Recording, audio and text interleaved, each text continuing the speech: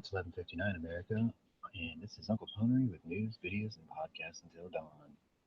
Right now, I've got a few words for our brothers and sisters out there in the YouTube demonetized zone. The new Chicago Obama Presidential Center is being fitted with bulletproof glass. The new Obama Presidential Center is being fitted with bulletproof glass. Think about that for a minute. Also, everyone in Rogue One lives. That's right, everyone in Rogue One lives. May the fourth be with you. It's 12 o'clock America, and we're another day closer to victory. And for all of you Gunchannels out there, this is your stream. Good morning, and sorry for the funky delay in the early start, but I couldn't sleep for shit last night. So let me get the links out to you guys, and we'll get started.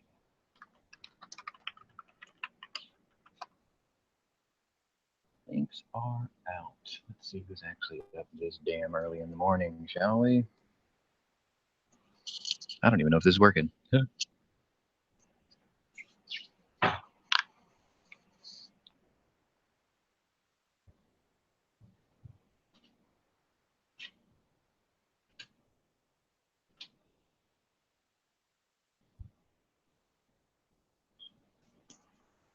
I guess it's working. Oh, yeah. Hey, Ponery. Hey. Hello. Hey, Jay.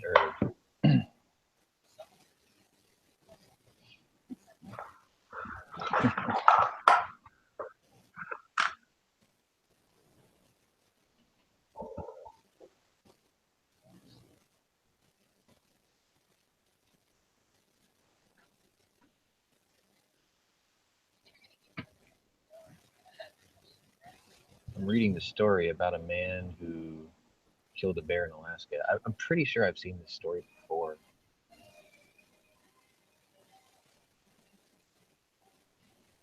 There was a deer hunter. Large grizzly charged him from 50 yards away. He emptied a 7mm Magnum automatic rifle, semi-automatic rifle, into the bear, and it dropped a few feet in front of him. The bear was still alive, so the hunter reloaded it, shot it several times in the head. Bear was 1,600 pounds. Okay, I already know this story's bullshit because the record bear is like, I think 1,300. Let's find out. It might be the same one.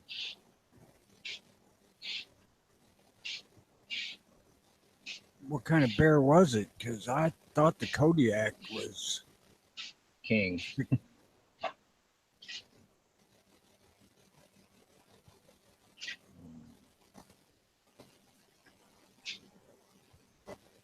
Oh, hell, I don't remember.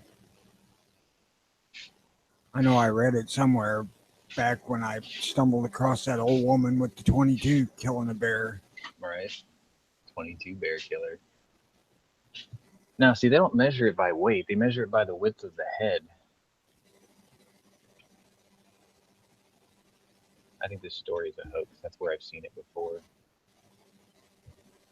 It says that it was 12 foot 6 inches high at the shoulder, 14 feet at the top of his head. Largest grizzly bear ever recorded in the world. Yeah, I'm pretty sure this one's a hoax. Because they don't measure record bears by the weight. They measure them by the width of the head.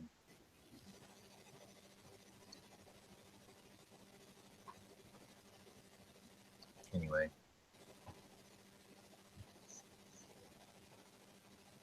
I really try to avoid hunting shit that wants to eat me. Yeah, a boar will eat you.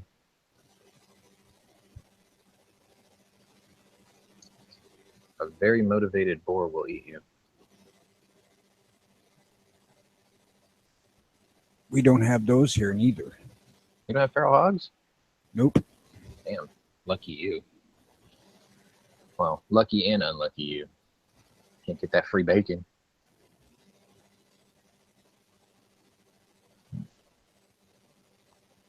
I mean, I don't quite understand why, because you would think that with the number of hog farms around here, there would be the occasional escapee.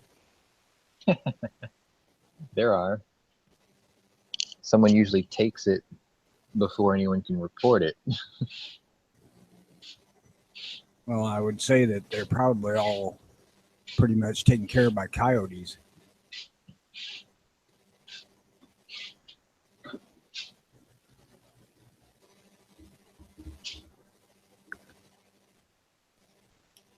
Yeah, see, I knew it. That was a bunk story. It started in 2001, that article. It's a it's a trick with the camera angle to make it look bigger than it actually is. It's okay though. Always makes for interesting reading anyway.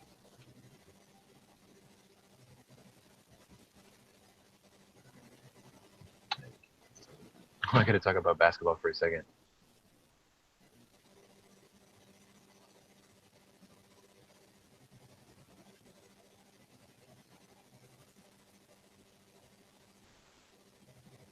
Why would you want to talk about basketball?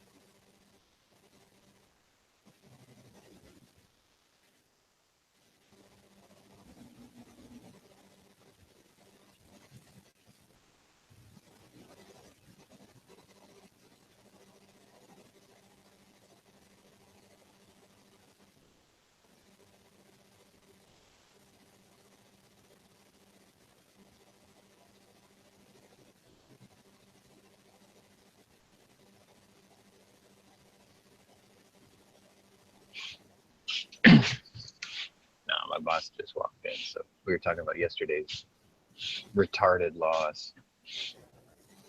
It was terrible. It's like my team just didn't show up yesterday. Pathetic. I don't pay no attention to that stuff. It's like, how do you win game one by almost 30 points, and then you let them have a couple back, and then lose game two by like 20 something points? It's just, you don't do that. Tell me the fix isn't in. I don't know. It don't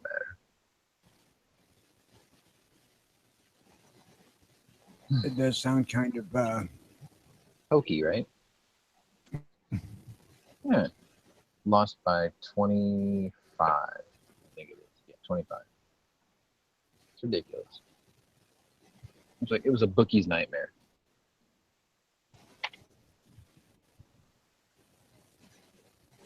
Then again, game one was too, because nobody expected that. It's all right. So let's see what's in the news.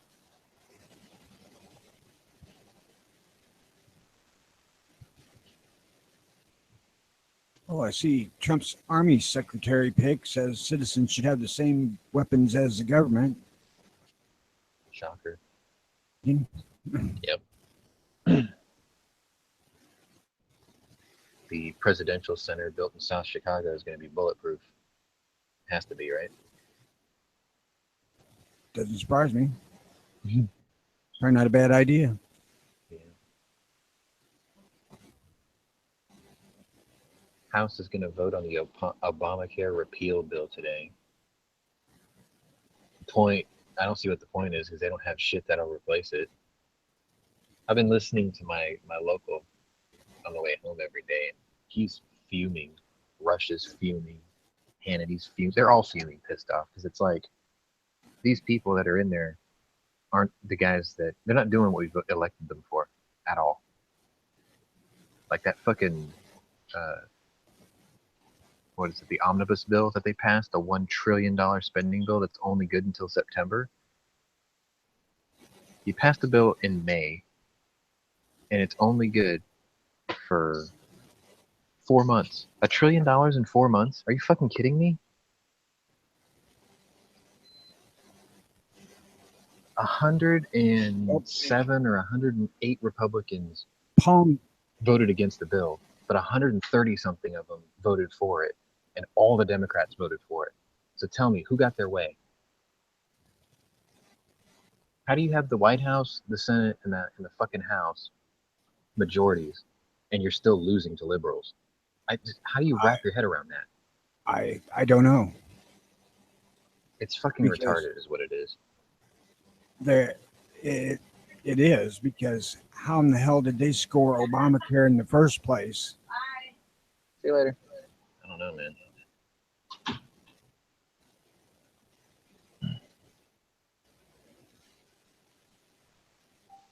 I don't get it. I read the news and I'm just like, how we are being led by idiots is what it is. And then the idiots who elected them are just as bad as they are. You drank the Kool-Aid, you fell for the message. It's not there was no alternative, because if you voted for a liberal, it would have been the same outcome. It's like this whole there's a two-party system is bullshit. You pull one lever and it drops the same doors if you pull the other one. They're both connected. Well, I don't know. Well, maybe with Hillary, then you would have got the increase in defense spending too, because she is kind of a war hawk. Yeah, against the people. She wouldn't have dropped to Moab. You got to remember, she's the candidate that sold America to foreign interests for billions. She wouldn't have dropped the Moab where they dropped it. She wouldn't have dropped it at all. She probably didn't even know it existed. Sean, don't tell them to refresh for Morningwood because the website ain't working. Worked for me. Yeah, no, I've got it up from last night, and that's the only way I'm connected to the website, because any other way, it says the connection has timeout. Really? It's working now. Disable your other block. It's working. Mine's been working. I'm looking right at it. There is no ad block on this browser. No, I'm saying it's working. I'm looking right at it. I just refreshed it twice. And I just refreshed it twice already, and it's saying the connection is fucking timed out. So South Carolina's been banned. Let me see. I'll refresh and see what's happening. Well, that would explain the low numbers in the chat, though. That's, I woke up at 8:30 this morning. Well, not 8:30. I was up at 7:30. But I emailed G-Webs at 8:30 this morning, telling him that the website isn't. I didn't just try Gunchannels.com. I tried EverySecondMatters.com. I've tried AK-47 Buyer's Guide. All of those domains would not resolve. Connection timed out in all three of them. So, what the fuck? Oh, let me try. It's working fine here. Still Except trying to post on the lobby. Yeah, I've refreshed it again. Connection timed out again. So I got it. I just loaded EverySecondMatters.com too.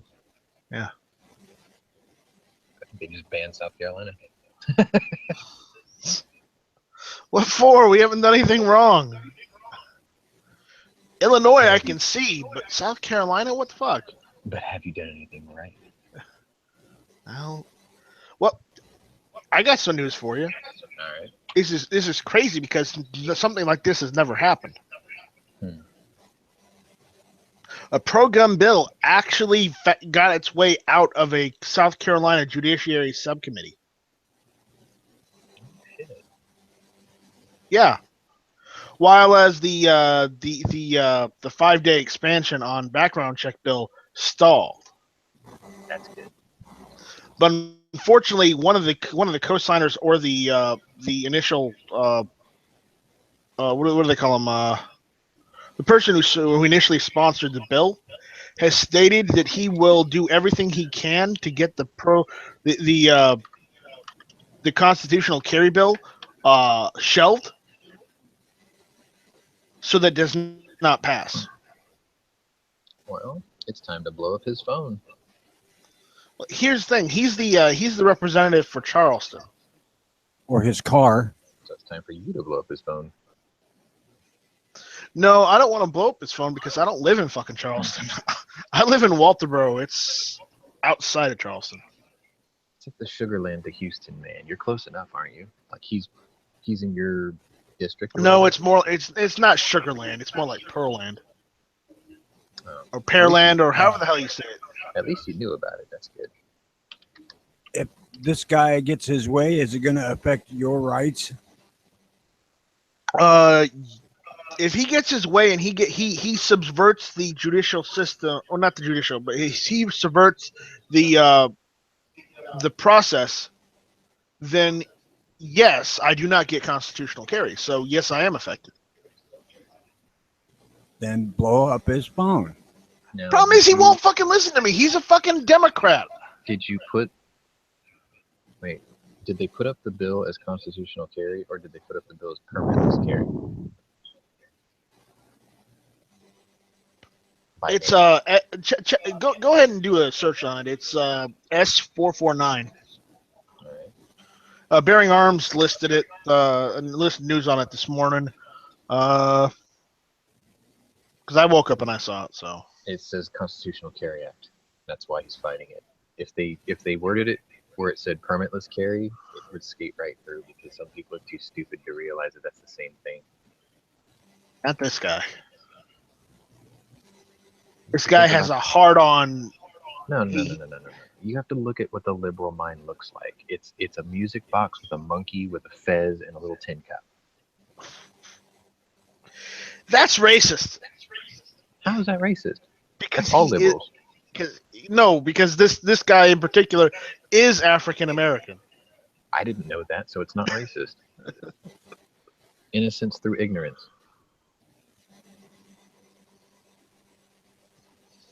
Anyways, he got elected because he ran on the fact that he was gonna, prevent gun violence, like what happened at that church.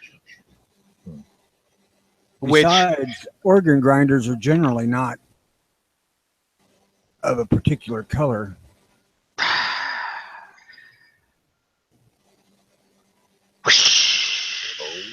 Over the head.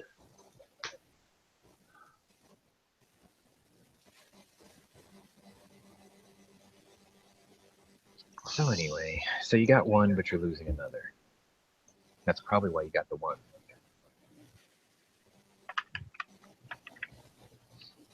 Well, no, I don't want the expanded background check. Yeah. So.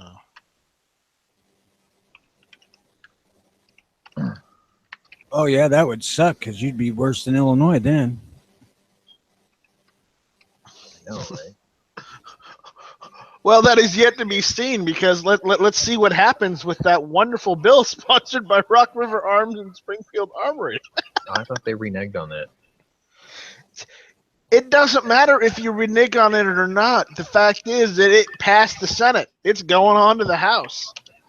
But will it die there? Well, it'll die at the desk of the Republican governor. You hope. You hope. You can't trust either party anymore. Look at what's going on in Washington. No, I would say look a little closer to home. Look at what happened in Florida. One woman ran as a Republican on the basis that she would be for gun rights, and then guess what happens once she gets into office? She switched parties. No, she didn't switch parties. She switched positions. She switched parties. She's still registered as a Republican, but she decided she would go all anti-gun instead. You don't want on a platform saying you're going to do one thing and then go and turn around and do the exact opposite in limelight, no less. Didn't our president just do that? That's what every fucking politician on planet America does. Planet America. Planet America. Shit, I hadn't realized we got into a planet status yet. Awesome. That's where they make glicks. Ooh. Well, I'm not a fan of glicks. Sorry. I'm not politically positive today because what you just described is exactly what our president's doing right now, and you just have to shake your head and go, what the hell are you doing, man? I know. And I know what his reasoning is. Well, this job is more complicated than I thought, and I have to make concessions in the name of getting things done. I know that's what he's going to say because that's the typical answer. It's all part of negotiating. Stop looking at my hands. It's huge. Make They're those huge. losers, make the fucking losers make concessions for fuck's sake. Could you imagine if our country was, if they still adopted a policy of the winner of the election is the president, the loser of the election is the vice president? Oh, Wasn't it God. like that in the beginning for the first couple of presidents? It kind of worked out that way. That I do not know. Because, if that happened today, he'd be the safest president in history. Like, nobody on the other side would want to see him taken out. Because they're two sides of the same coin right now. It's ridiculous. It's like, okay, they passed this bill, right? And his response to that is, oh, don't worry, we'll get it next time. We've been told that for like 20 years. We'll get it next time. First, it was, we need the House. We give them the House. We need the Senate. We give them the Senate. We need the White House. We gave them the White House. And now they're still saying, oh, we'll get it next time. Nothing any of them campaigned on passed. Well, that's where Planned Parenthood still has funding. We literally need to go to Capitol Hill and protest and say, there is no next time. It's now or fucking never. Send the John Brown Club to the White House fucking wall. Yeah, no shit, right? They seem to be the most controversial, or at least media attracted, so send them. I listened to that cast last night, and it was like, I went in with a real negative bias, but some of it made sense, surprisingly enough. Like half of it made sense until he got into like immigration and illegal immigration, and then that thing with Mexico, and then Knives like totally lost his shit. Well, it's Knives. Why wouldn't he lose his shit? He's Senor Cuchillos. Right, but the thing is like, I don't live in Mexico, and even I know why it is the way it is. And then Knives pretty much like minutes later said the exact same thing, and he wasn't in the chat when I said it the first time. So it was like, he just said he parroted the same thing I did without even seeing what I said in the first place, because he knows he's first generation immigrant. His family left there because of the reasons I stated why it's such a shithole.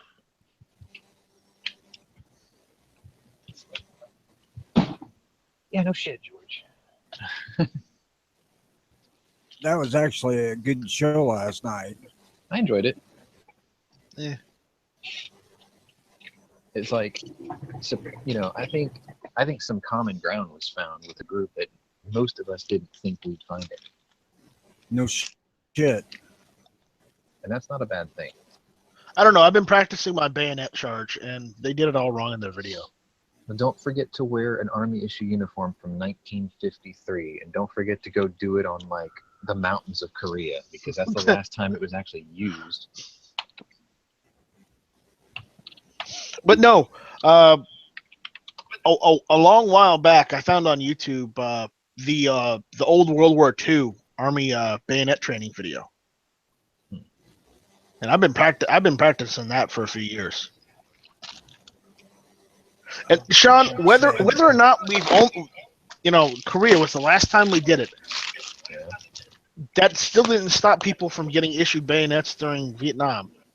Okay, question. Are they being issued them now? Legit question. I don't know. No. If they're not being issued now, they're not. That means it's an obsolete training method, because it's not something that's used anymore. I know the Marines still issue them. Really? Yeah. Okay. Because the Marines made a modified version of the M9 where it's more of a field knife that you can attach as a bayonet instead now. Okay. Be right back.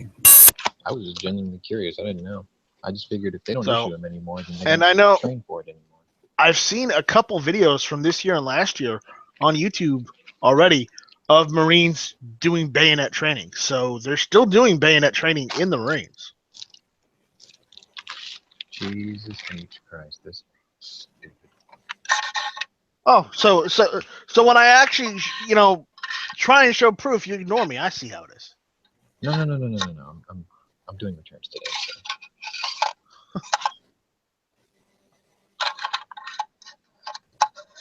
I just saw a couple. Granted, I'll tell you what, the Marines do not look very good today right now as far as bayonet training. So they may still be. They still may. Well, no, I mean these ones that I saw in these videos. They still may be a little green or wet around the ears. Mm-hmm. because it didn't sound like they were giving it their all when they were doing the bayonet training. So it might have just been that they were already worn out from whatever they made them do before. I blame Common Core math. I don't think it's Common Core math. I don't think they do a lot of that in the Marines. Oh, it has to be. No, they probably made them do a shit ton of PT before they made them do bayonet training. That's usually how it goes.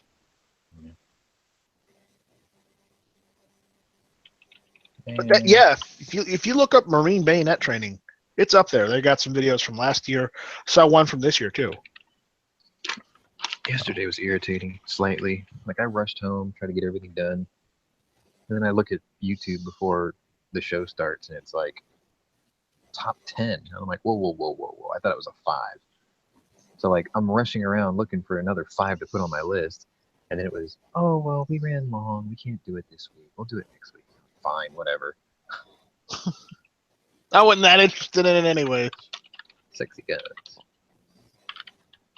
I've got a good list. I'm confident in my list. So when are you gonna start attending Hit or Miss again? I wasn't even supposed to attend yesterday's show. No, I'm asking. When are you gonna show up again? I don't know. Do you need me? You know, I've been here. I've been, I've gotten a couple comments from people. It's like, what happened to Sean? Yeah, right. I'm not being missed. Are you kidding me?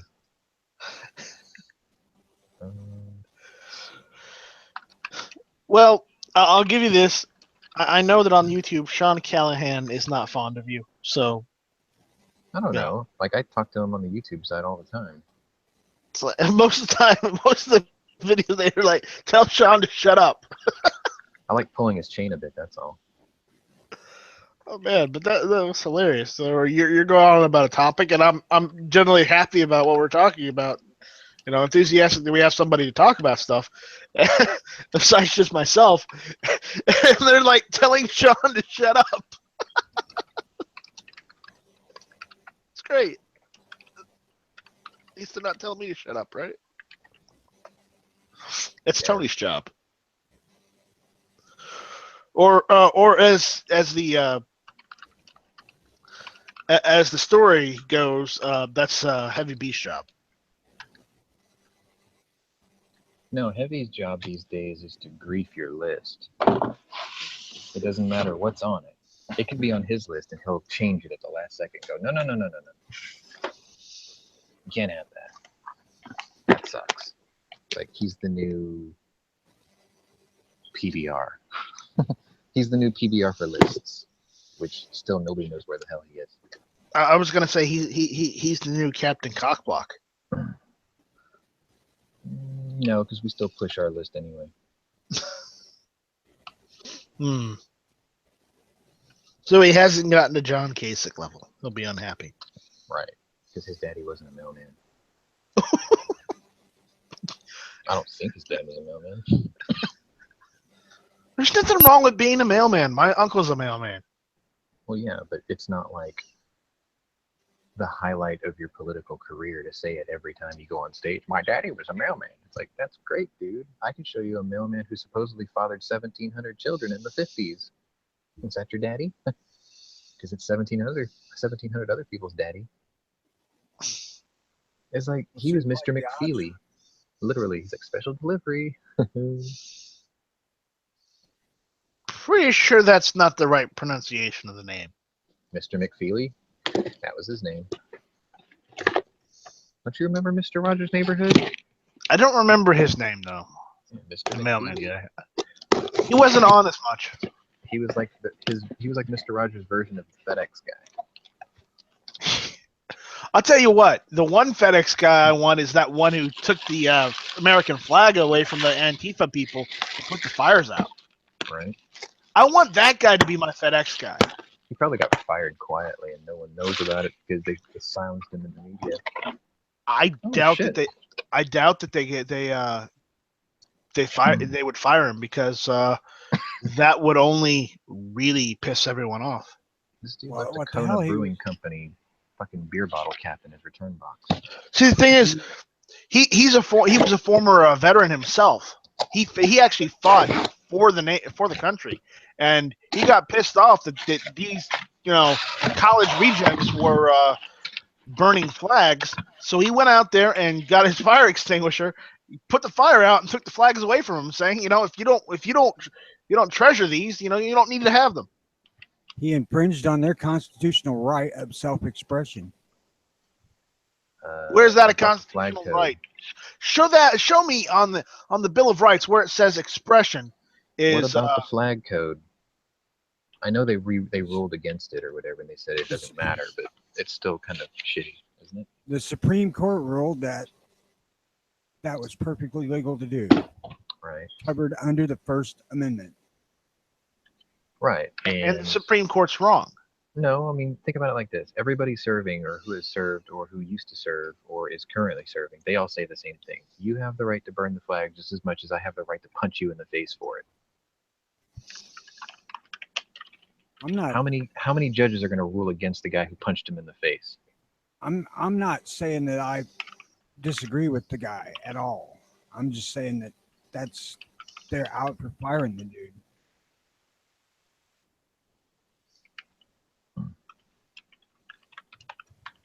I don't think they're going to.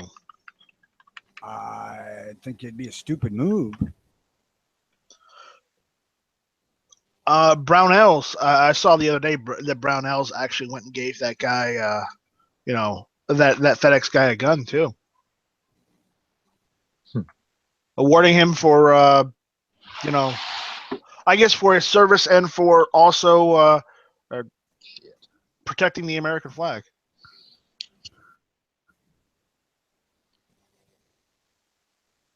I would have an awful hard time watching somebody desecrate the flag. I don't, but because I mean, I know what it symbolizes, right? But the physical thing itself, I don't have a problem seeing it, but knowing what it is what pisses me off. Does that make sense? It's like the act itself is not a huge deal to me, but what they're actually burning, what it signifies, that's what pisses me off. The problem with this whole Antifa movement itself is they are becoming what they're trying to protest against. Yeah. And it kind of pisses me off. I mean, one, they're covering their faces and they're wearing black clothing. If you're an anti-fascist, you don't wear black clothing because black is what signified the fascist party in Italy before World War II. Yeah, but they don't know that. Well, you know what? They don't know that. They should go pick up a fucking history book and read fucking history. But that's the greatest part about what they're doing because it discredits them immediately. See? That's exactly why you should be okay with this because, I mean, think about it. We're anti-fascism. It's like, really? Because you're acting like fascists. We're just trying to send a message. And it's like, yeah, that imitation is the finest form of flattery, and you look like ISIS. All right, let's get something out on the table. Where is Sure. the fucking fascism you're protesting? Where is it at? They claim that Donald Trump is a fascist. I know what they claim, but where's the fucking evidence? Where's right, the evidence? They're like, oh, his abuses of executive orders is bypassing due process and the job of government or whatever. It's like, what about all the executive orders that President Obama passed that wasn't overturned by the Ninth Circus? Really? And what about or the fact that Obama had more executive orders than any president prior to him? Wrong. Really? Very There was somebody wrong. who did more? Dude, Franklin Delano Roosevelt had I think 9,000 executive orders. Okay. He is the world record holder for executive orders. When they start bringing up Trump's immigration policies, let's look back to the former president who immigrated vastly more than anybody else ever did, or evicted, threw them out. Hang on. I'll give you an exact number because I know it's not 9,000. I know it's way up there though. No. We have to make the joke, Sean. Hmm. It's over 9,000. No, it's not. Okay, Come on. yeah. Come on. That was good. Admit it. 3,734. Okay, that's still pretty good, Sean. I believe he is the highest. I'm checking right now just to make sure. Well, it says 3,728 officially. So, yeah. He has more than 3 times more than any other president on the list. Sorry. No, more than 3 times. Woodrow Wilson is close second. 1,800. You mean Do Nothing Wilson? Yeah. Well, I mean, that was what? Because he was president during World War I, so obviously he was going to have to push a lot. 3,728. Well, you know, Wilson is known as a do nothing, just sit on your ass president. No, I got the 9,000 number because he didn't want to get involved in anything. One of his executive orders was number 9,537. I guess they do them like bill numbers or something. I guess. Anyway, it is what it is, right? I know.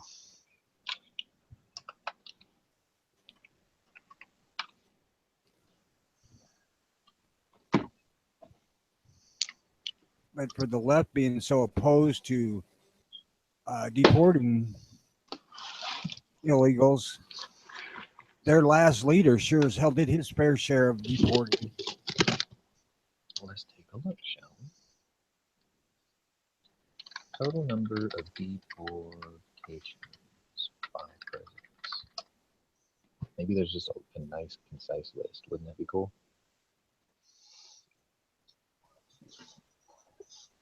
Yeah, I hope so.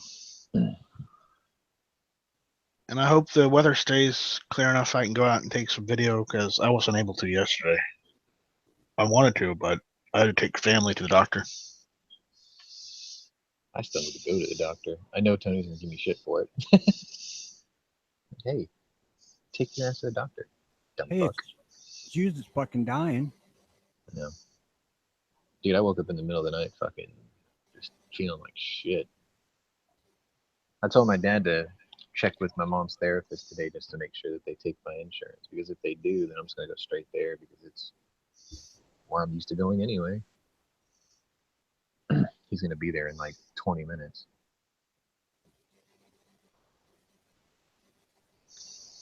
Yeah, they won't put the actual numbers, will they? Nope. Of how many were deported? I saw something in the neighborhood of 350,000. Really? Because I was looking at a number that said 2.5 million. So even though I don't like using Tula ammo in my AR-15, I'm probably going to have to use it today. Oh darn. And I know, oh darn, you're using steel-cased ammo in your AR again. I'm not going to bump fire the AR when I use it, though. I'm just going to do regular shooting with it. President Barack Obama has been referred to immigration groups as the deporter-in-chief. Between 2009 to 2015, his administration removed more than 2.5 million people. Really? 2.5 million. Maybe they were saying 300 plus a year. That makes sense. The deporter-in-chief. 8 years. That's 2.4 million. That makes sense. It's too bad we just couldn't deport his ass. What the fuck are you bitching now? He's out. Well, I still can't complain. If you're one of those shadow government theorists, you know, he's still running the show behind the scenes. That was true. We still have Reagan. Dude, I've known some pretty Reagan influential didn't people die. right now who are still saying that they believe in the shadow government theory. And it's like every time you see a bill get shot down and the Democrats winning whatever they want, you have to wonder if maybe there's a little bit of truth to it. Because it's like, what do they control? They don't control the House. They don't control the Senate. All they control is the media and public opinion. And yet they're still winning. I mean, what do you think the midterm elections are going to look like? They're going to be like, look, we've stopped the Republicans in every corner. Now, if you want to give us power, get us back in office so we can have the majority. Right? I mean, that's going to be their platform in next year, 2018? Right? Mm-hmm. They got to put up with fucking turkey neck Pelosi for a little bit longer. It's like somebody dies of a stroke every 4 minutes. When is her turn? When is George Soros' turn? Schumer. Yeah, when's Chuck Schumer? At least Pocahontas did raise an eyebrow to Obama's $400,000 speaker fee. And how much does she charge for her speaking fees? That's probably why she raised the eyebrow. She's pissed off because he She's got like, more. "Where's my cut?" Hillary can get 750,000 at Goldman Sachs, and this dude can get 400,000, and I ain't getting shit. It's like, because you lied about being an Indian, you dumbass. It's like, there's Native American in my family tree somewhere, but you don't see me claiming to be one because I know where my dad came from and I know where my mom came from. My great, great, great, great, great, whatever. That doesn't count anymore. It's been technically bred out. I think it's pathetic that she's trying to hang on to like a 1/10,000th or some bullshit. It's like, if you want to do that, then I could just say, hey, I'm African American because we all came from Africa in that theory, right? I can't be racist. I came from Africa. If you had seen my hair when it was grown fairly long, thick, the afro that I have naturally, you would really be sure that there was a Negro in the woodpile somewhere. I don't know. My friend Zach is like that too. He's got super blonde afro, and I'm like, I know his family, so there's just no way. But I mean, you see what I'm saying, right? Like, she's trying to play like a super tiny sliver of genealogy to try to get votes. And it's like, well, then anytime someone ever calls you a racist, you can be like, no, I'm not, because I came from Africa. Job done. That is the political way. Right. And no, I don't use that excuse because I'm not a racist. Oh. Sarcastic asshole, maybe. Racist, no. It is inherently part of the human genome that we are racist by nature. I wouldn't say racist by nature. I would say maybe distrusting of something that's not you. It doesn't have to be color related. It could just be socioeconomically related. Like, I know people who hate rich people, they don't even know these people, but they hate them anyway. It doesn't have to be a color thing. It isn't technically racism. It is more tribalism. It's bigotry is all it is. Yeah, bigotry is a better word than racism. I gotta get this. His girlfriend.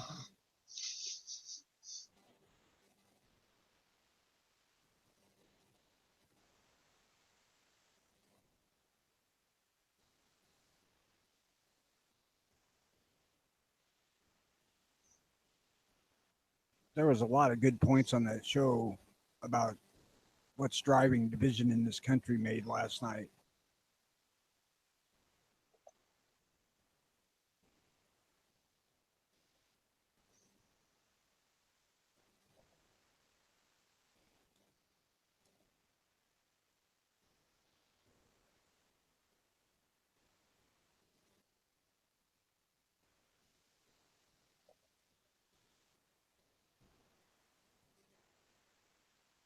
Mm-hmm.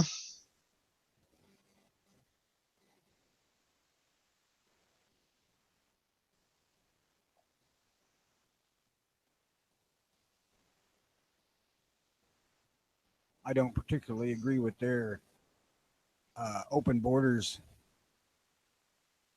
logic, but I have a different view of that group than I did before. I do too. I'm not entirely fond of them, but I don't hate them. Well, other than the factor that I hate everyone equally. Other than that, so. But that's a difference. That's a different thing altogether.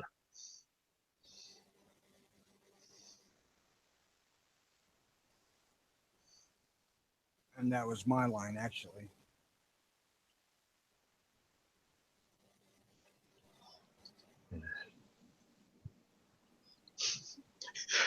Listen to Sean. He just unmutes and he goes, ugh. It's like all the life has been sucked out of him to answering that phone. It has. It's like, I'm trying to place an order on Newegg, and I'm like, I'm not Newegg. But it says you're selling the part. I'm like, Yes, that's correct. I sell the part. I supply them the parts. I send it to their warehouse and they ship it to you. And she's like, it says that I'm out of their ordering area. And I'm like, well, where do you live? She goes, I'm in Alabama. And I said, we ship to Alabama all the time. She says, so what do I do? Like, she was trying to blame me for the system not shipping to her. It's Newegg's website. It's not my website. I'm like, order it on Amazon. Did she say you guys have it on Amazon? Yeah, that's exactly what she said. I'm like, if you put that part number in on Amazon, it'll come right up, and their system will probably be just fine. I said, it's probably just an issue with Newegg. But she was so frustrated, like it was my fault. She wanted me to fix their server. I'm like, ma'am, I'm not even in California. I can't help you. If I was, I'd go swimming with the sharks. So you go to SeaWorld? Yeah. That's really funny, actually. My friend had this, he's weird. He's got a bizarre sense of humor, but he took a picture of a toaster in a bathtub. And it said, think of a greater pairing for suicide than this. And I'm like, wood chipper on a boat in an ocean full of sharks. What did he say? He didn't know how to respond to that. I was like, don't worry, you two could be chums. Wow. Then he got it. That's funny, but very bad. It's dark. It is dark, That's but it's funny. But Oh, yeah. are you man enough to go in feet first? Fuck no. I was just playing along with his game. He's like, can you name a better pairing? I'm like, oh yeah, this is way better.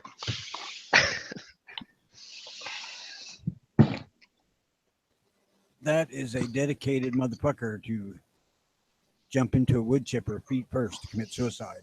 No, jump in head first.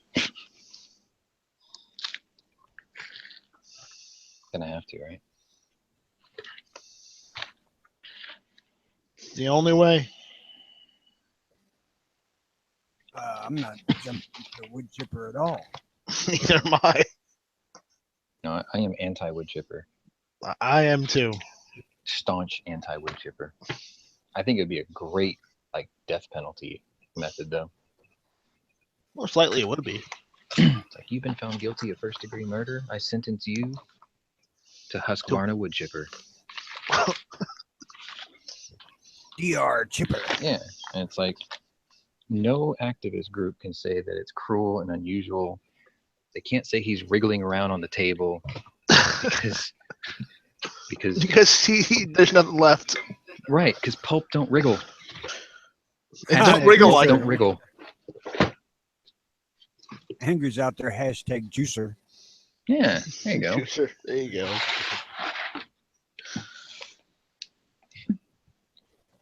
Juice Justice, sponsored by OJ.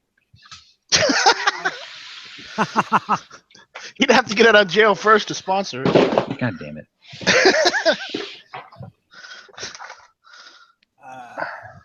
Who the hell was it? Mississippi brought back firing squad? They want to. I don't know if they passed it yet. As far as I know, they did.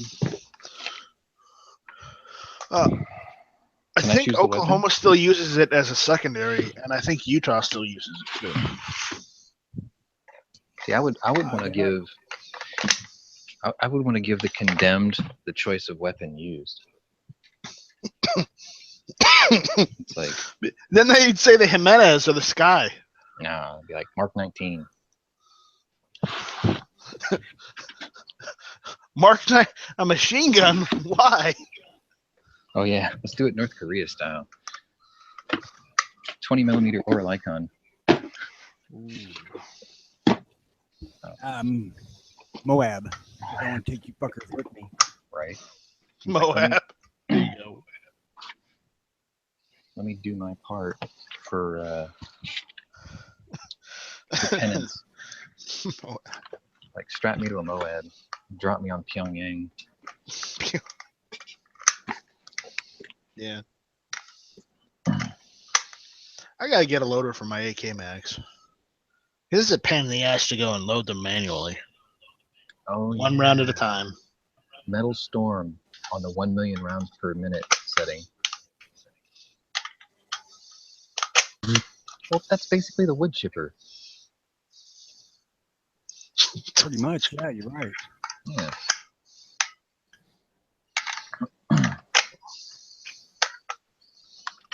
Wood chipper's a little bit less risk too.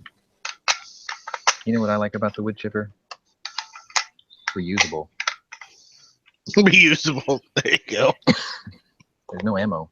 There's just a little bit of Yeah, gasoline. a couple of bucks worth of gas. That's awful. Still funny though. I think I've already It's discussed work now. He complains about everything, so it's hard to differentiate. I've already discussed my death penalty solutions. I'm like, you know what? You are a heinous piece of shit to humanity. You're either going to get hit in the back of the neck with an air hammer, so it's just done, just like they do at cattle farms. Mm-hmm. And then we harvest your organs and we shorten the organ donor waiting list by thousands. Or we put you in a big acrylic tube, strap you to a chair, and fill it with cold water. Your choice. Everyone will take the air hammer. Only the truly insane won't. If they're truly insane, will we know whether they're truly guilty or not? Does it matter? At this point, no, but It kinda still. does. Oh, wait, it does? Shit.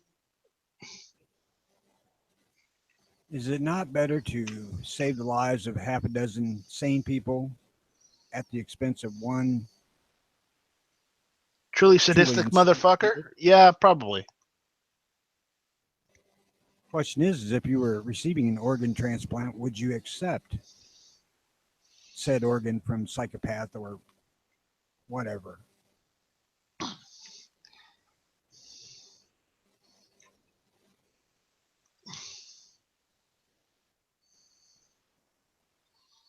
Hmm. Dude, this is Charles Manson's kidney. Sorry, you can fucking keep it. Leave me on the dialysis machine. Dialysis machine. Yeah, I wouldn't want it. So I'm saying just fuck it, shoot him. Or hang them. I would be all down for beheading, but it's kind of messy in the town square. Draw flies And then shit. they don't normally do that in town squares anymore. Well, that's part of the plan. You know, you take your kids up and show them, look, you fuck up, they're going to chop your goddamn head off, you know, toe the mark.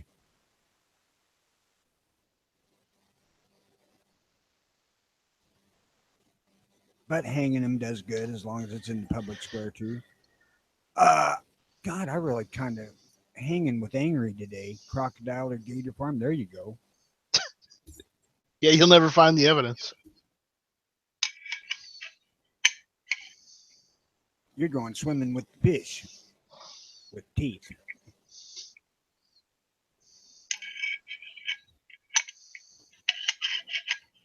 So somebody asked in chat earlier this morning about the sexiest gun thing. And there were several things tossed out there, some CZ, some other thing that I'd never heard of. What do you guys think is the sexiest gun ever made? No idea. It ain't no fucking SIG. Sexiest gun ever made, period, end of story, is a Colt Python.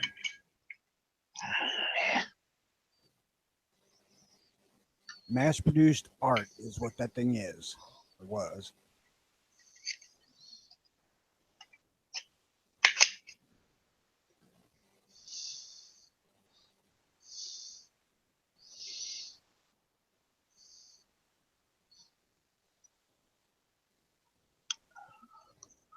And going with Gunchannels tradition, as the joke was yesterday, fix bayonet.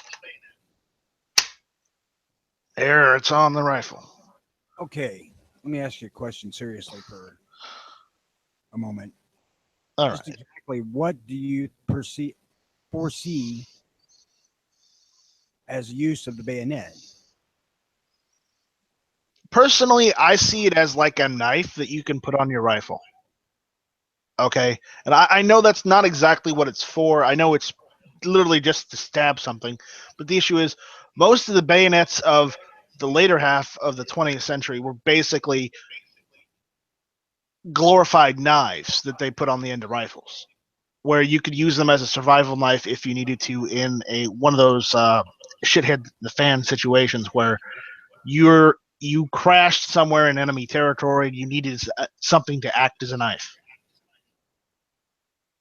And I just see it as a knife. I don't see it as, just a tool you use to go and stab people with it, right? It has multiple purposes. That's if you don't believe me, look at the AK-47 74 bayonets, that they made later on during the Cold War. Look at the M9. The M9 was not just designed as just a bayonet. It was also designed as a survival knife. And they added the same wire cutting ability in the M9 that they added in the AK bayonets. So the issue is, Curious of your thinking. Eventually I'm going to get my hunting license and I'm going to go hunting, and I figured, what better tool to have than a bayonet that I could use to cut open a deer or something, Granted, I'm sure there's probably better tools, but the issue is, if I don't have one of those available to me, I've got this really sharp bayonet. Just saying.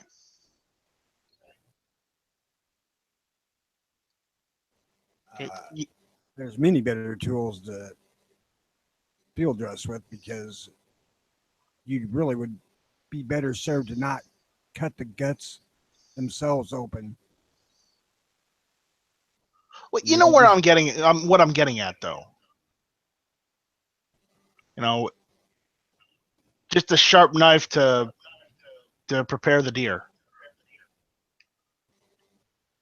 In case I don't have the proper tools available with me, and I may not. You don't know what happens in a situation, and that's what they're for. I'm not just using them just so I could use them to go and just bayonet charge someone.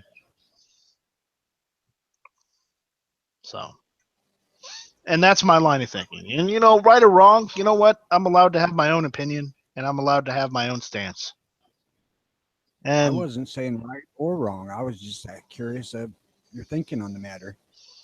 Now, granted, with my Chinese Type 56 SKS, the only use for that bayonet is bayonet charging, because that bayonet is a piece of shit. Well, it's a blade bayonet like the original Russian ones. It's not a spike bayonet. The issue is, I don't like the spike bayonet. I prefer a blade style bayonet, just because it's more in the I guess shape of the original bayonets. They were just long, large knives or pieces of metal, a slab of metal that was affixed to the end of a rifle. I know people love the whole spike part of the bayonet, on the Chinese guns, but it's just not for me. Angry said it's good to poke it and check it if it's dead from a safe distance without wasting bullets. Well, there's that too. I hadn't gotten to that part, but yeah.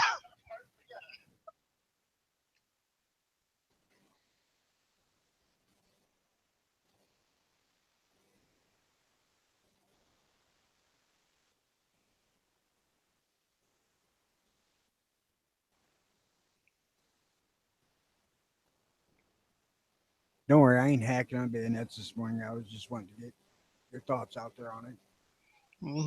That's why I have them, and I have them for every rifle I have. So, I mean, I even got one for my SETME. So, of course, my SETME came with the bayonet lug on it, which some of those C308s didn't. It's odd that mine did, but whatever.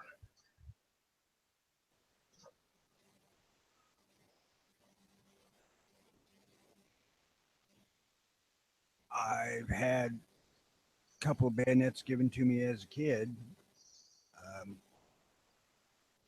World War II or Korean era stuff, but Did you keep them? they were they were nothing special, and they were just too big to be really practical for using as a knife. So I really wasn't interested in them. So what'd you do with them? Hell if I know. God damn, that's 40 years ago.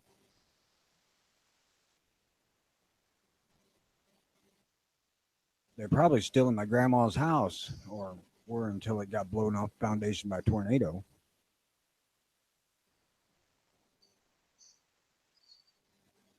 Did they ever find the house? Yeah, it didn't go anywhere. It just got pushed off the foundation by about a foot. It Did they didn't ever even. rebuild the house? Oh yeah, they put up a new house. Good. It didn't damage the house to look at it. I mean, no siding off, no roof off, nothing like that. It just moved the house. He didn't like the position of the house. It felt the house needed to be in this position instead. But that was enough to total the house.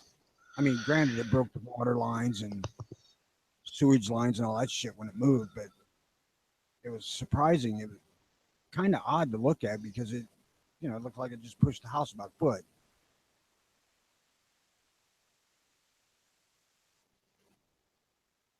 But I haven't been in that house and God, since my grandma died, I think I was in there once after that. Don't. Family still own the property? Yeah, my aunt does. Hmm. But I got no fucking interest in going there.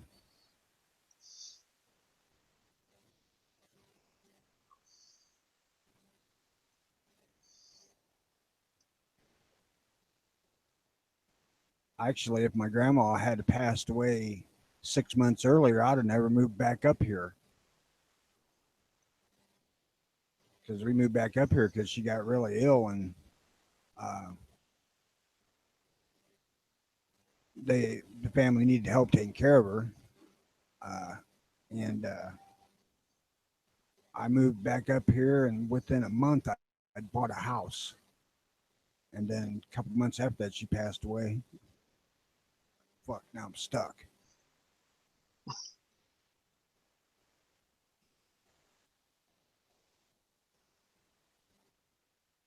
Should have just rented.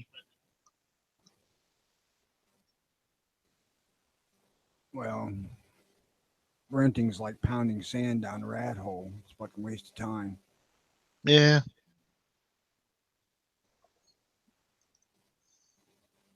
I bought the house, lived in it 17 years, and got $1,000 more than I paid for it when I sold it. I'm not sure that's worth the investment.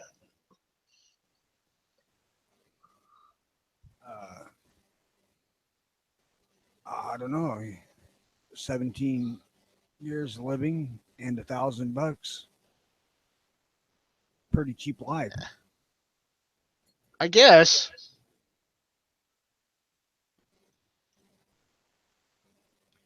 And I sure as the hell didn't spend any money on the house to speak of because it was already needing to be demolished when we bought it.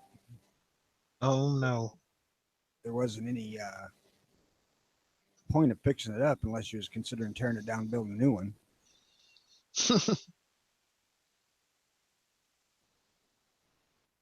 Oh, when we bought it, the intent was to live in it until we paid it off and then build a new one. We lived in it until we paid it off and then bought another one.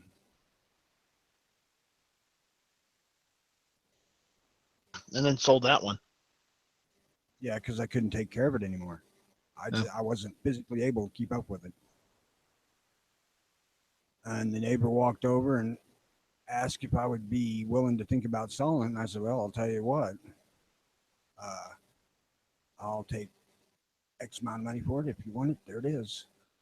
And he came back to me the next day and said, I'll take it. And we went there and sold it. Hey, there you go. Did he tear it down or he keep it? Yeah. Yeah, they tore it down. I built a shed there over the garage. You know, it had a 24 by 30 garage on it, and I put a 48 by 48 shed right over the top of that garage by myself. And they kept the shed and tore the house down.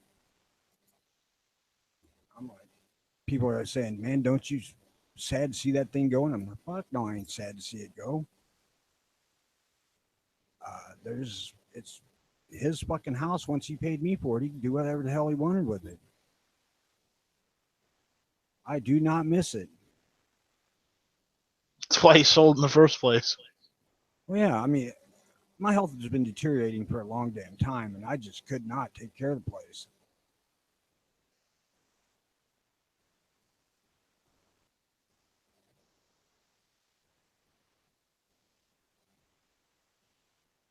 I mean, it wasn't immense, the yard, but it was pretty damn good size for a house in town. I mean, I had a quarter of an acre. That was a goddamn nightmare. Now what? Listing issues. I think Yahoo's getting ready to lose their storefront or whatever. It's all fucked up. Yahoo It's like- has done a lot of shit to shoot themselves in the fucking foot over the years. Well, Yahoo store sold out to a company called Luminate, and then Luminate sold it out to a company called Abco. And every time there's a change, every time they transition, it seemed to be fine. But today, or since the 20th, if I make any changes to my website, pricing, availability, whatever, and I update it, it doesn't show the updates. So it's like something had a price change. People will see the old price. If it's lower, they try to add it to cart, and it doesn't show the new price until it's in the cart. So they think it's like a bait and switch type thing. And I'm like, it's not that. I'm like, every Yahoo store is having this problem right now. But you can't explain that to somebody who's upset. So my solution, take the shit off the website. So I did. I was like, you know what? I don't make a dime on that item anyway. I'm selling it. I'm just going to take it off. So have you bought a Shockwave yet? No. Okay, so I went to my local. He had 10 in the morning. The last one sold 10 minutes. Well, 10 minutes after he updated the website, 9 were already sold. The 10th one was sold before I got there. And I'm like, fuck. It's not like I had the money for it anyway, so I'm not really that upset by it. I'm going to get one eventually, though. Good God, you'd think that Mossberg actually has had a hit. I think they do. I think next year, if they come up with a 930 Shockwave, like the thing that Angry and I've been joking about, it'll sell even better than this one. A 5+1 semi-auto? Yeah. But if they base it off the 930, it'll be illegal. Well, they based this one off the 590, so how's that? This was never designed to be a shotgun. Right. Well, if they took the same action from a 930 and designed it only with a 14-inch barrel and only with that grip, it's the same essential thing. I honestly don't know how the fuck they're getting by with that one. It's about the length. The barrel can only be a certain length if the overall length is a certain length. So they found out if they put a 14-inch barrel on it and they extend the grip, it makes a 26-inch overall length, which still makes it legal. And since it was only designed in that one configuration, it's not a shotgun. They classified it as, quote, firearm. It's not even an AOW.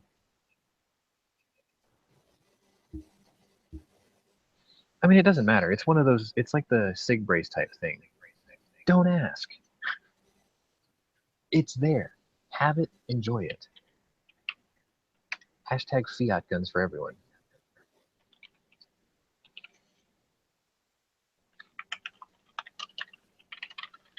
I mean, I look at the way people's bodies react to shooting it, and it's like, that's not even the same as my 500. My 500 is more violent recoiling than that.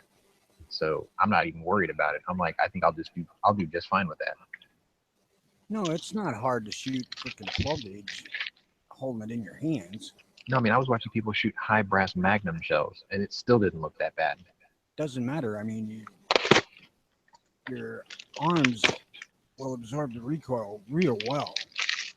Yeah. So like, I'm Provided not you don't worried do about that. things stupid with your finger in the trigger guard. It shouldn't be a problem at all. Yeah. Stoked. I do want one.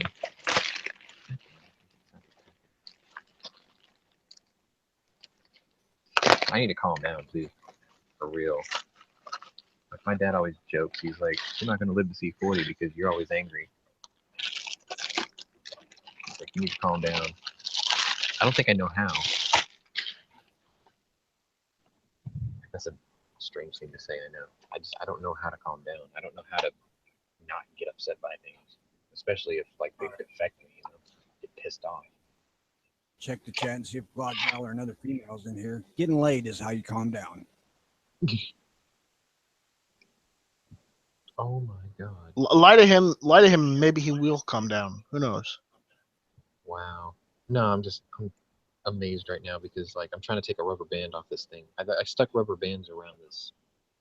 I don't know what to call this, but I stuck them on there just to like save them till I need them, and they fucking fossilized on it. It was just a plastic cylinder. And I'm like, I'll just leave them there when I need them. I'll pull them off, right? Every rubber band on there like fossilized.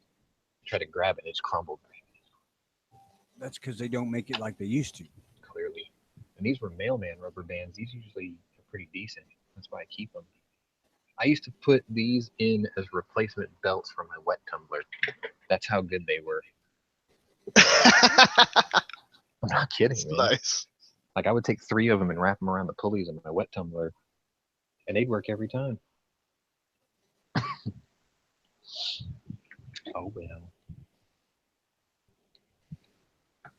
That brings me back I to just the need to learn to calm down. Tula thing. Okay. If you reload your own ammo, man, you wouldn't have to use that steel case shit. You got a coin. I mean, I know the initial layout's always kind of something you wince at, but I mean, it's really not that much if you look at the grand scheme of things.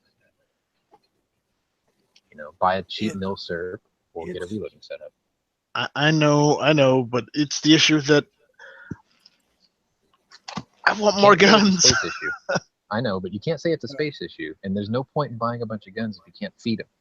You know what I mean? Yeah, I know. And the thing is that the 223 and the 7.62 and 9mm are kind of hard to justify reloading for because you can buy bulk so cheap, but it is still cheaper. I can't justify 9 because I don't shoot it enough. I mean, I have it, but I don't shoot enough of it to justify reloading it because, like you said, it's so cheap to buy.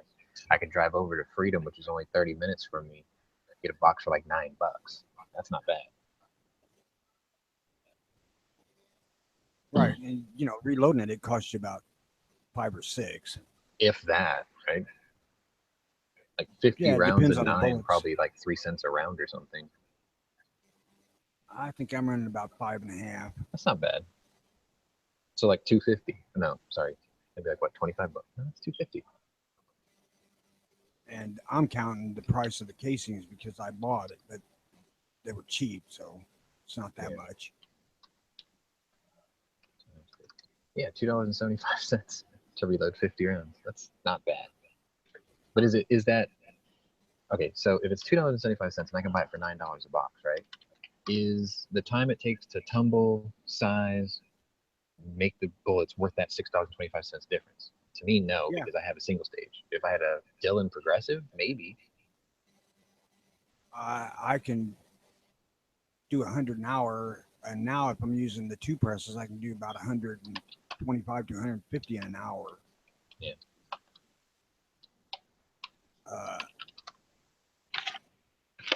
So yeah, that's how I justify it because I ain't working, I ain't making money elsewhere. So yeah, I sell my pet loads to locals around here. They'll see me shoot, and they're like, "What's with all the MTM boxes?" I'm like, "Oh, they're all hand loads." And then they pull one out of the box and they look at it and they're like, "These are really well made." I'm like, "Sure." Yeah, like I was like, I take my time when I put these together. I'm like, "You want to try one?" And then I'll let them shoot it out of my gun. And then, they're like, "Can I get some of these from you?" Why not?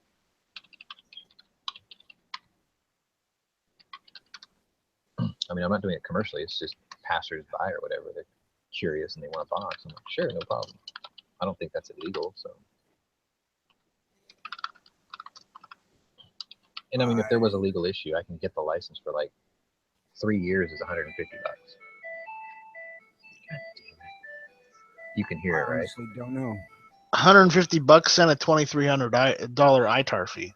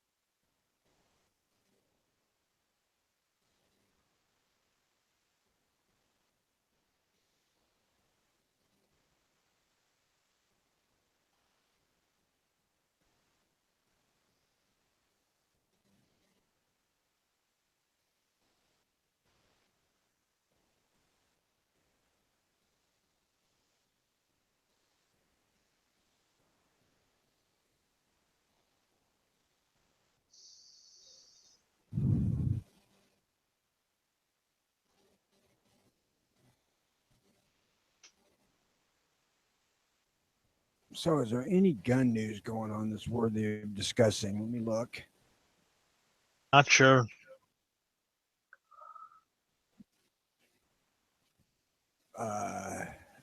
Heckler and Koch is building a factory in Georgia. Hey, there we go. Maybe we can get some HK91s back. Doubt it. CNN says, "Oh my God, 16 children are shot every day." Well, Down fuck 20% CNN. since 2009. CNN's all fake news anyways, right?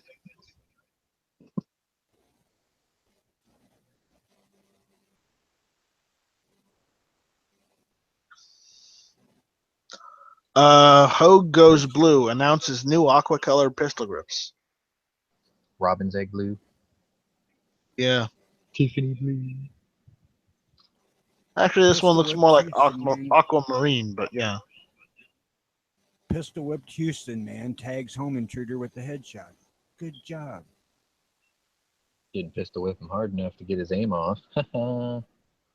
Virginia Democrat comes out against national reciprocity. Well, yeah, of course he would. Oh, hey, I got a story for you. All right, so my local radio host, he's on the ball.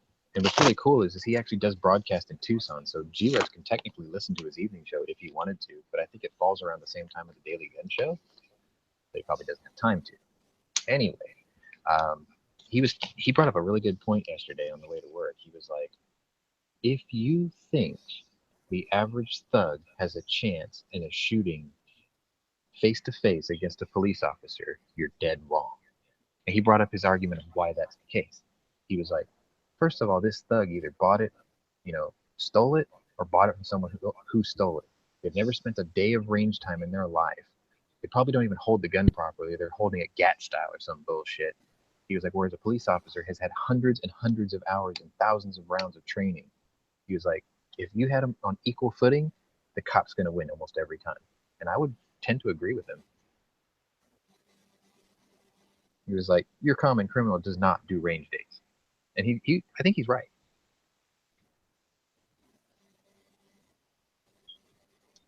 Oh, goody. I'm gonna say that's probably true, but again, it also depends on the cop. It's like remember some of those surplus guns we get; they look like they've never been taken out of the holster. Yeah, but I mean, the thing is, those trade-ins. They still do range. They still do range work. I think. Like, I mean, it may not get a couple thousand rounds through it, for the average officer's usage or whatever. Right. But the only rounds through it are probably the ones that he did at the range. It's like no officer wants to have to draw his gun in the line of duty. Obviously, every officer wants to get home. Obviously, so some of those police trade-ins that look like they're unused, they probably only have range ammo through it because that's the only time they've ever had to pull their gun, which is a good thing. a great thing for us as buyers. Right. All right. Well, I'll probably agree with you in saying that the police officer probably has more experience with the gun he carries every day than the common criminal would have, We've had committing it a for like crime. a week. Yeah, Yeah. I would go with that. Oh, but only in that instance, because honestly, that that's one of those situations where you don't know if he's had it a week or if he's had it like 3 years. It's like it all depends on whether he's gotten arrested yet or not. Right. But I mean, even if he's had it, right? Like I said, how often do you think he's going to go to the range and actually bone up on his skills? You have time for that. Oh, great. You're supposing a criminal needs to use a range. Angry brought up a good point. Police surplus doesn't always necessarily mean issued either. They'll buy like 50 for the department and only issue out like 45 of them. Something like that. Yeah, that's true too. So, I see where he's going with that as well. But Oh, yeah, Moon. My local had 10 shockwaves. They sold 9 in 10 minutes after they updated their website yesterday. And then by the time I got there after work, the last one was being sold. Like, I'm pretty sure I knew who bought it because the guy was sitting there waiting for paperwork.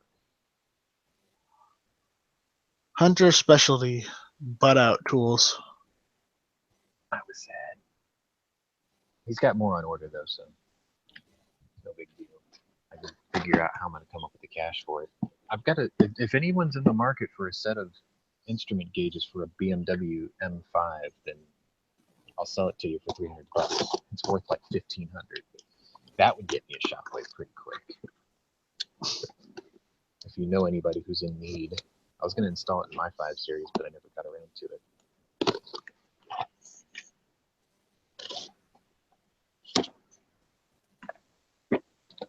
It's not exactly an in-demand item around here, I know. If it was an AMG Mercedes dash cluster, Flippy might be like, hey, hook me up. You can program it so the odometer says the same number. Here's a question. How easy is it to replace the barrel on a 590? I honestly couldn't tell you. I've never done it. And neither have I.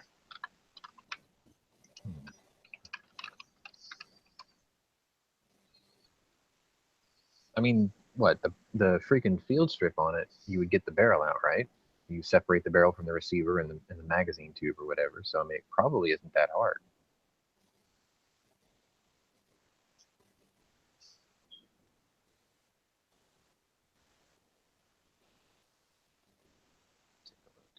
I want to look it up. I mean, I'm just looking. I'll show you a picture. I'll put it in the internal. But I mean, I'm looking at this, and it doesn't even look like they're threaded in. So it doesn't seem like it would be that big of a deal. Especially back in the day when you bought shotguns and they came with different barrels.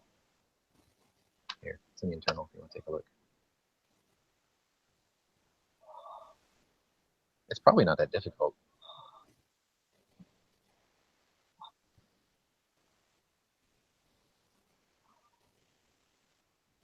I don't know. I mean, I'm probably the least qualified to even answer that because, I mean, the only shotgun I've owned, or that I own, is an M3. So I don't think I've ever had that apart.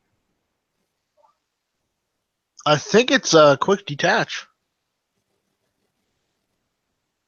Well, I mean, I know when you strip them, you separate the receiver from the barrel and the magazine tube. So the magazine tube and the barrel are like usually they're coupled together with those deals in the front and the back, and then you've got the forearm or whatever, and then that all comes apart too.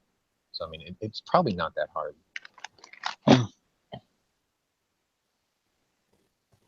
See, that would be a lie to me question.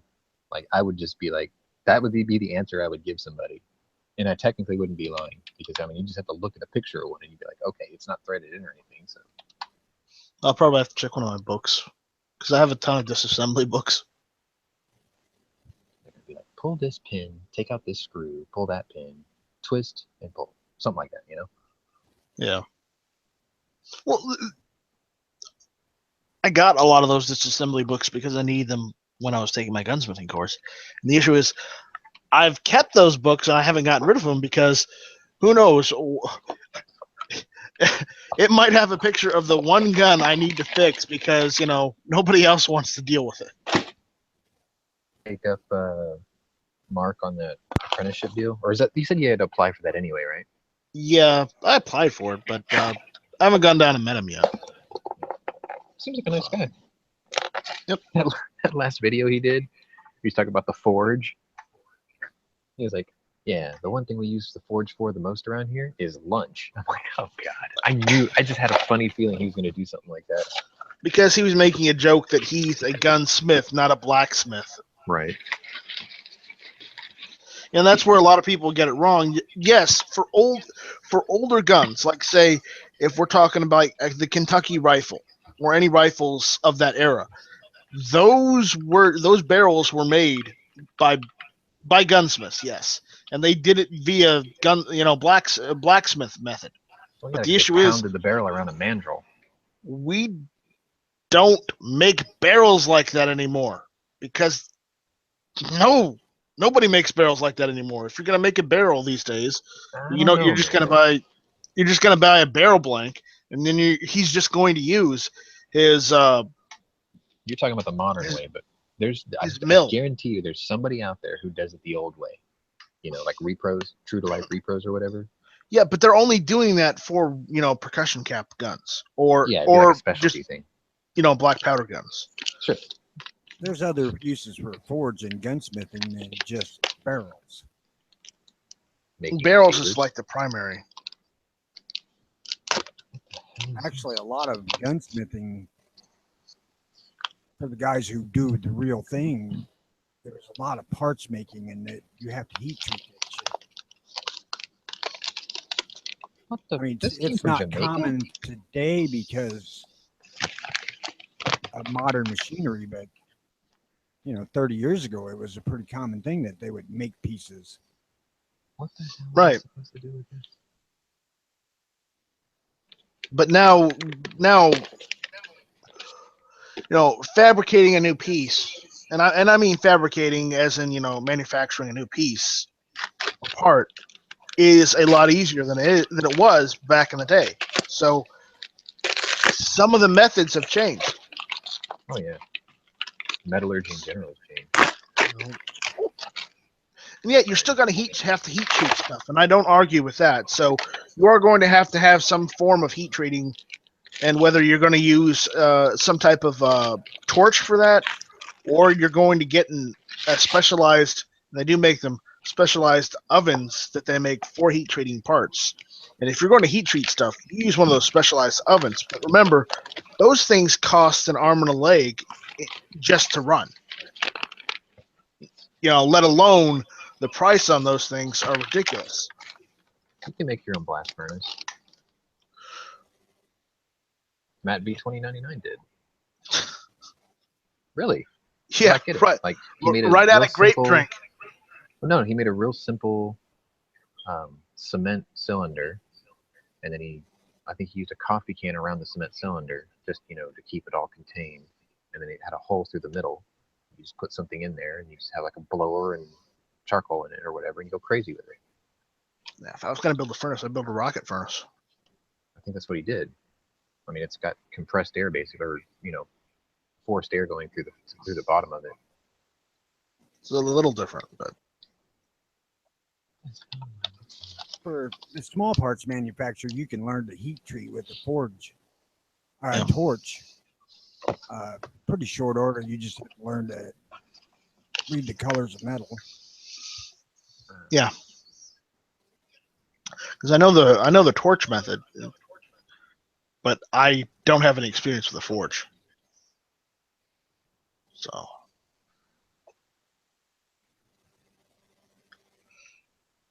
and this is odd. I still can't connect straight to gunchannels.com.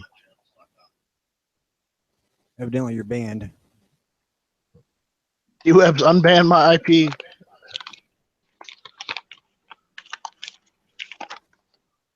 Good God, man. I mean, this What? guy wrote everything but the thing I need. He's from St. James, Montego Bay, Jamaica. His English is fantastic. His handwriting's great. Didn't leave me a joint. Kind of sucks. Problem is I have no order number, so I don't know what to do with this guy.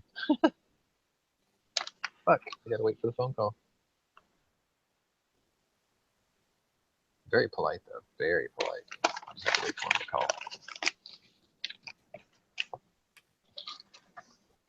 Sorry, dude.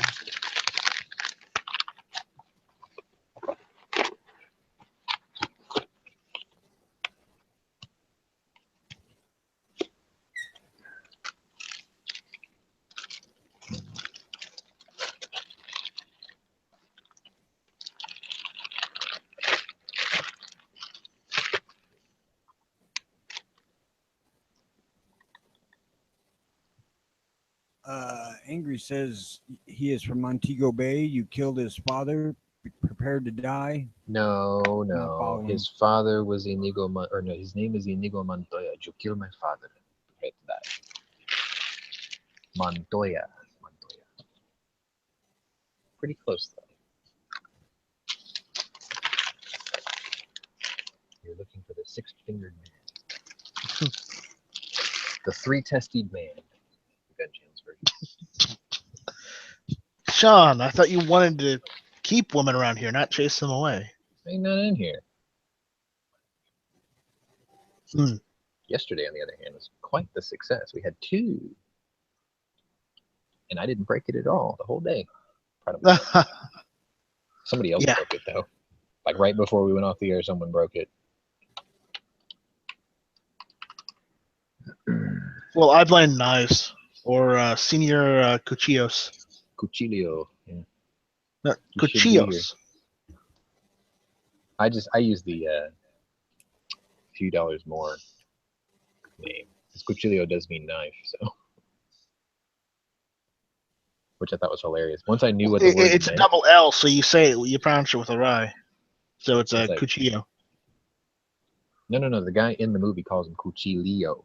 But I know what you're saying. I know what you're saying, too. It's just I used the movie name because once I realized what the name meant, it made that character just a little bit more enriching to me after seeing it in the movie so many times. I'm like, oh, that's why he's called that. He's like, whose knife is that? Indio, it's mine. What is it doing there? It shouldn't be there, should it? I didn't do this. You can't prove that now, can you?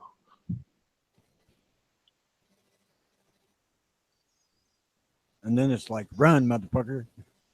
Gorky, how long did you know they were bounty killers? Just now, Indio. I knew the whole time. And it was like dramatic music. Duh! Pretty cool. You can tell I've seen that movie a few times. No shit, you can quote it better than me, and I just watched some bitch a couple of days ago.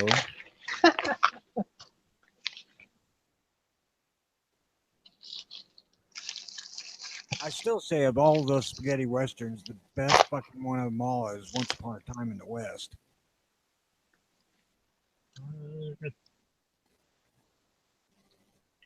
I guess. Just for the reveal of Henry Fonda. Yeah, but that's not spaghetti western. Yes, it is. Okay, it's not a Dollars Trilogy western, I guess is a better way to put it. No, it's Out not of those 3, what was your favorite one? Probably the first one. A few dollars more. Mm-hmm. Or for a fistful of dollars. That's the one between the 2 families, right? Right, yeah. I didn't like that one as much. Because it's like they had the dude from For a Few Dollars More as a Civil War guy or whatever, and it was like, you are so not a freaking Civil War soldier. It's like, no. Just no. Well, who's only... No, you know what? You're right. There was something pretty awesome about Once Upon a Time in the West. I'll see if I can screen. Oh, can you see it? Are you at your computer or are you on your phone? I'm at my computer, but I have the bandwidth turned down, so hang on, let me turn it up. All right. I'll show you exactly what made that movie great. This. Bam. What up? Uh, Yeah. She looked a little bit hard ridden in Once Upon a Time in the West, though. That's a freaking studio shot. Bam. But Leone wanted her in her first scene where she steps off that train. He wanted her to step off and then have a camera upskirt shot showing her not wearing any panties. And she's like, "You're an idiot. I ain't doing that." Right. Anyway, that's what made that great. Bam. Claudia Cardinal. Oh yeah. Very cool. Actually, that had was Bronson in that one? Yes. That's the Bronson was one. harmonica. I know somebody who did a 1-to-1 life-sized oil painting of that one picture of his close-up of his face. It's incredible. The detail is immaculate. It looked like a screenshot almost. Jason Robards is in it and did an absolutely fucking phenomenal shot of that one.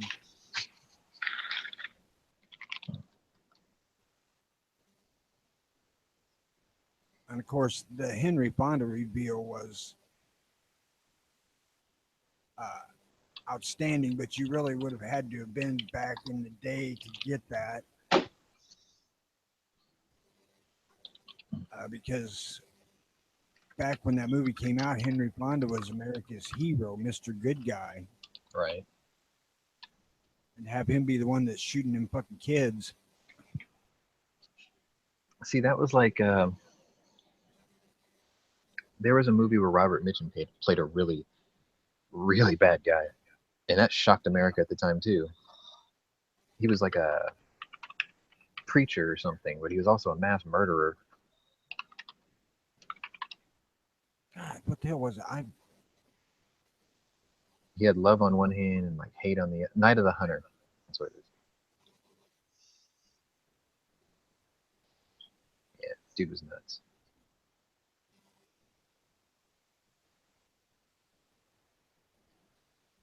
Not my movie of the day though. I don't Not have your one. movie. No. Not my movie of the day. I don't have one, so if you guys have a good one, throw it up there. No, I just have something funny I saw earlier. Nothing about guns, but it's May the 4th, so it's Star Wars Day. No. Yeah. Resist geekery. No, it's cool. There will be blood. Yeah, that would make a great movie of the day. No, I'll appease for the day. I guess we'll use Rogue One as the movie of the day. Hashtag everyone dies.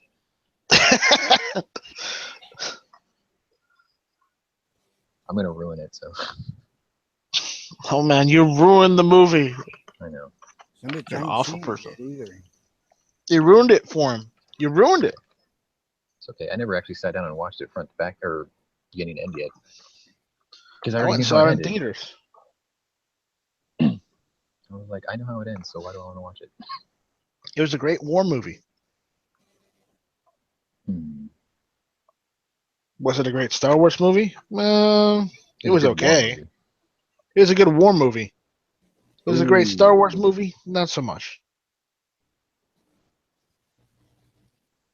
Wait a minute. I don't think that's the same gun.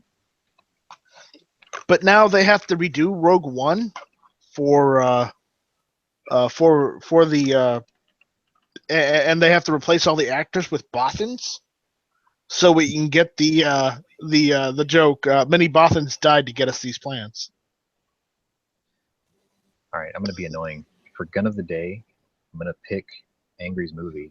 There Will Be Blood. There was only 2 guns listed in the movie, and it's gonna be the Smith and Wesson lemon squeezer, the safety hammerless. That'll be the gun of the day. Why that one? Why not that one? But why that one? Because it directly competed against Colt for an Army contract when it was released. And the one thing that Colt took from it was the cylinder lock. There's actually relevance to it. See, there's history, there's gun history, and there's military contract relevance for that gun of the day. Plus, he's running the show. Well, I just thought it was an interesting choice based off of somebody else's suggested movie. I didn't want to leave it completely in the dark. Because I do like that movie. The ending was shocking. Shocking. Not like Rogue One. Rogue One was predictable. Hashtag everyone dies. You know, I was half expecting that one monk to just, at the end of the movie, just whip out a lightsaber and said, "I'm surprised, bitches! I'm a Jedi." Just spoke to a something. But no, they didn't. He wasn't a Jedi. He's just somebody who believed in the Force.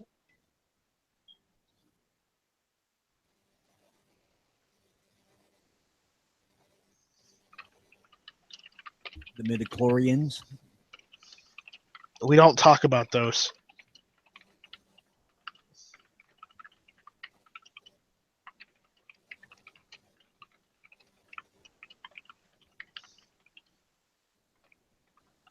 That was kind of the Klingon out on describing why the one Klingons didn't have the bony foreheads and the others did.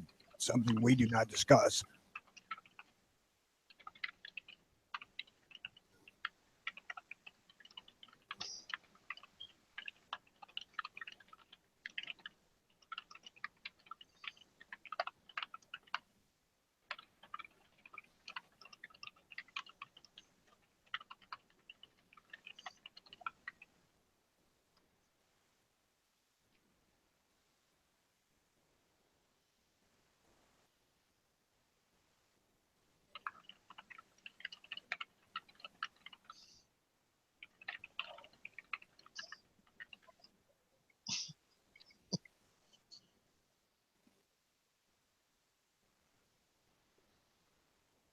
Oh yeah, I was gonna look at the news.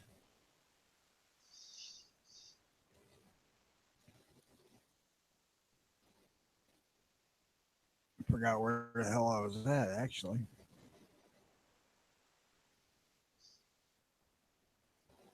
Dear Springfield Armory, stop digging. There is an apropos suggestion. Not likely.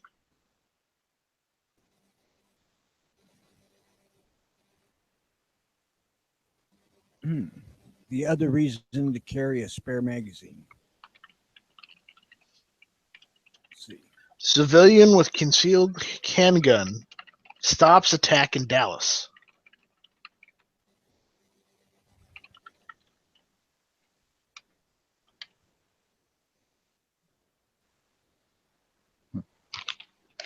Here's the link to that one. That seems a bit more newsish. I didn't see anything too newsworthy so far. Not actively looking right now,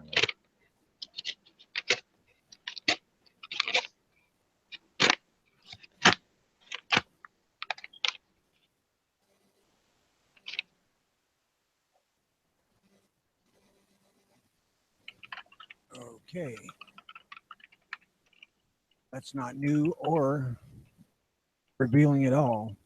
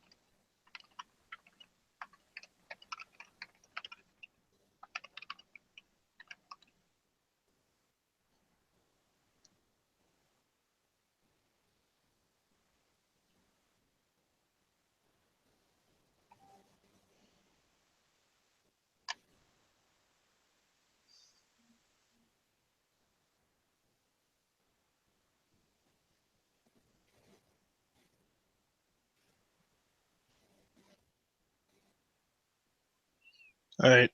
I'll be back later. Take it easy. Channel. Later. Nah, not lunch channels, but I'm gonna try some. Yeah, right. Drive to McDonald's. That's what got me into my mess in the first place. Nope.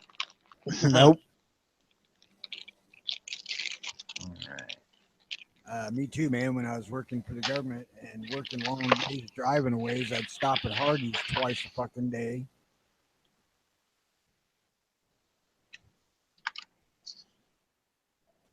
Does not end well when you do that. No.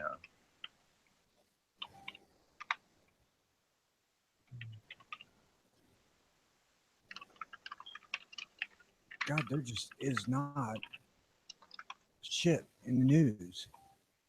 No, it's, I mean, sort of a good thing, I guess.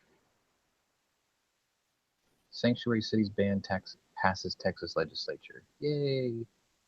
Governor says he'll sign it. Yay. There's some news.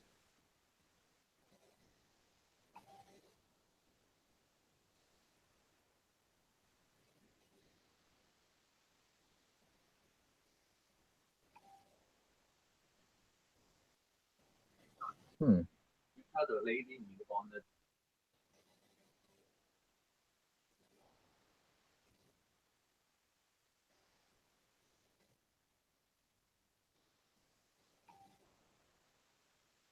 Bloomberg reemerges to shower cash on anti-gun clauses.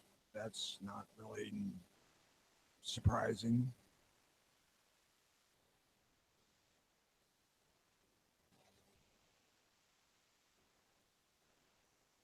Michigan State Rep Abdullah Hamoud would ban guns everywhere, of course.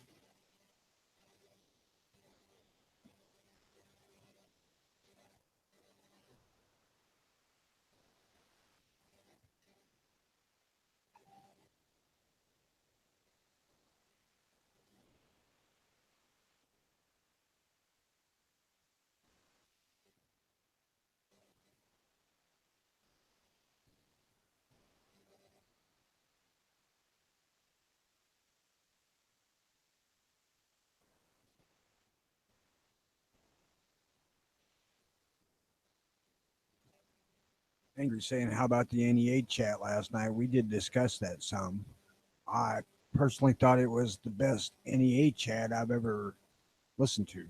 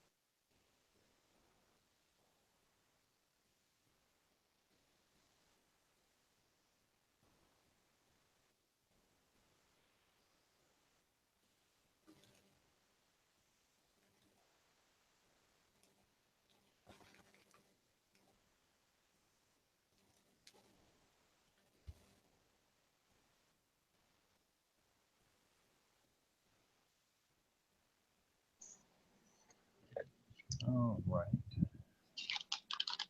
Continue with this nonsense.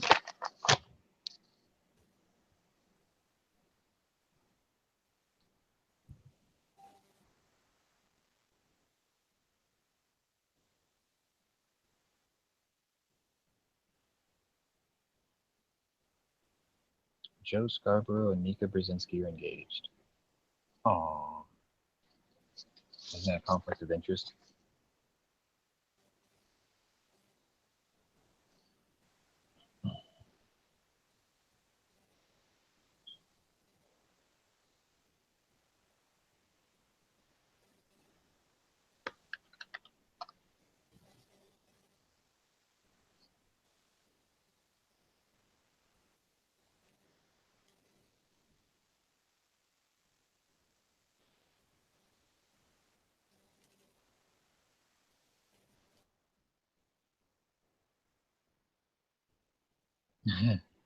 Oh, yeah. Okay, I have local news. This is funny. A woman was arrested for stealing $275,000 from a Kroger grocery store. She did it over the span of 2 years.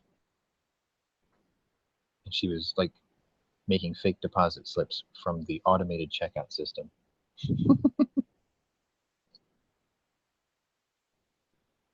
But she got caught. So her bail is set at $500,000, which means she has to pay $50 to get out.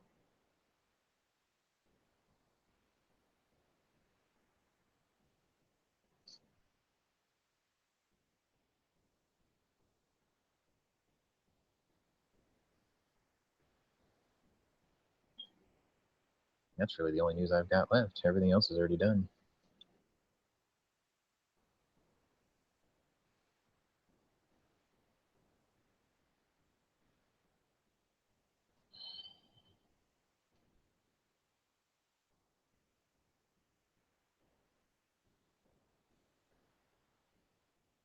Oh, you guys were busy in the text chat. Let me read this.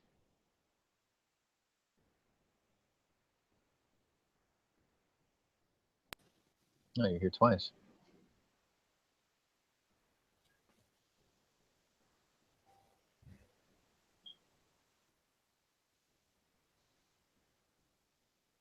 Or not.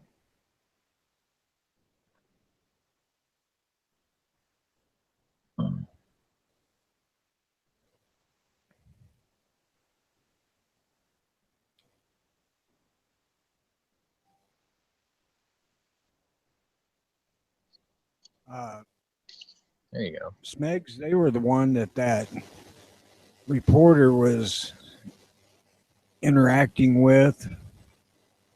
Irritating. Yeah.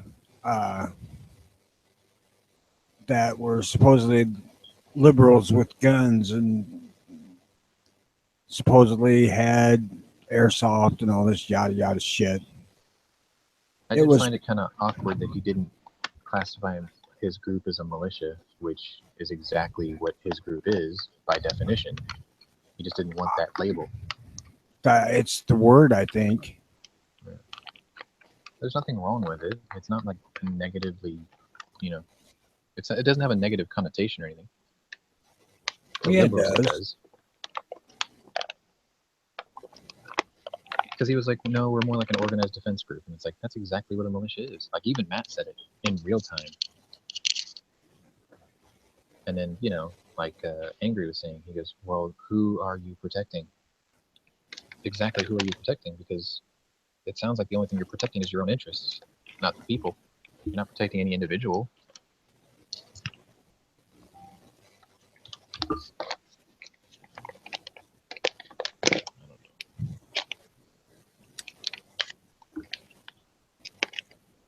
I would be hesitant in calling a group that I was involved with militia, simply because it's only because the media demonizes that word. No, it's not. It's because there are a few idiot motherfuckers out there who really make it look bad. Yeah.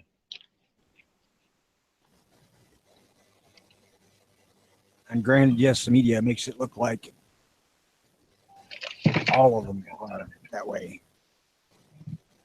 Wait, they're not? Say it isn't so. You're getting no man. Misinformation. You're seeing it. Being facetious.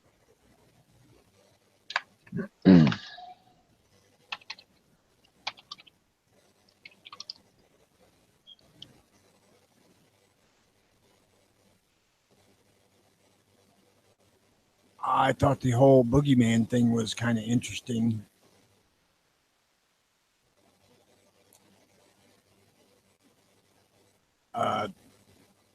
They certainly did want to point fingers at the elite at being the root of all problems in this country, which is kind of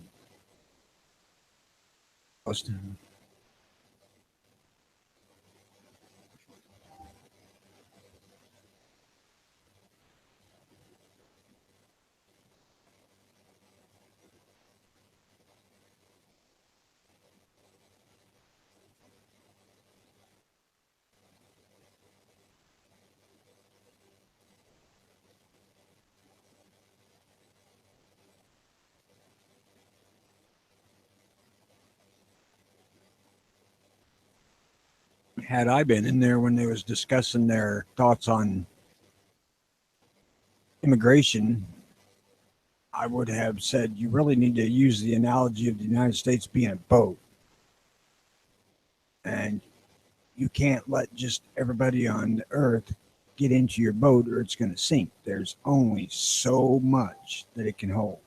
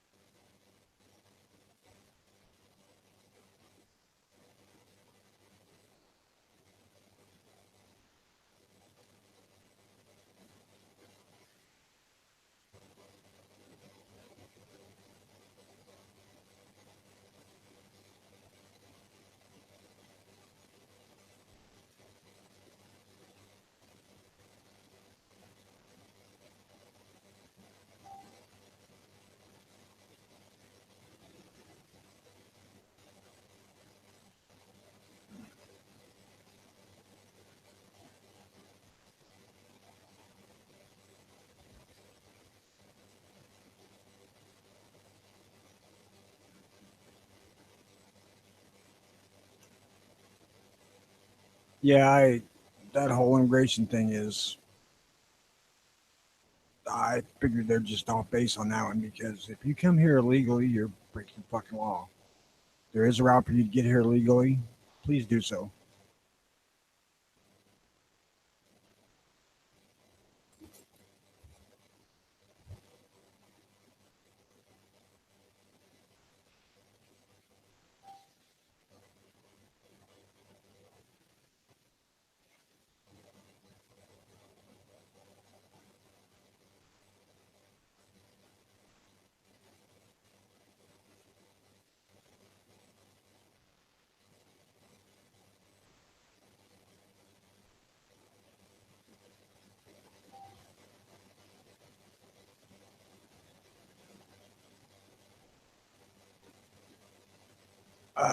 Your buddy's trying to decide between a 22 handgun or a Henry survival rifle.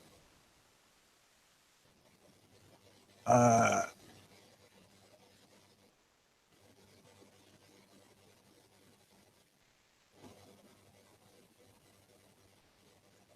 for the purpose of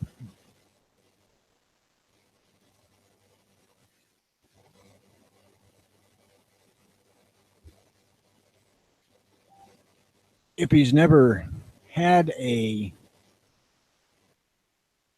Mark III, prepare for a pretty good learning curve to dismantle that fucker.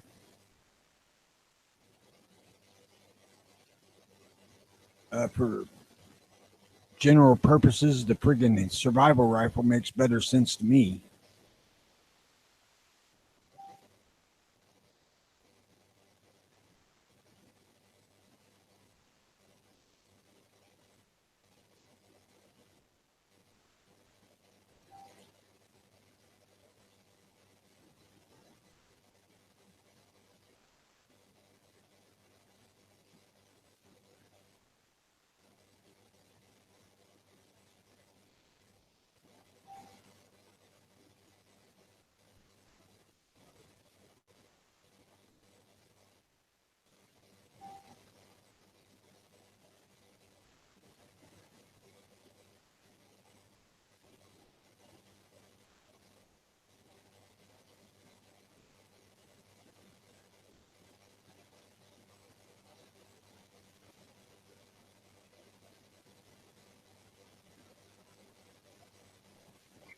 Man, it's awfully busy for a Thursday.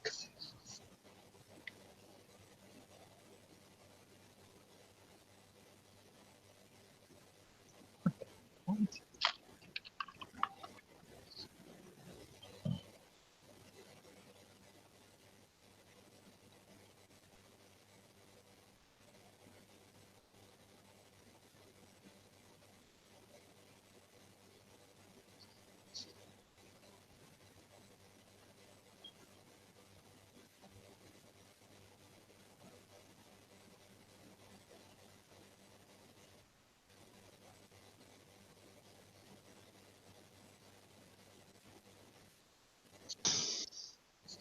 That didn't take long. Well, I went to a Chinese restaurant last night with family, and they gave us these huge portions of food. So I'm eating the rest of the fried rice. Here's the thing. I'm sure this is ironic because I'm eating fried rice, which is Chinese food, with a fork that is shaped like a bamboo, a metal fork that's shaped and it looks like bamboo, and it says on a stem, and it says "Made in Korea." It's like the Asian version of NAFTA at work. No. The joke is, I don't know if you heard about it the other day, but China has told all of its citizens that unless you work in the embassy, you need to evacuate North Korea. Oh, that's smart. You know, this was in the news the other day, and I'm thinking, this is some sort of metaphor or irony or something. Right here, on my plate. Yeah, but your fork was made in South Korea. Yeah. Well, I assume it says South Korea because it just says stainless Korea. Yeah. Is it Oneida or something? I don't know. It's just a stainless steel fork that looks like a bamboo shunt, and it says stainless Korea on the back. So I assume South Korea because I don't think they would have shipped anything from North Korea back in the 80s. No. Well, considering we've been fucking boycotting North Korea for the entirety of their existence, probably not from North. It's like forever. But yeah, there was a my brother sent me an article the other day that China has informed all of its citizens and anybody with a Chinese visa and whatnot, if you are in North Korea, now would be the time to leave. And unless you work in the embassy, you should not be in North Korea right now. So I don't know if that's a statement where China's not going to back North Korea in case of a war, or they're letting them sink or swim. There's no political or beneficial gain to backing North Korea anymore. There never is. There isn't. There's just nothing in it for them anymore.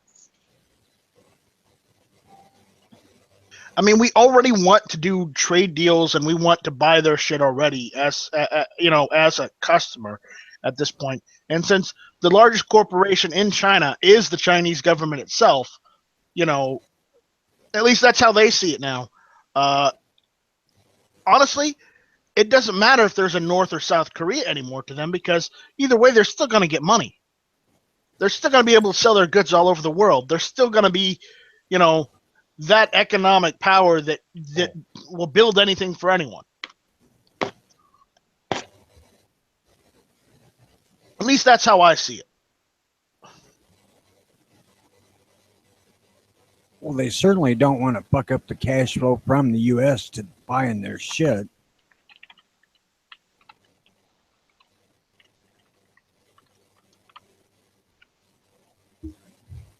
Yeah, and the thing is, if North Korea does actively start a war with the United States, I don't think China will back them.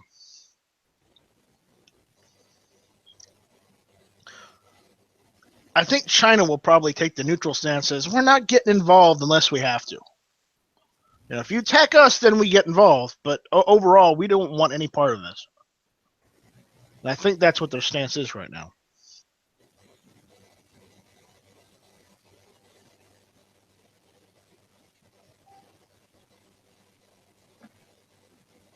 But until we find out whether North Korea actually has a nuclear weapon or not, no one's going to use nukes. They'll just use MOABs. Well, Smeggy, I'll say that I would envision the mark retaining value far better than the Henry.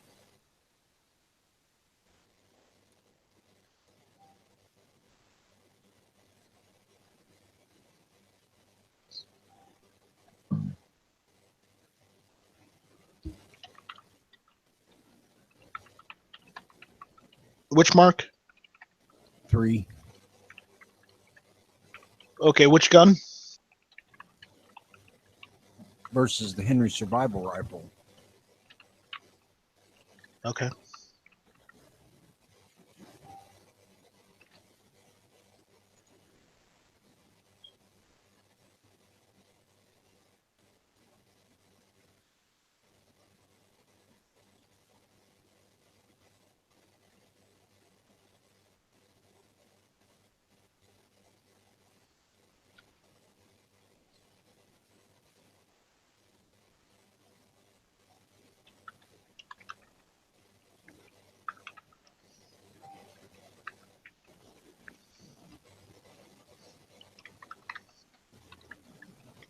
Smeggy, that reminds me, we need to get hit or miss business cards so that you can hand them out every time you go to the NRA show. What's it gonna do? Just be blank and it says Tuesday nights 9 o'clock. Yes. Hit or miss, Tuesday nights, 9 o'clock.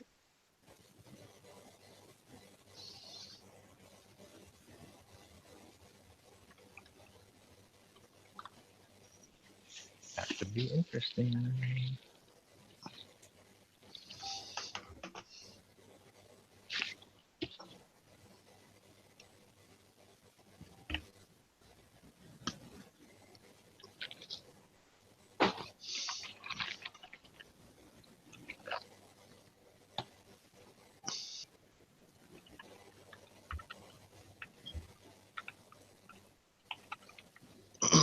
So,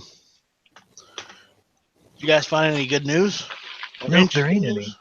Nope. No news. No.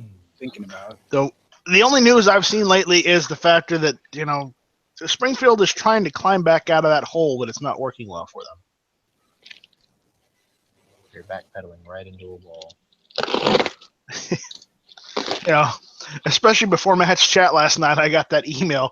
Springfield Armory it says NRA. They just blatantly ripped off an NRA ILA email saying, go show your support for this. I'm like, wow, really, guys, really? CAT.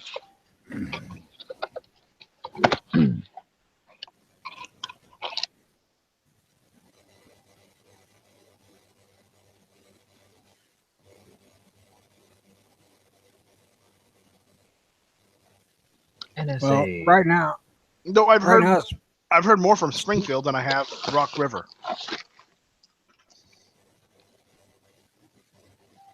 At this point, Springfield and Rock River both are like being stuck in the sand. When they try to back out, they just dig themselves fucking deeper. It's not going to end until somebody resigns. Well, theoretically, they supposedly severed ties with that lobbying matter. firm. Whoever was in charge of communications with that lobbying firm, it's going to be a case of you need to resign because it was your responsibility and you failed to live up to your responsibility. Well, according to what I saw online, the owners of Springfield and Rock River are on the board of that lobbying firm. What I read is the president of the of Springfield Armory was also the president of the Illinois Firearms Manufacturers Association, which is what the IFMA stands for. I just said that.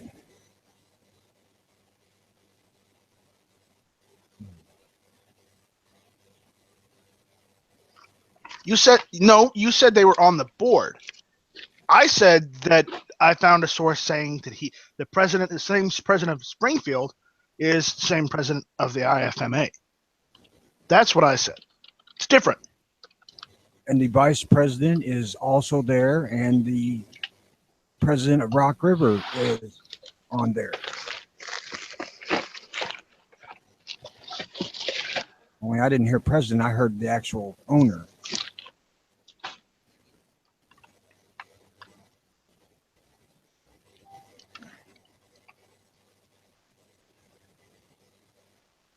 Well, I just wanted to make that clarification. I said president.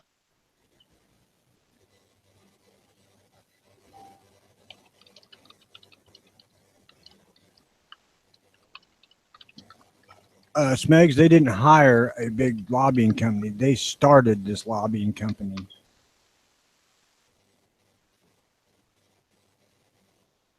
Essentially, this lobbying company consists of Springfield Armory and Rock River Arms. Sean, what's that old saying? You reap what you sow. Yep. I think that's the best analogy for this situation for them right now. Yeah, that was a PR disaster, essentially. Yeah, I think it's gonna put a freaking crimp on Springfield for sure. Immediately the day after, because their stock prices took a tumble. They don't have stocks. They're a privately held company. Well, their public interest took a tumble. Fallout's not over yet. I'm telling you, it's not going to end until somebody resigns. The way these things end up.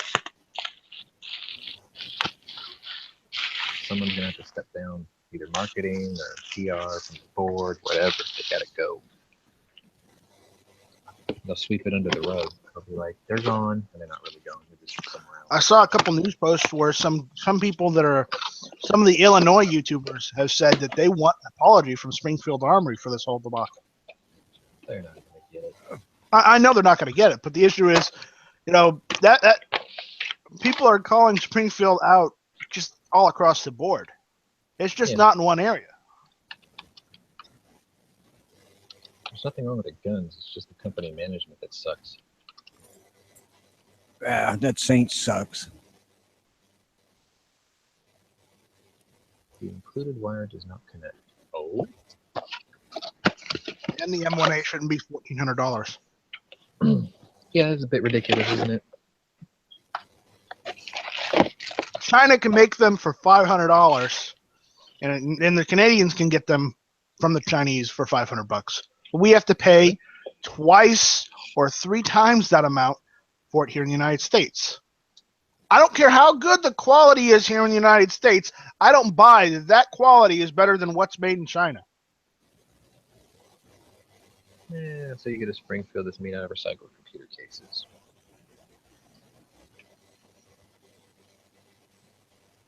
That's the deal, right? Sean, you don't believe that as much as you say that.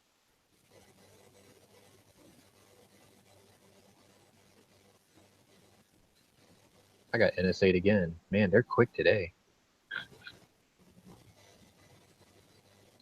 No, the reason I do believe that it's made out of recycled computer cases is because my shop used to send scrap metal back to China.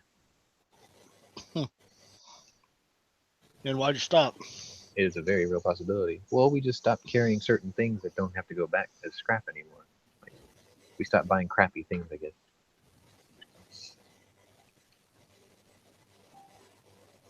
Okay, this cable's definitely no good. What a bizarre. Though I don't think they're made out of computer cases, because most computer cases are made out of aluminum. Steel is steel, man.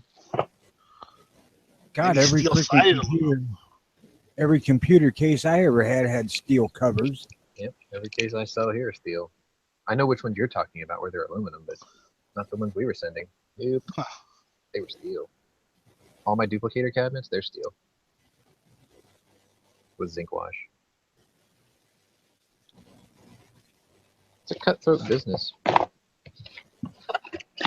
like they have to save money in every possible way because every seller is at each other's throats competing for having the lowest price on the listings on Amazon. And it's made even more complicated when Amazon is a distributor. So it's like they're already taking out 7.5% just for the sale, and then they're double dealing because Amazon sells to the public directly too as an FBA. So we sell to Amazon. Well, and it really doesn't matter if they're made out of freaking computer cases recycled anyway, because Steel. it just goes through the freaking hardening process again. And, you know, you have different quality of steel to work with, so it doesn't matter. They throw it back into the mix.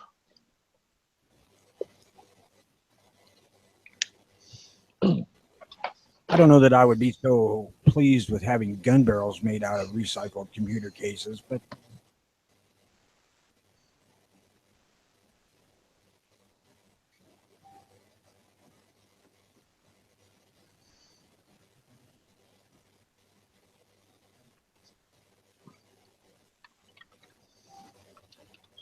morning, G-Webs. Unban my IP, damn it.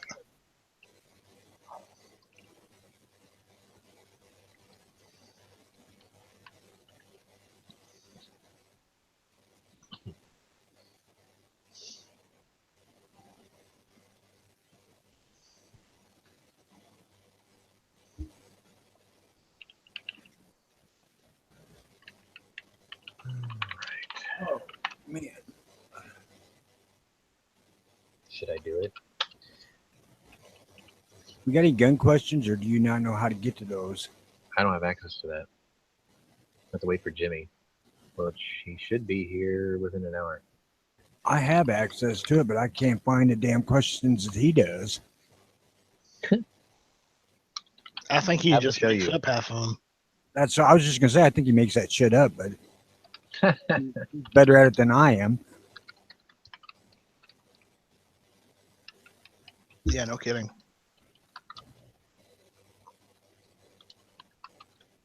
Ooh, Count Dooku. Episode 2.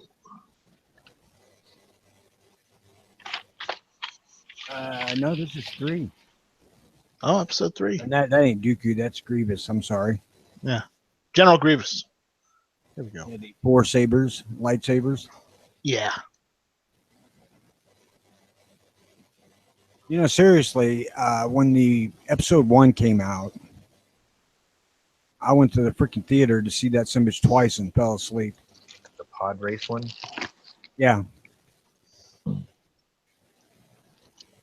Yeah, I never made it through the pod race on either one of the times I went.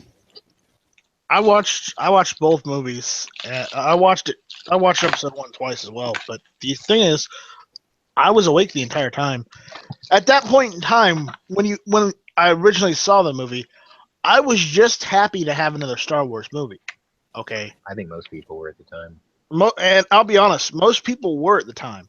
You know, only later that after it had settled in our minds after seeing the movie, we found out that very quickly on that we didn't like the movie, or we didn't like certain aspects of the movie, like Wait, Jar yes. Jar.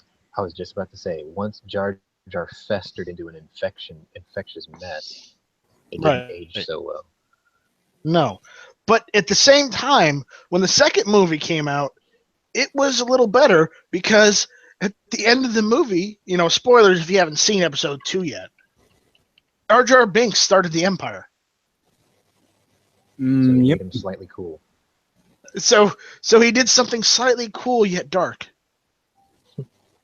And if people ask, well, wait, how did he start the Empire? Well, he proposed they use the Grand Army of the Republic made from clones from planet Camino. That's what. He started it because he was fucking stupid. Or How come you guys can talk about simple-minded. Star Wars and I can't talk about cars? This Is it just is because May of the what today 4th. is? May the 4th be with you. Man. The Only only one reason day this on. crap is still going on is because of diehard geeks who wouldn't let the first 3 movies go. Like, a generation has passed. It should have died, but because of those people, those neckbeards, they made 3 more and then they made another one. Look at Star Trek, man. This is true, which is honestly, why I can respect it.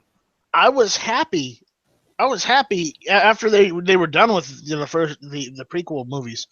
I was happy that they hadn't made any more movies. Do you know why? Because it follow me here for a second. Each movie you watched, if you watched from episode 1 to 6, each movie got better. Darth Maul was a joke. That's the dude with the dual wield thing, right? Yeah, he was a joke. He was like the Dooku most badass looking dude, and he had the shittiest death. Then you had Count Dooku, which he was a bit better as a bad guy. And then he dies at the beginning of, the third movie. It's just like, And no he one saw that coming. He actually was a good guy. And He's the one saying that the freaking Senate is bad here. You depose these guys. I don't think I saw 7 yet. I need to sit down to that one. I have it. I don't remember watching it. and then he had, you had the original 4, 5, and 6, and those movies got better too, from 4 to 5 to 6. At that point, I was happy with how it was. Now, I'm not going to say that the Force, The Force Awakens. I'm not going to say that movie was any better than, Return of the Jedi, because it just wasn't. The first 3, or 4, 5, and 6, if you will, Right. were definitely the high point of that series. Right. And I mean, But I don't know how much of that is just because that was freaking new. Yeah, the first 3 would have been better had they been able to make them right after they made 4, 5, and 6. No, I don't mean them. I meant 4, 5, and 6 were the best of the bunch. Well, yeah, I know that, but what I was saying is, if they had filmed them all at the same time, instead of waiting like 20 or 30 years in between, it would have been much better. So that was fuck.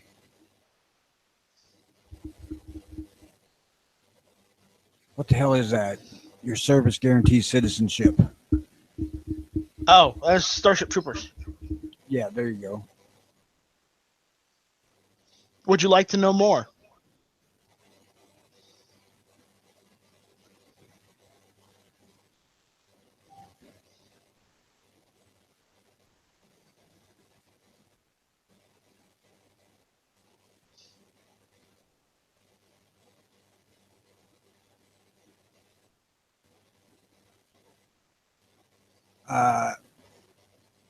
All I know about that movie is obviously they were watching porno on peyote when they designed that brain bug. Yeah, no kidding, right?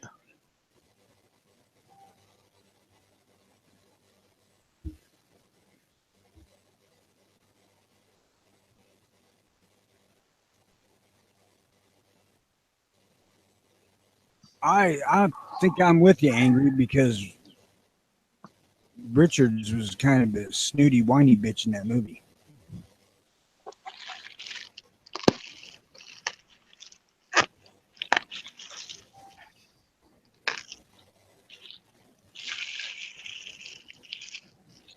Not only that, willing to kill and die for you.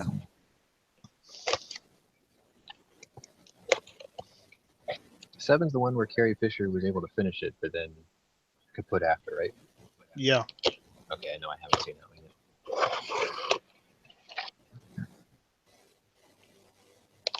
I haven't seen anything after the 6.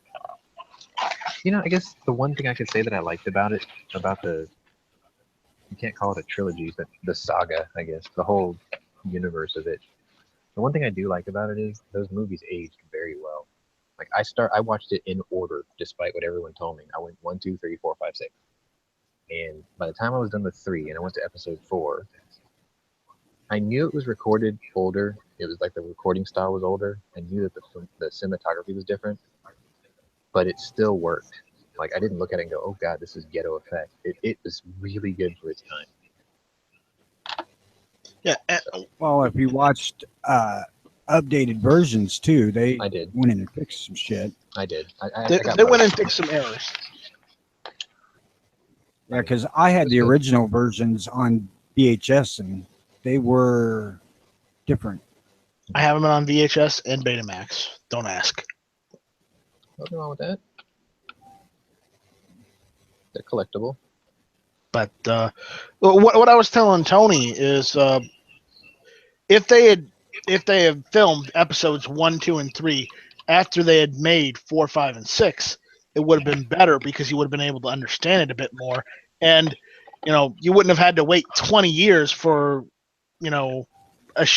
a piece of shit. I don't think they intended to ever do anything after 4, 5, and 6. They probably. I can tell you that they really didn't think that there would be a 5. I don't think they thought it was going to take off as well as it did, but it did. Then it did, and then the demands of the fans kind of forced their hand, and they were like, "Well, we're making billions, let's do it."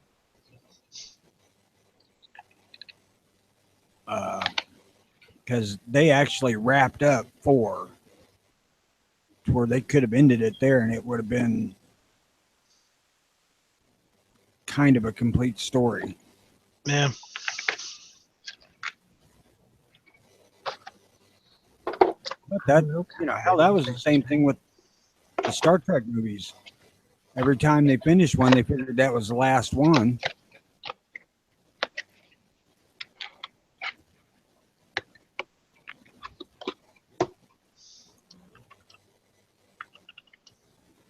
Which is, for the guys in charge of Star Trek, is fucking stupid because there's a built-in argument. Built-in audience for the Star Trek movie, so they're pretty much assured they're going to make X amount of dollars no matter what.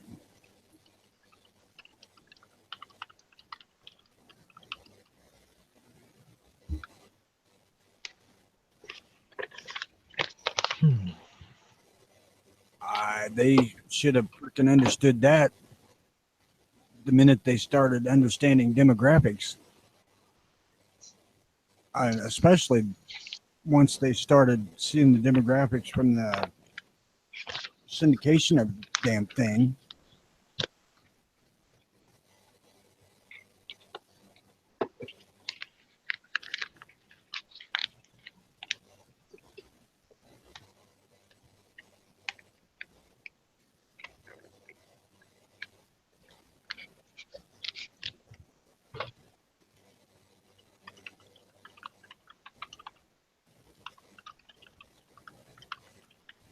I can't post on the main page neither, Dano. I can't even bring the website up from where I'm at, so. I guess we're all going to go watch Guardians of the Galaxy.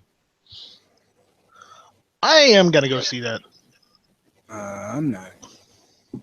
I liked the first one. I thought it was really entertaining.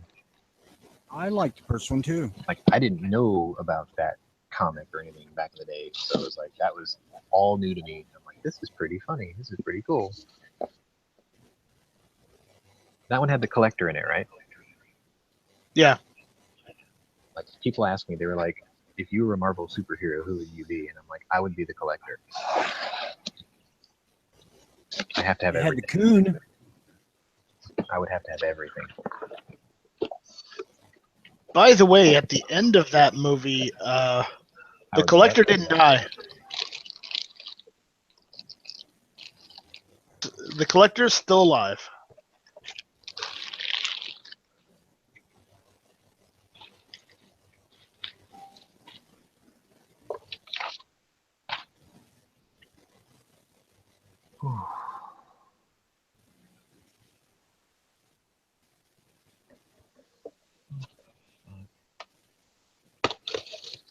Some folks don't understand what backwards compatibility means.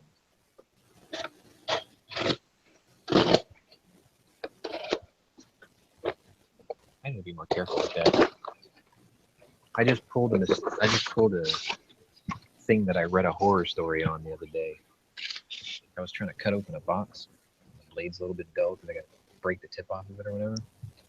Anyway, I read a story about a guy that they found his body. He was laying on the floor and he bled out. Like there's blood everywhere. And his wife found him because he had like a business where he shipped out of his garage or whatever. Anyway, what happened was they found a box cutter nearby. They found a half open box. And what happened was he used the box cutter, obviously, to open the box. And as he cut through the box, it must have snagged. And when it broke loose, he ran the box cutter right through his thigh and it cut the main artery in his leg and he bled out like within seconds. And I just did that. Like I was on a box and it was right over my thigh and I was cutting it and then I stopped and I thought about that story and I'm like, wait a minute. I've had to get stitches for having a box cutter slip. Think about how hard that guy had to pull down on the blade to go that far into his thigh to hit that femoral That artery. really ain't that damn far if he got himself right in the freaking groin or the joint. I'm afraid to, if I ever had to draw down on somebody, I used to think I'm just going to shoot him in the leg to disable them if it's like not too much of a threat. I'm afraid to do that now, thinking I'm going to hit that vein. It's like, don't make me make this choice, fucker.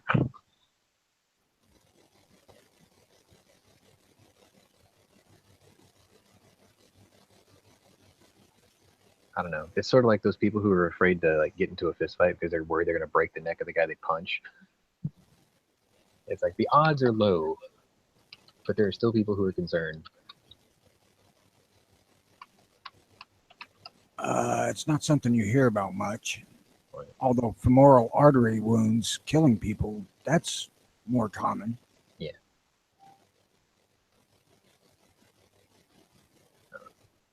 But that's what they go into when they catheterize your heart. They go right into the freaking joint between your upper leg and groin, right in the fold, and they go into the femoral artery right there. And it's not that far in. Great. Yeah, I put freaking razor knife through my finger to the bone too, just cutting the freaking plastic Oh zip shit, tie I'll off. show you one. I did that. Here, take a look. Camera on. Well, What the hell? I don't leave my freaking settings up. See this? See the scar right there? Yeah, kind of. Doing was I was sharpening a kitchen knife for my mom one day, and I was holding the sharpener in one hand with my left hand pushed down on the kitchen table. I was holding the knife in the other hand, and I pulled down, and the fucking knife sharpener broke in half because it was a plastic handle with the sharpening sticks inside. It snapped off and the blade went straight down right on top of my finger. I heard thump and I could feel the bones getting scratched by the blade as it ran down the bone. And I pulled the knife out. I put my finger right over the cut instantly and it just gushed off both sides of my thumb while I was holding it. And I'm like, that's going to hurt. And it instantly started to hurt. Oh, it sucked. It took at least 6 weeks to heal because I didn't even get stitches. I just kept it pressed and then I fucking put that new skin over it. Ooh, you want to talk about pain? And then I neosporin the fuck out of it for like 5 weeks straight. And it just left that little scar. Look, you scared of doctors or what? No. It's just. I'll tell you the worst thing like that. That serious. The worst thing I ever did was I double tapped a fucking air nailer and put one through my left index finger. My dad used to tell me horror stories about that too. And I did it. I got down from the roof that I was working on, and this was a 16-penny framing nail. And my dad's down there saying, we need to run you to the hospital. I'm like, I don't need to go to the hospital, man. I went in the house, turned on cold water, and ran cold water over it and pulled a fucking nail out of my finger. And he says, I don't know how in the world you just did that. Okay. You know, pain ain't that big of a deal, really, Pops. My neighbor actually, he was laid up for probably a month. What happened was he fractured vertebrae in his neck. He fell off a roof. And I asked him, I'm like, how did that happen? He was like, I passed out and I fell off the roof and I landed on my neck. On my shoulders, actually. And I'm like, oh, well, how? I was like, what made you pass out? And he goes, I was roofing a house and the airline got kinked. So I kicked it with my foot. And as I kicked it with my foot, the nail gun went off and it ran a roofing nail right through the center of my thumb all the way down to the root of my hand. So the nail, which was for framing, went all the way down into the palm of his hand and it held his thumb perfectly straight. And he had to take and bite the head of the nail and pull it out with his face, you know, grab it and yank it out.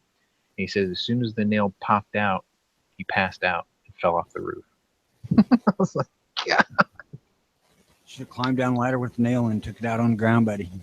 Oh, dude, the scar on his thumb looks fucking wicked.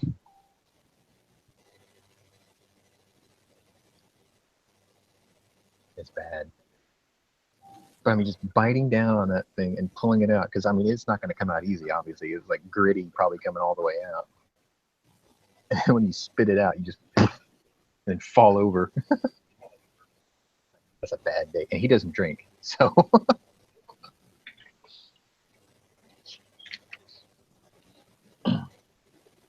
He healed okay, though. Like, his thumb still worked.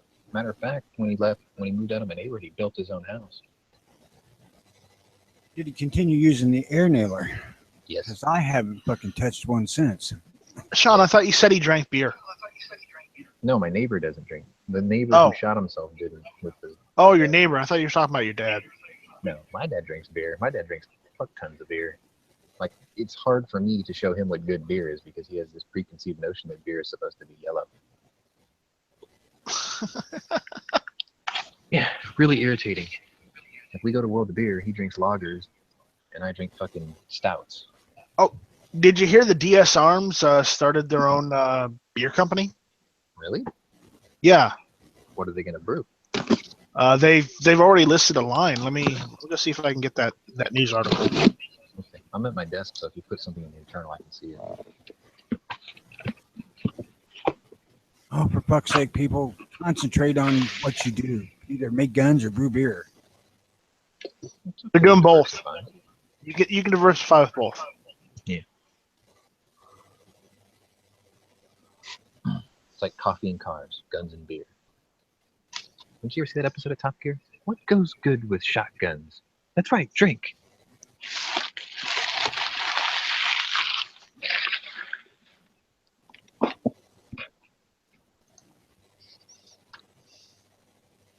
When you're talking about drinking shotgun, that just means putting the freaking beer can up your mouth, poking a hole in the bottom of it.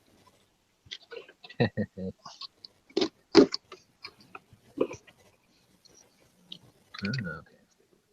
There, I sent it both ways.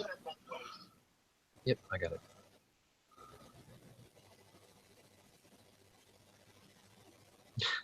Unveils new FN foul mods and beer. I think their marketing's working.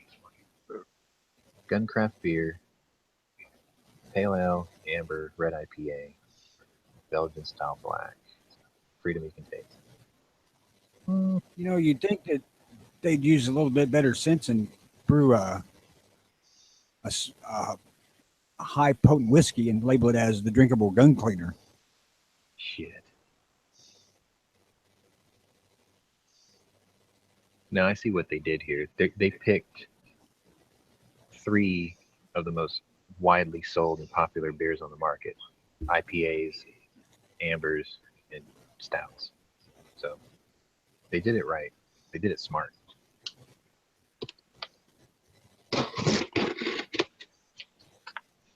Credit where it's due. Nah, man, I'm just kidding. I don't give a fuck if they're gonna brew beer. That's fine with me. Yep, it's an American tradition. I do not like beer, so I ain't gonna waste my time brewing this shit. It's fine. I didn't like beer until I was 28. That's honestly Distilling whiskey, I would consider that because I kind of like whiskey. I rather like whiskey. That's my. Yeah, liquor I'm more of a bourbon guy myself. It's all the same corn. Yeah, bourbon's a little different. It's all about the I aging. prefer Scotch. Yeah, everybody Still. does.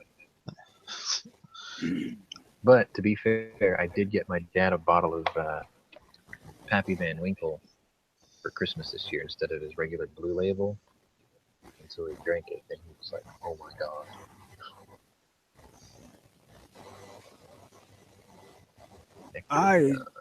I stay the fuck away from tequila. I stay away from everything now, but even back when I was drinking, I stay away from tequila because tequila made me fucking stupid and sick. Really sick. It's not like Scotch where you mix a little bit of water and you unlock flavors and all that kind of stuff. With tequila, the limitations are very different. Like the way it hits you is different too. I like tequila, I like mezcal. I kind of like the taste of tequila. I actually like mezcal a bit more than I like tequila. Even though it's technically almost the same thing. I kind of like the taste of tequila, but god damn. Rum, same way. Yeah. I like the taste of rum, but it makes me sick too. Why is all the rum gone? It's probably the sugar in it that's getting to you. Probably. I don't know. I've had a strange experience with tequila. Like some of it tastes, I don't know, peppery, and some of it doesn't. Like I had Jose Cuervo Gold, and it tasted peppery, spicy. But then I've got a serialized bottle of Platinum, and it's awesome. Yeah, I guess kind of. Tequila Welcome and rum. AA channel. Tequila and rum are kind of similar in the way they're made. I mean, one's agave and one's sugar. Hi, my name's Ponery, and I can tell you just about anything you want to know about alcohol. My favorite for ever since I was 21 has been Dewar's Scotch. Dewar's, however you want to pronounce it. You like Dewar's? Yes, I do. White label? Yep. Common man's drink. It's not bad. I've drank many gallons of that stuff. Not getting drunk. I mean, just drinking it throughout the day. Sure. And I like it just on ice. I'm one of those weird people who actually don't mind Johnny Walker vatted green label. It's pretty good. A little more pricier than your black label, but it's its own unique thing. It's copper stilled instead of barrel aged. Of all the difference I've tried, I just did not ever care for JB. Oh yeah, it's a bit like jet fuel. Yeah, paint thinner. Yeah. Actually, Johnny Walker's red label's like that too, but I think that's deliberately made as rot gut because you're supposed to mix it with things. It's like when people reach for a bottle of like Blue Label or Platinum and they reach for a bottle of Coke, I fucking smack their hand. I'm like, what the fuck are you doing? All right, that's my lady likes Scotch straight up. Me too. She from the time I met her, she could drink hard liquor with no problem. She was never much of a drinker, but I mean, she had a similar taste to me in the liquor that we liked, except she really, really liked vodka, which I don't particularly care for. I like vodka. Tastes like rubbing alcohol in most cases. No, I really like vodka. I don't know. I might have some Russian I or something. the, Because I really like vodka for some reason. for the actual taste of a liquor, Scotch is hands down my favorite. I think I know the perfect gift for your wife then. I have to find it though because it's been a while since I bought a set. Ah, here it is. Okay. And it's not very expensive, and she'll probably adore you for it.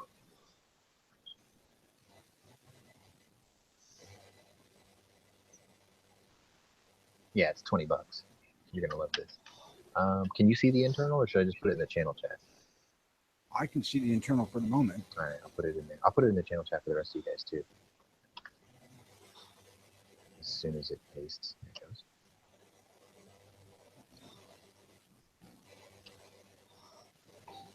So basically what you do is you use that mold, you make a perfectly spherical piece of ice, and you put that in the glass, and it rides around on that stem. You pour your scotch, you drop the ball in there, and you swirl it a couple of times. And as soon as it looks like gasoline, or it has like a swirly effect or whatever, drink it. Start sipping on it. It does things to scotch and whiskeys and bourbons that'll blow your mind. Okay. That's cool. I'm gonna say that. Yeah, basically what it is you say she likes to drink it neat, right? You just pour it and drink it. Yes. When you introduce really cold water into it, not water it down, just enough. That's why they use that ball, because it's so big that it'll cool down the drink, but it can't melt. It just releases a little bit of water and it makes that swirl. What that does is it breaks up some of the ingredients that made the scotch before they distilled it, and it like unlocks flavors. It's crazy. Like if you ever had Johnny Walker Gold Label, they say it's supposed to have a really sweet tobacco-y finish to it, like a mild cigar, like a pipe tobacco type taste. And you don't get it unless you put that like ball of ice in there. It's fucking awesome. Love it. That's what I found with just putting scotch on a couple of ice cubes. Yeah, it's the same effect. It's just if you do it on ice cubes, it tends to want to break down faster. So like you have to drink it quicker. But where you get that ball, it's so big, and it's, you know, if you do it just right, there's no inclusions in the ice. It'll be a perfect clear ball of ice. If it has like little fog in it or whatever, it's going to break down faster. But if you can get it perfectly made, it won't melt. It will barely melt. Because what you want to do is you want to chill the drink, and you only want to put just enough water to break it apart. I mean, a lot of people use what they call whiskey stones, but it doesn't have any water, so it doesn't do that thing. All it does is cool the drink down.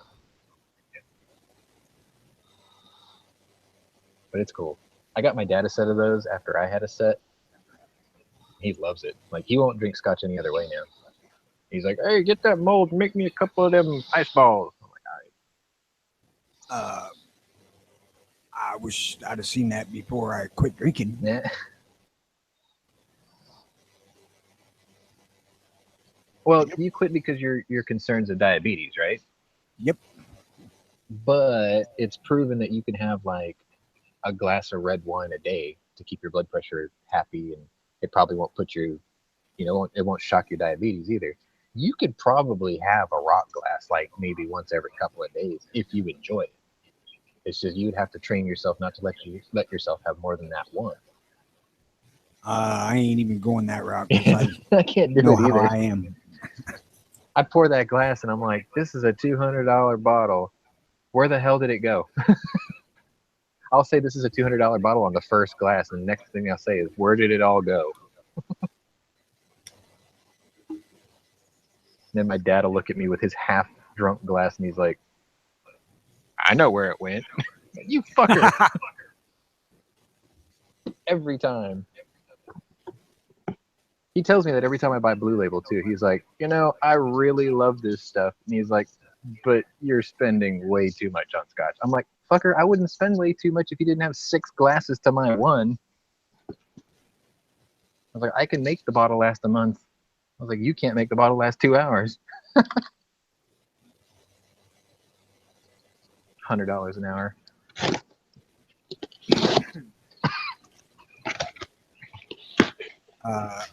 My big issue with it is because of my diabetes, I don't metabolize alcohol At all? very well. Okay. Very well.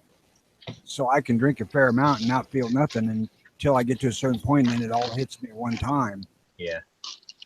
And my doctor said that was kind of a dangerous situation because I could actually poison myself. Yes, you can alcohol Not going. poison yourself. Because I could drink a fucking 5th without feeling a damn thing. And then it takes the next drink and everything kicks in at once and I just go down. And the chat totally died over there. I don't know if they all just went to order some rock glasses or what. Everybody ran to the liquor store to get a bottle. Yeah, they're like, I'm about to try this shit. Oracle approved.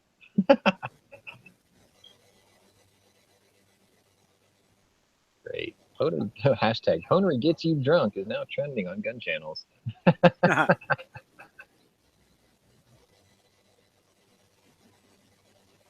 Damn, now if I can only make that work during Gunchannels dating. Haha.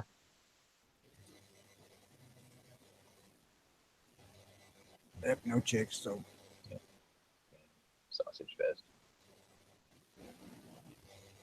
We got to get Matt to get Tori No Knock on his show now. That would be cool. I don't know what he would talk about, but I'm sure he'll come up with something.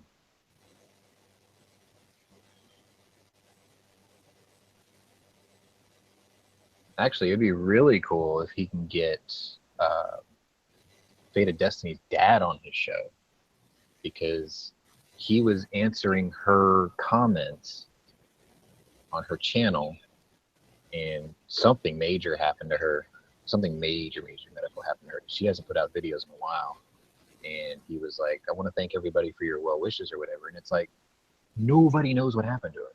You know, it was just, he said that she had a serious medical issue. It's like, how serious, you know? Do you have like a Patreon thing to help support your bills or whatever, you know, for people who watch your channel or whatnot, you know, just to get that information out there. Hope the fuck she didn't shoot herself by accident or some stupid shit like that. It doesn't sound anything like that. Because he put out one of her videos for her. So, I mean, I think if something like that would have happened, I don't think he would have did that.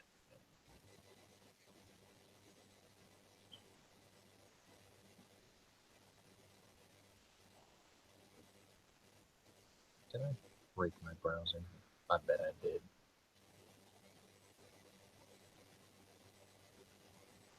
Okay.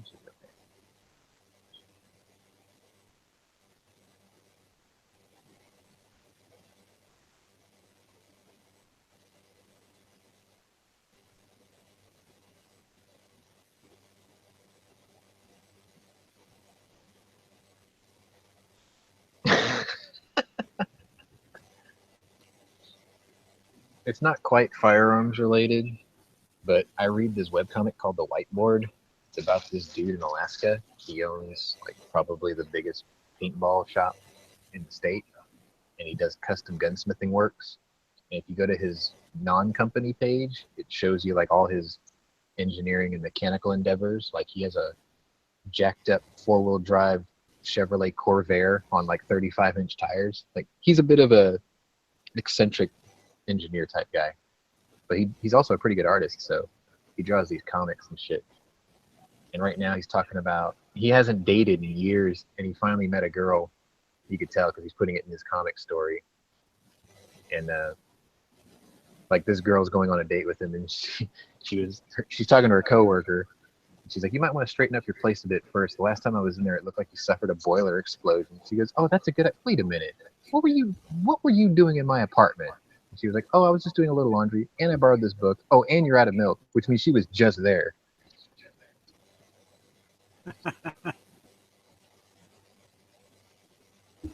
It's pretty cool. It's the-whiteboard.com. So like, if you are into paintballing, it's vaguely related to paintball, but it's usually just more about this guy's everyday life, and he puts everything in caricatures. So like, he's a polar bear, and like his coworker is a skunk, and then a couple of his friends are like Arctic foxes or something. But it's pretty cool. I've been reading it now for like probably almost 10 years now. It's been around a long time. Every time I go up there, I want to go. I keep telling myself I should go and visit the shop, but I never do. I never get around to it. So you've been reading this for 10 years, and he just finally found a chick. Well, This guy really he might have dated before that, but he never really mentioned it. But yeah, I mean, he's an older guy. Hey, we like love too. I know. Like, this current story on the page right now is from the girl he met's perspective, because I guess she told him, you know, what happened when she went to work the day after or whatever. So like, he's telling it from her perspective right now, and like, her story is hilarious.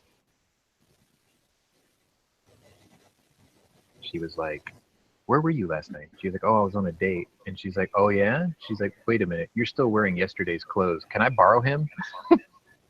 And she was like, "No, you can't." And she's like, "Look, you came in late to work. You're wearing yesterday's clothes. You have a really funny smile on your face. And you're saying he's coming over later today? Can I borrow him?"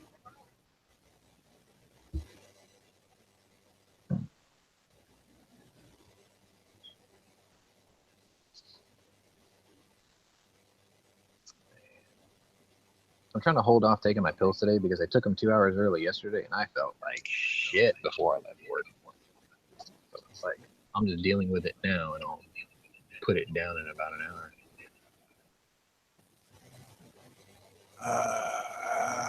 In about an hour and 20 minutes, I take my second dose of. I'm gonna pull a Mr. Nut. Fuck you, Heavy. He's on the YouTube side. He's like, "I heard Sean really likes to shoot 22 LR. I'm not reading the rest of that. Fuck you."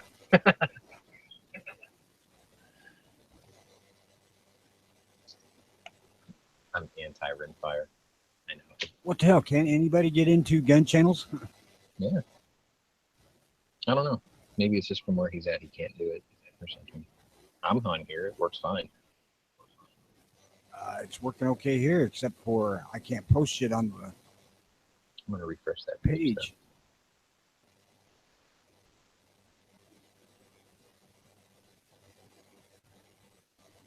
We're starting to memory leak out a little bit anyway.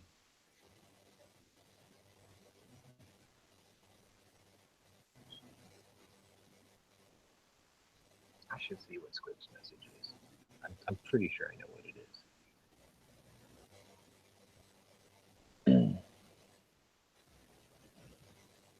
All right, so if you're listening, Squib, I'm still not sure if my dad's going to make the trip this month. I want him to, but I need to take time off of work to do it. So I'm trying to convince him to go to Mackinac, but he looked at the weather report the last couple of days, and he saw that Travis, he saw Travis's page. He actually watches him on YouTube, which I thought was kind of cool.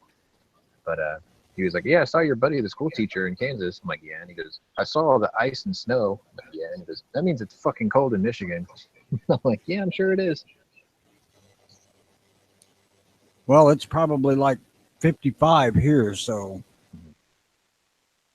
And I'm a couple hundred miles south.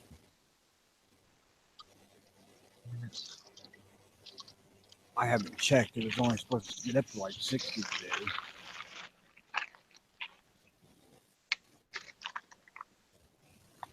It's supposed to rain all day too, but it hasn't been, thank God. We've had enough. It is 50, overcast and breezy. Well, you know my luck. I'm at work. It's Thursday. Today is 71. There's no wind. There's not a cloud in the sky. It's fucking beautiful. And I'm indoors. I'm not bitter. Yeah, I am. This is that part where I hear my dad's voice going, you're really angry. You should calm down a bit. You need to figure out how to arrange to work on a weekend day and take a weekday off when you need to. No, you see, I was working jobs out of high school and through college where I was in retail hell and I had to work weekends and I hated it. And then I got to this place and my boss is like, I'm not open on the weekends. And I'm like, oh. That's when I I left just the need to catch government. a good weekend day. When I left the security work for the government, I had just got done working 4+ years of not having but one fucking weekend off. And when I took the job I took up here, I said I will never, ever work on a weekend. Not ever. Yeah. Like I volunteer during, say, the holiday months, which is funny. The holiday months for my business actually starts in August because what happens is Amazon sends what they call their Christmas wish list to their sellers or to their vendors. And what they want is they want an influx of inventory sent ahead of time. So when Christmas rolls around, they have everything they need. They don't need to ask us in a rush. So my holiday season starts from August to November, where I have to go put everything into like overdrive. So during that time, I get a lot of overtime. I'll come in on a Saturday and work a couple hours when there's nobody in the shop, just so I can get ahead of myself. That way I don't have to like bust my ass at the last minute. Yeah, that's with us. Our holiday season came quarterly. Mm-hmm. For each particular type of business that we dealt with, one or another quarter of the year was the time when they decided they could purchase.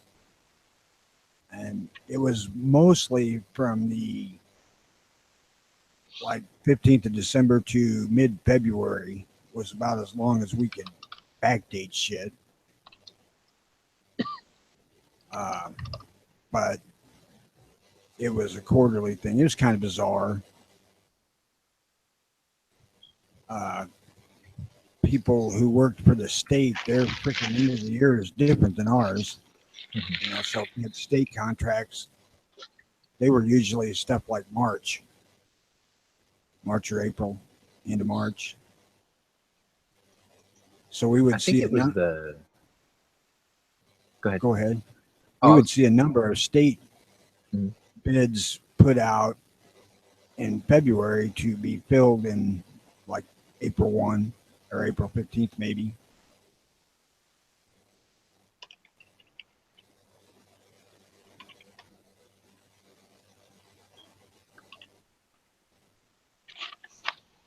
I lost my train of thought.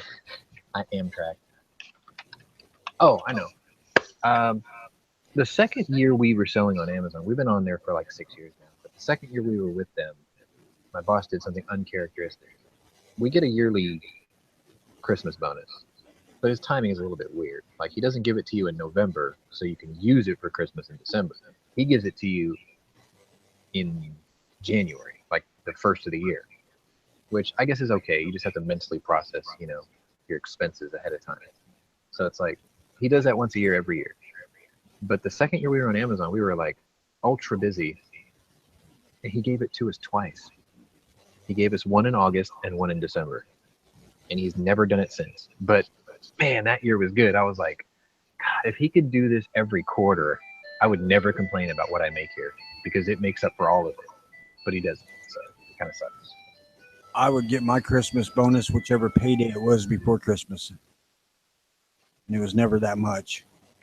Yeah, see, that would have been nice for me because I get paid once a month, first of the month every month. So I would have got it on December 1st, but I don't get it until January. I should probably get this. Give me a sec.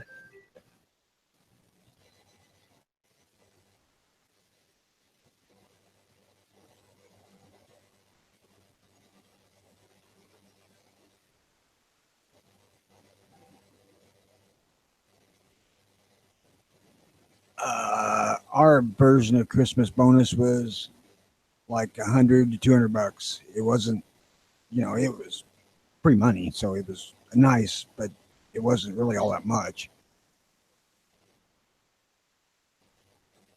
Well, paint me surprised when I found out that the average Christmas bonus is 1 month's salary. I was like, what?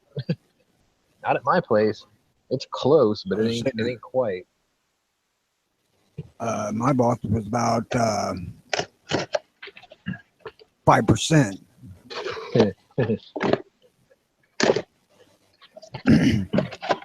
You know, but the thing with our holiday rush was that if it was a normal winter, the rush wasn't a problem. I could keep up easily. But if the weather was bad and I had to deal with fucking snow removal, then it became a real fucking problem.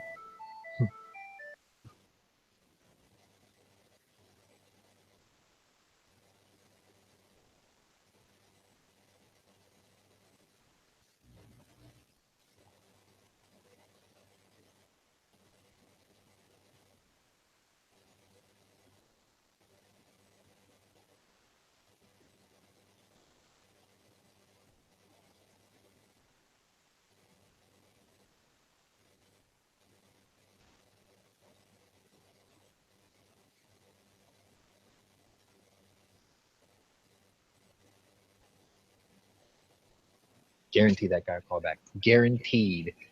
It's like every time I give someone my email address, they never get it right the first time. They don't. Usually, most people, the keen ones, will ask, "Can you spell that out for me?" And I'm like, "Yes." They spell it out for them, and they get it right. And the ones that don't always call back within 5 minutes. They'll be like, "Oh, I didn't get that right. It bounced back." So I'm expecting a phone call in 5 minutes from the same guy, which I swear his name said Yakov Smirnov, but it was Yakov something else.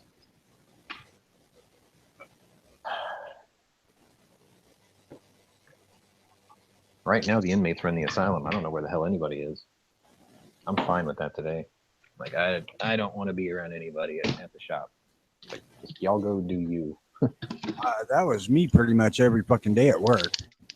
Well, it's like I've been spoiled like that because of the people my boss hires, and because of the way that we're set up in the shop. It's like I'm usually by myself all day at the shop anyway, which I guess is okay, but it is sort of boring.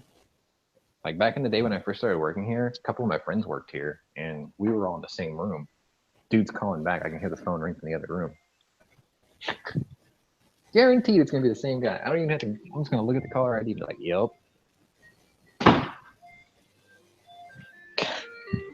Do I know people or what? Be right back.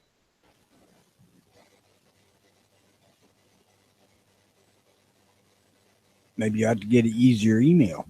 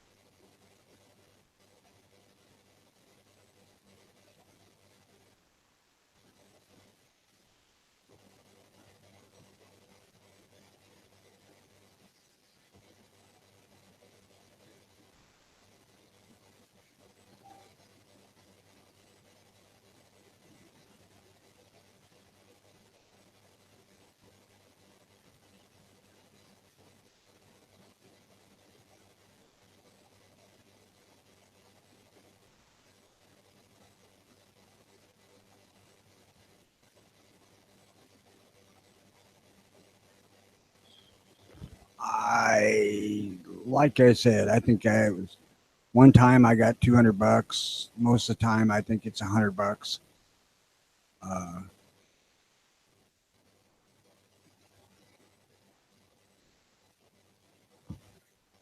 It's not a huge amount, but it's still a nice thought. So, but by the same token, I'm the only fucking employee, so it isn't like they're shelling out $10,000 here. or I was the only employee.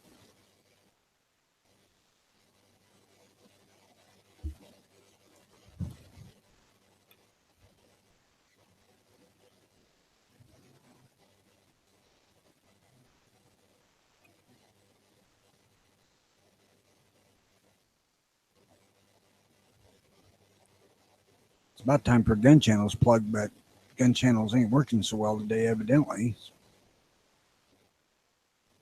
Don't know. I want to tell people to come on down to Gun Channels if they can't get in when they get here. But anyway, if you really want your questions seen and answered, come to Gun Channels. Get on the Gun Channels chat page for the show, and I actually watched that one. I don't watch the YouTube one.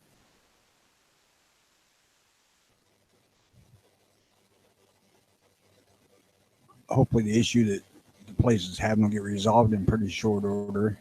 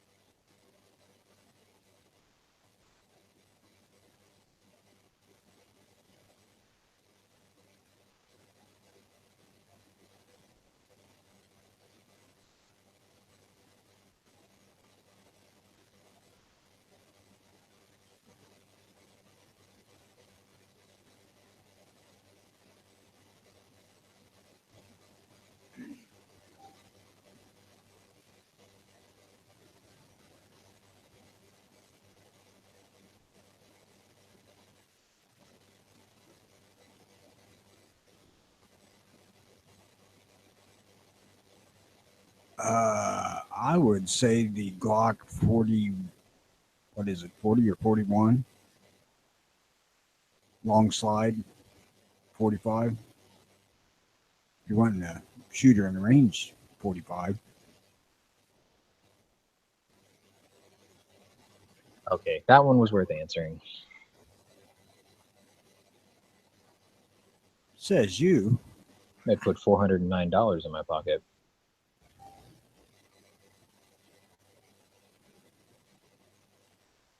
Oh, why am I comment shaming? I'm just pulling a knives. If you're gonna go to see Jimmy this weekend, take Cuchillo with you. Give him a reason to want to leave California. Make him feel super jealous. I'm talking to Heavy, by the way. Oh, there's a question in the text chat.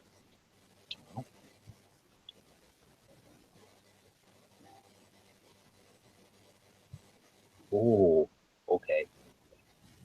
All right. Someone actually emailed a similar question yesterday on AskGunQuestions.com for the same type thing. So you're in the market for a good range gun, 45 caliber, non-1911. You're looking at a Glock 21.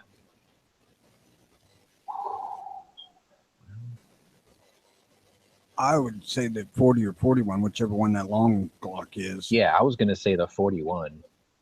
Or, let me see if they make it in that caliber. I'm not 100% sure myself.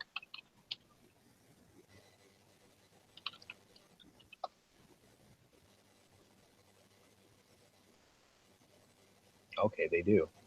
Another viable option for just something that's comfortable to shoot, full-size duty pistol, good, overall. And I know I'm going to catch some shit from this, but I don't think they make an APX in 45 yet. So Beretta PX4 Storm full-size in 45. You get the advantage of that rotating barrel assembly, which makes it a little bit softer to shoot. It's easy on the hand. It comes with the 3 back straps. It's, I think, 14 plus 1. Don't quote me on that. I'm trying to find out right now.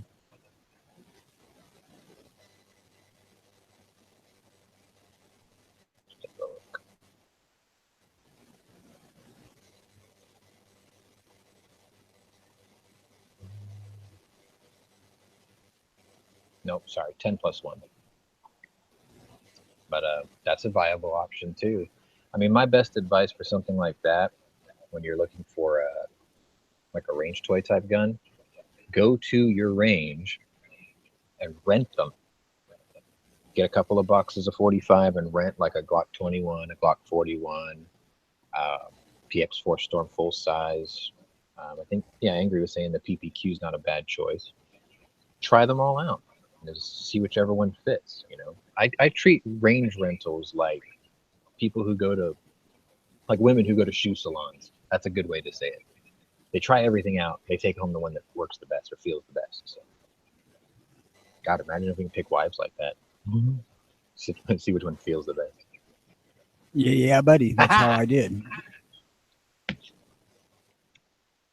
I didn't break Gunchannels dating. I just fractured it a little bit just now. I sampled many and chose one, and been married for 36 years now. So, well done, sir. Well done. Actually, yeah, you're what, 3 years, 4 years behind my dad, and then my mom has been married 40 years, 41 years. How they haven't killed each other yet, I don't know. it'll be this is 17, so it'll be 36 years into this year, I guess. Long fucking time, I can tell you that. It's a job.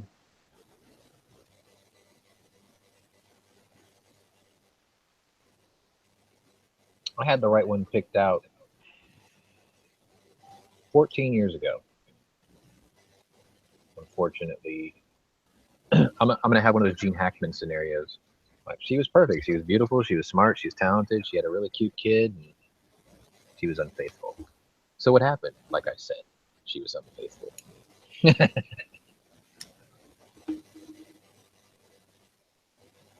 That would have been a deal breaker for me too. Oh, yeah.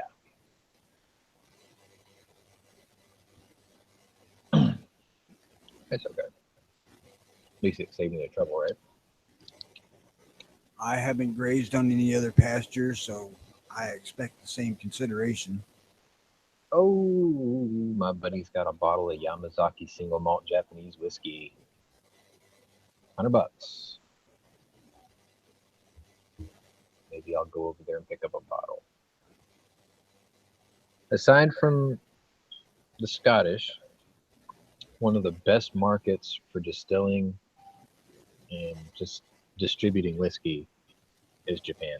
They are obsessed with this stuff. They love it. Yamazaki Distillery is one of the oldest ones in the country. I think it is the oldest one in the country. They make fine single malt whiskey.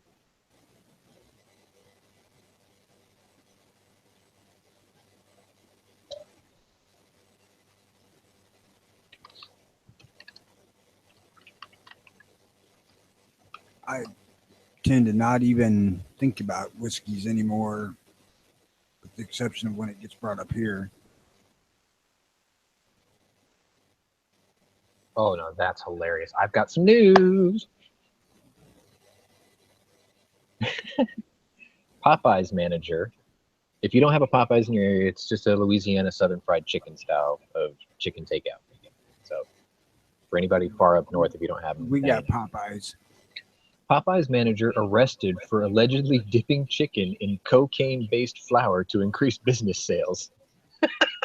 Wow. Brilliant.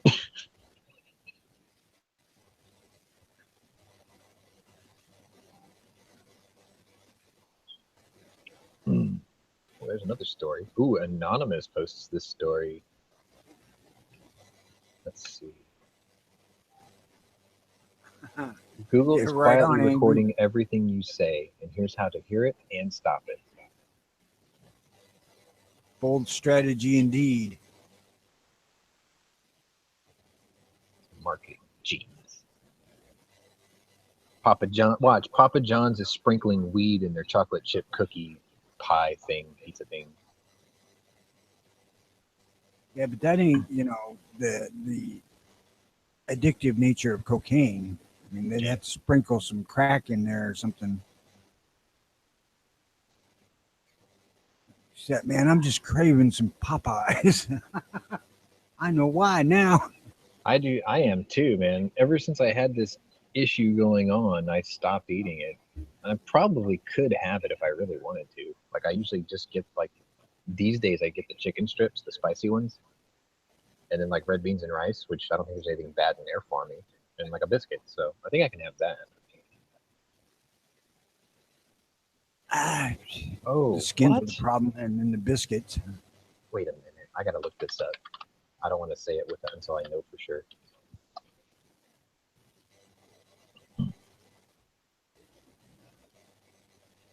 What?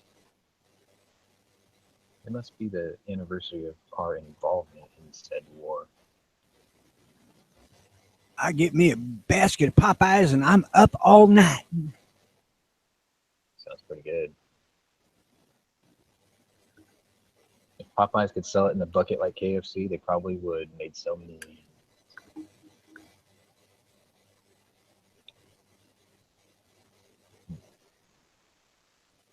I actually don't like Popeyes, so hey. Really? Nope. You're not a KFC guy, are you? Not particularly. I'm actually Hardee's was chicken I liked when they did it.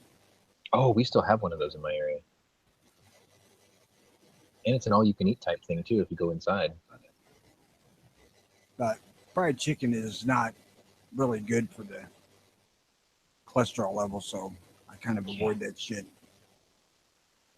It's better to eat a fucking hamburger.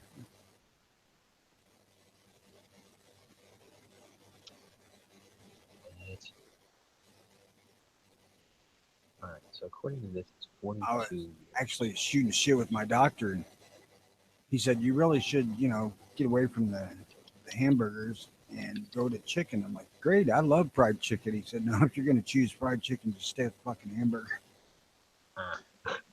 I'm back. I just got a text message, apparently. Heavy B's telling me to check the YouTube side of your chat because apparently it's hilarious. No, I read that already. Okay. He got me back. He's like, why are you comment shaming? I pulled a cuchillo. I was like, fuck you, Heavy. All right. Well, he's According going to to come Foods, back today and is mention it. the 42nd anniversary of the Vietnam War, but it's not. It's so not. Like the real Vietnam War supposedly began in 1955, November 1st. The United States got involved in the 60s with Kennedy. So, and advisors went in even before that. So it's older than that. I'm just wondering where he got the date, May 4th, 1975. What? Actually, I'm going to argue that because it's not the Vietnam War started from the French involvement in Indonesia and that area. In the 50s. I would say it actually started like as far back as 46, because that's when the French started getting their all panties in there. So I would say it started in 1946. They mean the end of it?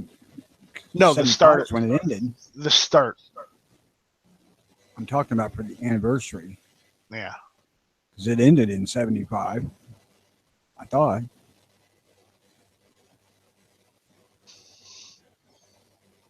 The Vietnam War ended on April 30th, 75.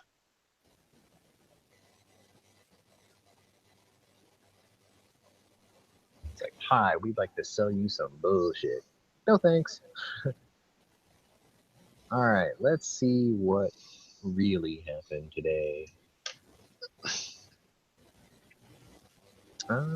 We've got Audrey Hepburn's birthday. I'll be right back. We have 4 people killed at the Kent State thing in 1970. And G, if you're out there listening, on my side, I still cannot connect to Gunchannels. It may say I don't know if it says I'm there or not. I'm trying my damnedest to connect to gunchannels.com, any of your other websites. It's just telling me connection timed out no matter what I try. I mean, I've got that one page open from last night that I haven't, killed because it's my only avenue to see the chat, and everything else is dead. You're killing the history lesson. Who, me? Yes. Too bad. I just want to make that. Abraham Lincoln was buried today. The Frost-Nixon interview was today. I don't know. I think you were killing your own history lesson. Right. Willie Mays breaks the national home run record. Margaret Thatcher was sworn in. You know what, Sean? Maybe you should stop with this history stuff. It's not working out for you. Bruce Springsteen's Pink Cadillac was released. And a better song, Be-Bop-A-Lula. That came out in 1956. Gene Vincent recorded it. Yeah, you killed it yourself.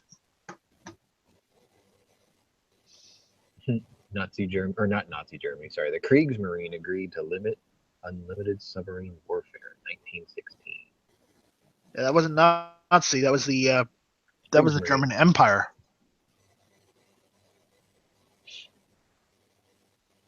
Technically, at that point, I think they were called the German Empire.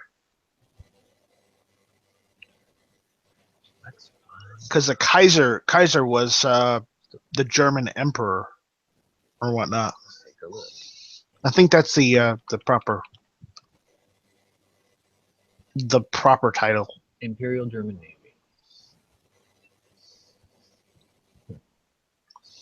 You can't have an Imperial Navy without ergo an empire. So Imperial German Kaiserliche Marine. Imperial Navy. So I was right. Figure Figure that one out. Back then. It's when we had proper battleships. That's when proper battleships in World War II were named after all the guys that actually helmed ships in World War I, like Alfred von Tirpitz. I wouldn't call him a role model. No. That's also when we name stuff after famous war veterans as well. The Hindenburg, anyone? Right. What was it? It was like Grand Marshal or something like that. Think he was.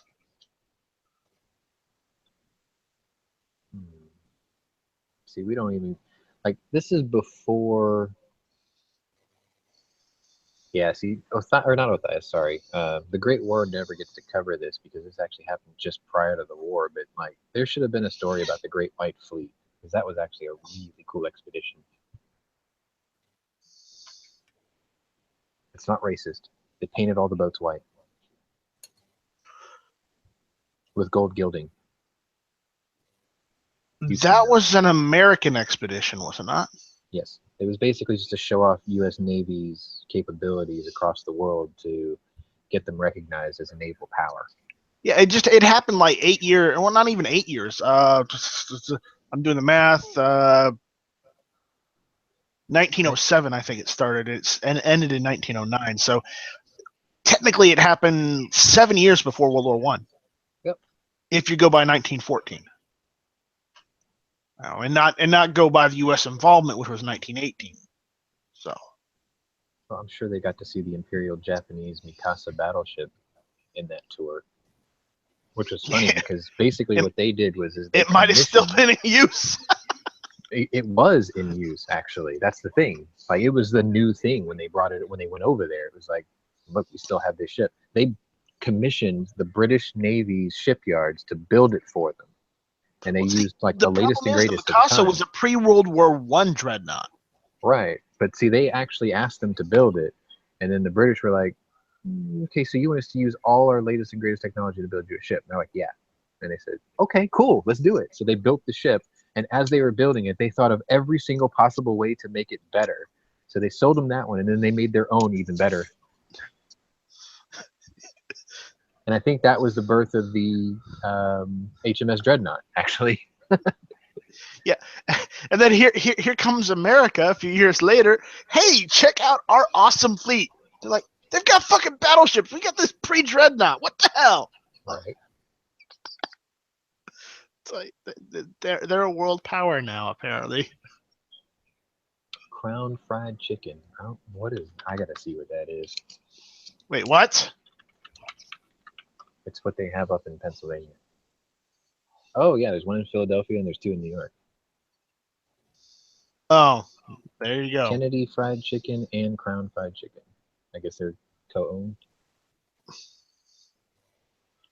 Are common restaurant names primarily in New York, New Jersey, Philadelphia, Baltimore area of the United States. So they're chain. Halal fast food in Philadelphia and New York. That's funny because we just got this place down here. Oh, called... no, hold on. Check this out. Founders, Tayeb Zia and Abdul Karim. Right, and that's the thing, because I read the description. It says halal fast food, right? And I'm like, okay, because I didn't want to say it until I just read that. But we got this new place here called Louisiana Fried Chicken. And in really small letters in their logo, it says halal chicken. And I'm like, oh. Like, when did y'all get into that game? I'm going to try it. It's not open yet officially in my area. Like, I see them building it. So I'll try it, see if what the fuss is about. Well, you know what you could do? You could ask, the Great War guys, if they, after they get done with World War I, if they do a piece on the Great White Fleet. They probably will. I mean, because you could even argue that they should do a piece on it anyways, just because of the factor that some of those same ships probably served in World War I. Yeah, matter of fact, the battleship Texas served in World War I and II. And it's still floating. Sort of. Well, I mean, by floating, you mean the bilge pumps can just barely keep up with the sinking of the ship. But yeah. Well, let's put it this way: it's a museum ship, and it's still there. It's a museum relic that's slowly sinking.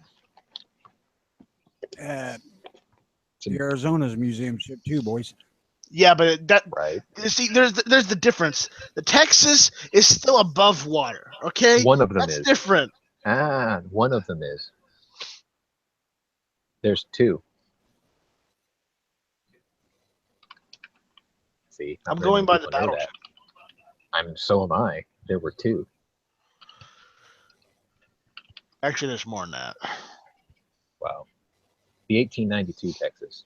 There was the USS Texan, ID 1354. No. I'm going by the name USS Texas. There was two. All right. And the thing thing is, the one that's missing, or the one that's gone, is buried off of Virginia. Okay. It's like, what are you doing over there? Okay, the USS Texas was the second Virginia-class nuclear-guided missile cruiser. Ooh. Ordered 21st December 1971. Decommissioned 16th July 1993. Struck from record 16th July 1993. Scrapped when? Fate Nuclear Recycling 30th of October 2001. Okay, so it's been dead for 16 years. Yeah. It was CVN 39. The original battleship Texas was part of the Great White Fleet. There's a really cool picture of it on the Wikipedia page. I wish it was in color, but they didn't have color film back then, obviously. All right. I'm checking to see if it is still in service. It is still in service today. So the current USS Texas, namesake from the state of Texas, non-battleship, is not a battleship. It's not even a cruiser at this point. Right now, it is a. Trying to see if I can get the class. It is a Virginia-class submarine. Look, we just need to take this ship out of the mud. Hold on. If there's anything left. It was laid down 12th July 2002. Christened 31st July 2004. Launched April 9th, 2005. Commissioned September 9th, 2006. It still doesn't look as cool as this one. That's all I'm saying.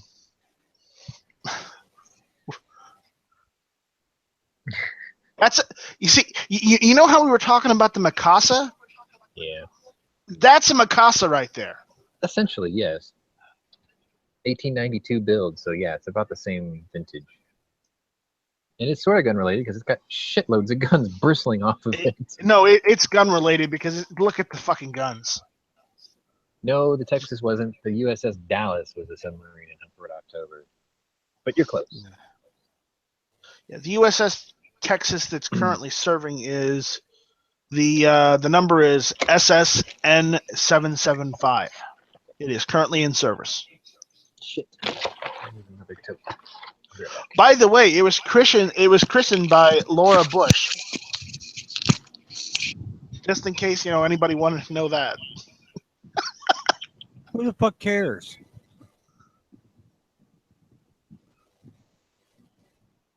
We christen all our ships. It's a tradition. So?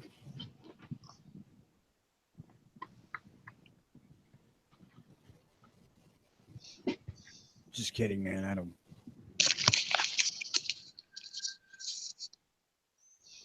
How many did Hillary christen? And are they still floating? It's okay, Angry. Everyone gets a mulligan today. No, I don't think they are. If it was Hillary.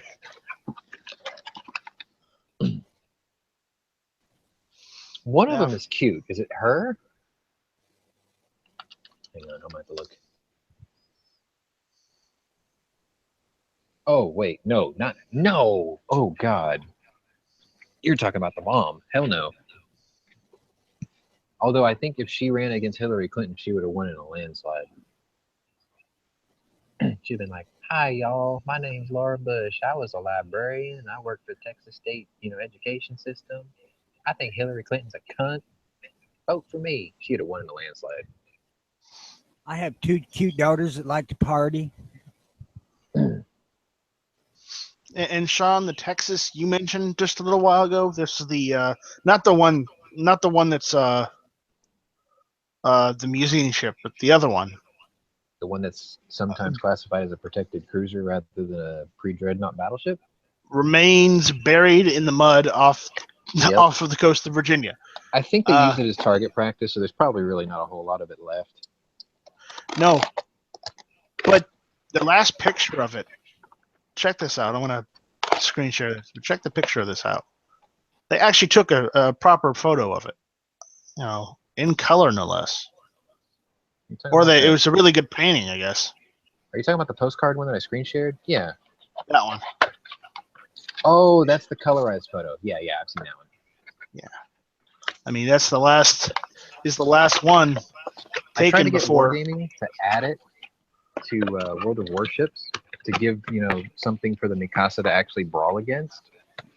And then have them add the Russian monitor Novgorod. So there's like 3 ships of that class around there. But they wouldn't do it. They were like, "You already have a Texas. Be happy with the one you got." And I'm like, dude, add 2. Like, it's a big state. You can have Battleship Texas and Battleship Texas 1892. Be awesome. Well, they're all Russians, so they're only going to make the Russian ships, better than all the other ships because they want the Russians to have an advantage. Sort of. I sort of get what you're saying. I see Eric from IV 8888888888888 posted a picture saying introducing the Springfield Judas with the saint in the background. I think you added one too many 8s there. Not sure. I actually copied someone else that did that. I thought it was really funny. And I'm like, yeah, okay. I thought he was stroking out or having a seizure when he did it. And he was like, "No, it's just I always forget how many 8s are in there." I'm like, "There's 8 8s." And he's like, "Really?" No, not really.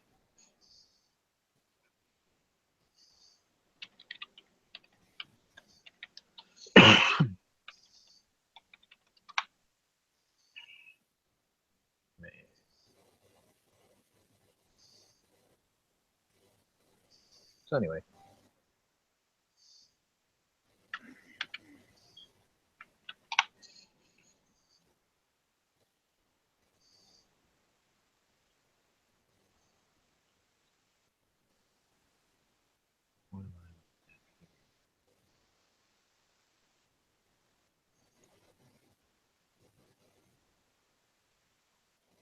You left out the gay lovers part of Hebby's comment.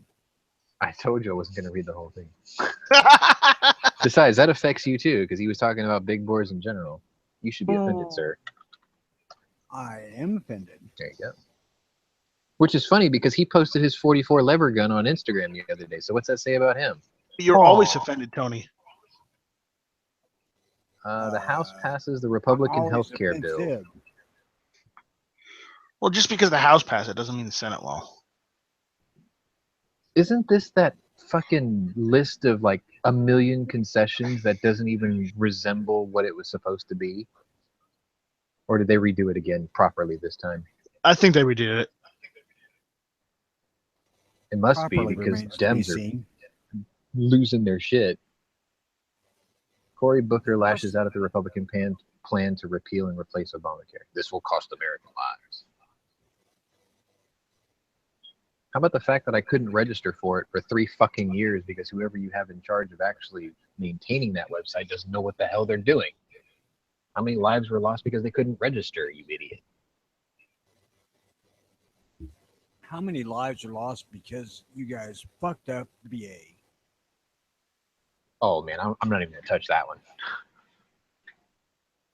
Nope. My dad got lucky, man. He put in so many years, like he didn't have to worry about the VA. They were like, here, you're a USFHP, like ultra platinum gold super member or whatever. Anything you need, just go here. They'll take care of you. And so far, so good.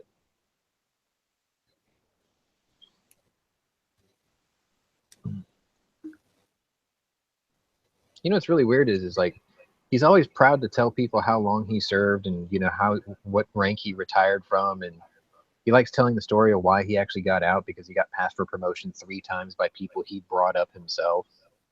And he will not send the state his DD-214 to qualify to get Silver Star recipient license plates. And I keep asking him why. And he was like, I don't want to share the reason why I got it or how I got it. He was like, I don't like how I got it. But I'm like, but you are a very unique number of people who get this, you know? But he won't take it, so I don't push.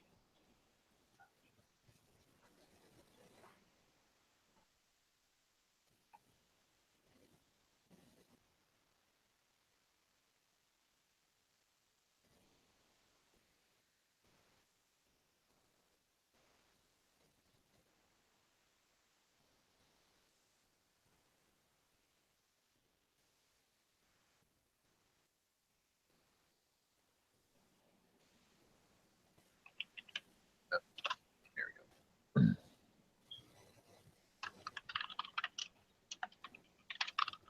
go. Somebody called, the hell is this? I've discovered and calculated the number infinity. That's great, dude. You should share that with people.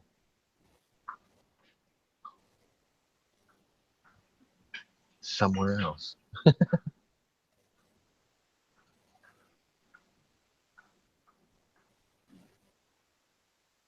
Wait, what? How come Dano doesn't have a link? Hang on, Dano. Fix you up. Probably haven't posted it in forever. I guess while I'm doing this, I should remind people who are watching on YouTube to come on down to gunchannels.com where it's free to register and free to join the conversation. Come and meet most of your, I don't know, everyday YouTube personalities because you probably already subscribed to them anyway. So you can come and see them let their hair down in just a standard lobby. Or you can tell us about a great job or what a crappy job we're doing and what we can do to improve. For instance, giving me access to askgunquestions.com.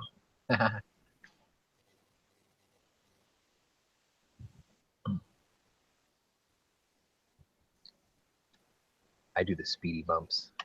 Still waiting for Knives to come in to do the gear websites one. I'm not going to steal his thunder.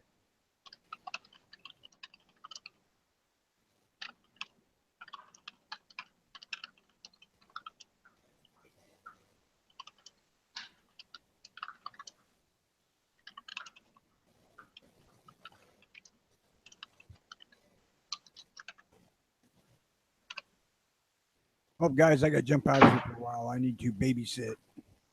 Oh, it is that time of day for you, isn't it? Pretty much. Enjoy. See you later. Later, guys. He'll be back in an hour and a half with a new pot of coffee waiting for the wife.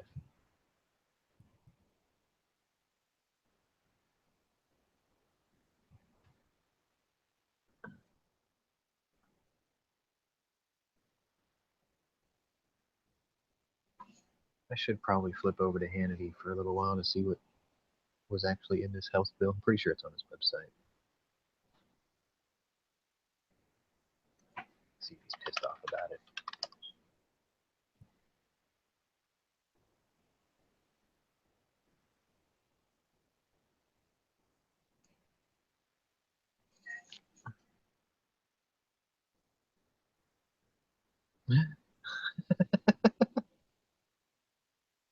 I have to clear my throat for this one. North Korea threatens China with grave consequences for working with the U.S. What the hell are they going to do?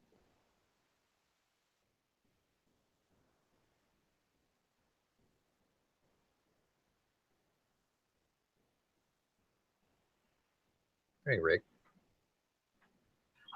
Hey, guys. You can tell us about what's in this bill that just got passed, because I didn't even know they modified it before they voted on it. I thought they were just going to put up the concession bill again to piss off the people. On the people. We are the people. We are the militia, whether they want to believe they are or not.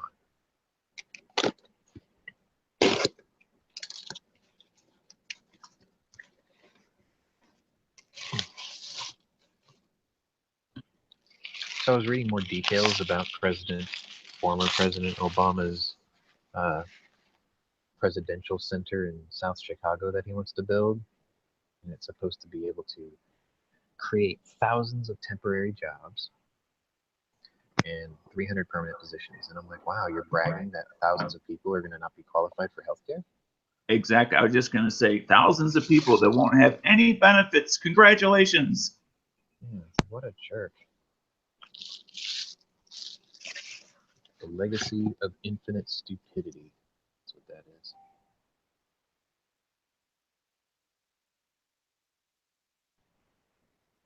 Anyway. So did the Tokarev recoil more than the Glock? What do you think? It looked like you did get pushed a little more with the Tokarev.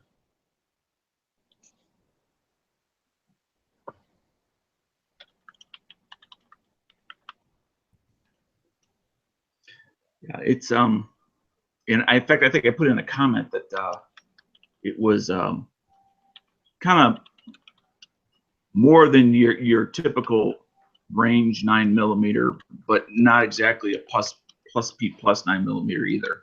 Mm-hmm. Kind of between the two is how it felt. Thanks. Well, I just figured because the Tokarev's a higher pressure or a pretty high pressure round, right? Yeah. So it would give you more oomph. Well, it being that it's a steel pistol that it's coming out of weighs a lot more, and the PPU is loaded to a lighter velocity. Oh, so the 9 did push you harder. Kind of hard to say because it's like, you're right. Higher pressure but heavier pistol helps mitigate recoil. Slightly lower pressure maybe, but lighter pistol in the Glock, slightly higher recoil. So. And it was not the full power Eastern European Tokarev rounds either. Yeah, those are hot. So there's two major factors: the ammo and then the weight of the gun. Yeah, I think that's one of the reasons my 44 is such a joy to shoot. It's because I have those underbarrel weights, and they really hold down the front end. It's very comfortable. Like I can go through like 1,000 rounds of 44 and have no fatigue whatsoever. It's a long day going through 1,000 rounds of 44 6 rounds at a time. You've got to have one hell of a Popeye hand. No, what I did was I put all the weights on it, and then I put an X-frame tamer grip So the back strap is covered. So it's got a nice squishy, full, fills your hand kind of grip. Right. Doesn't hurt. Perfectly comfortable. Like you could probably shoot it all day having never shot one, and it would give you a false sense of, wow, I wonder if all 44s are like this. And then you get one with wooden grips and it just pounds your hand into pulp. Right. Right. Yeah, I had a 357 that came with wooden grips, and it didn't take but one range session to say, "Hey, what are those? What are those other rubbery grips over there?" Yeah. And that was only a 357. Did I tell you about my Smith & Wesson Model 10 that wasn't meant to be, I guess is a good way to put it? Recently, or? Yeah. No. Okay, so my friend renovates houses, right? And he came across a Model 10 in a box, and the homeowner or the estate, yeah, that one. So anyway, I sacrificed getting it because a friend of his wanted to buy it, and I didn't want him to sell it. So I told him, I'm like, look, I'm going to tell you this piece of advice as a friend, and it's going to jeopardize a sale. And he's like, what's that? And I said, I told my dad about your gun, and I told him how you were concerned about your middle finger being stuck behind the trigger guard because it has a wooden grip, the older style. How you think it's going to be very uncomfortable after you shot it, and you're probably not going to like it. So my dad wanted to know when you were going to give it to me. And he was like, I actually have a buyer for it. So I told him, I'm like, look, I'm going to save you the trouble of everything at once. And I told him about the Hogue Monogrip. It was like 21 bucks. And it's how I solved the problem with my dad's Ruger the same way, because it relocates your middle finger from behind the trigger grip to underneath it. And you get the added benefit of having, all your fingers wrapped around the grip in a proper hold where you can use two hands to support, like the way they do it modern. And he ordered it the other day. It came in today. He put it on. He was like, it's really, really comfortable. I'm like, I bet it is. So the only reason I really wanted him to keep it rather than selling it was because he's 71 years old and the ligaments in his shoulders are frayed really badly and they can't correct it surgically. They're like, it's not really worth the effort, and the rehabilitation and the chances of you limiting your mobility would be too great or whatever. So he can't shoot his 40 cal anymore. He was like, it's too painful to shoot. So he thought 38 special would be a little more comfortable, and it turns out it is. So I'd rather he keep it because he's going to carry it. But that means I don't get it, and that kind of sucks. Well, like Doritos, they made more than one. It's okay. I told him it was like the Toyota Corolla of guns anyway, so it's like I'm not bothered by it. It would have been nice to have a pinned and recessed Smith, but it's not critical to me. And I was like, besides, I was like, I did the good friend thing, and this is the same dude who gave me a car, so I'm not gonna really bitch.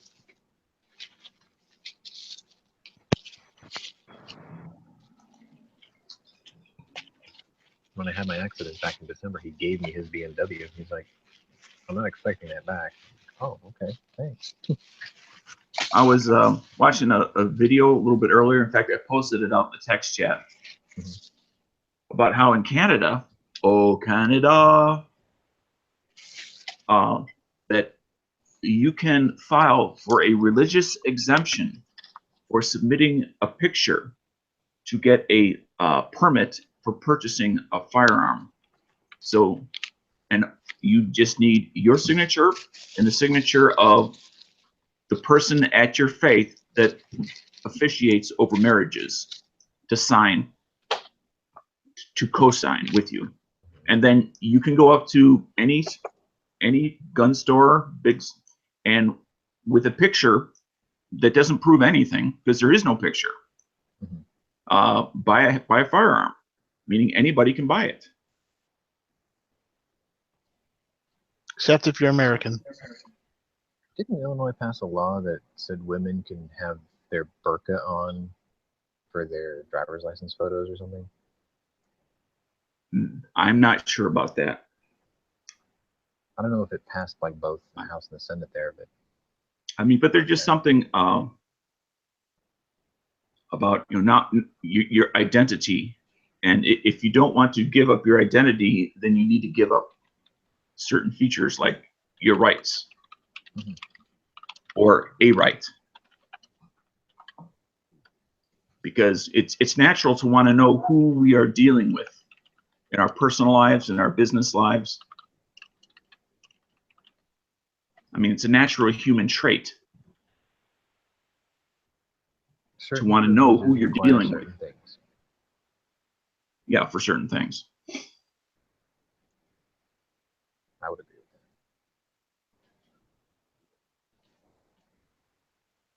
that. But that just blew my mind that I know that political correctness goes on in Europe, but that's actually infected Canada to that point. Well, what my concern is if you look at Europe in general, you get an idea of this is a product of liberalism run rampant, right? Canada recognizes the crown.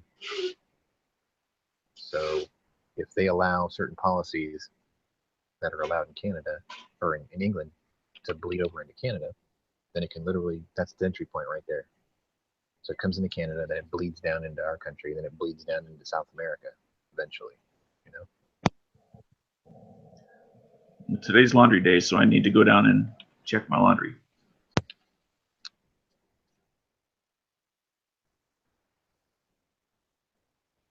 Finally. What I had to do is return 3 times and Amazon was like, this site is not available. What? Not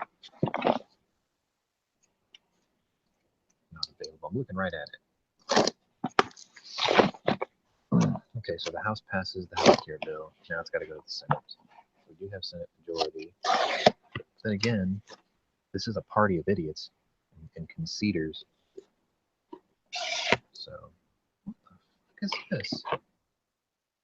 Forge TV with a big scratch in it. Probably because I cut it. I got a gun question, guys. All right. Due to my accident, that got me disabled. They just gave me $4,000 for my scar,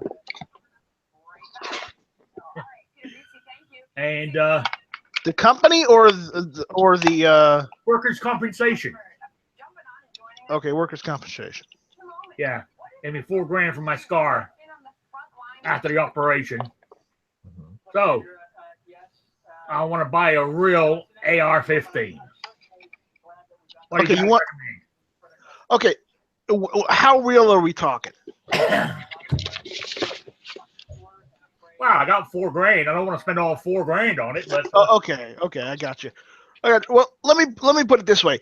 How, do you want to buy a Colt? not particularly. Okay. How about this? How about an Armalite? All right, that's the company that originally made them, wasn't it? Yes, that's the company that originally made them. Armalite bought another company a couple of years ago, or they've always owned them, called Eagle Arms. They make AR-15s, and their prices are pretty affordable too. And I have not heard any bad things about them, so they're probably just your, run-of-the-mill AR-15 company. But the issue is, I would say if you don't want to pay the overinflated prices of the Colt, check Eagle Arms. They won't be as expensive. They'll be a little more than just your standard Palmetto State Armory or Delton Arms. But the issue is, if you want a true AR-15, I would say Armalite. Okay. What caliber? Check them out. 5.56 if they've got it. Yeah. All right. Because So remember, you if you recommend like something like a Noveski or a Troy or anything like that. well, that's only if you want to spend that $4,000 on that rifle. No. Like freaking okay, if you get you can get a nice Troy for like 1,800. But he said he wanted to buy a real AR-15, and you can't get any realer than Armalite. This is true. I just thought he meant what he means by real is a good quality one, not like basically, yeah, Colt or something. Well, he didn't say he wanted to pay good quality half of my pocket either, did he? No. You're right. I didn't. So I'll check out the armor lights. Check out the arm lights. You don't like them, then you may have to pay a bit more, but you'll get better quality. So it all depends on how much you're willing to spend on said rifle. Okay, gotcha. You got to ask Flippy how much he's got in his Mogadishu rifle. No, I mean, I'm serious. Maybe he's got less than $2,000 in it, and that would be less than half of his budget. Rick, let me see if I can get you that link. All right. All right. I've been looking at seeing if I can just buy the Armorlight does sell the lower receivers, but you have to order them directly from the company. Because I've been looking at getting one. It's just the factor that they want like $170 for the lower receiver. And I don't really want to pay, $170 for a lower receiver.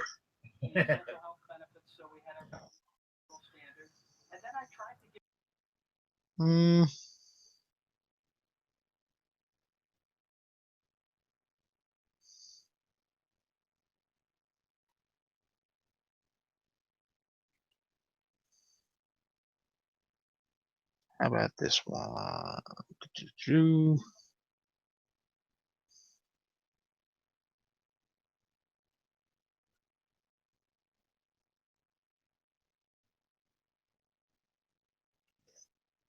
Here it is. Actually, they got a different variety of ones, but I'm gonna link you to the one I'd get if I was gonna buy one of theirs. Okay. Right there. That's the standard carbine length. AR-15. That one's about $5.99.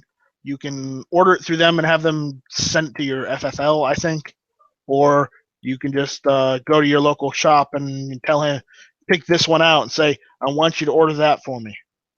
You can probably find it from an online retailer too, for either at that price, maybe under it, depending on where you go. Okay, thanks. So do some looking around, because right there, it's a decent. You are going to have to put a rear sight on that, no matter where you get it from. You know that. Okay.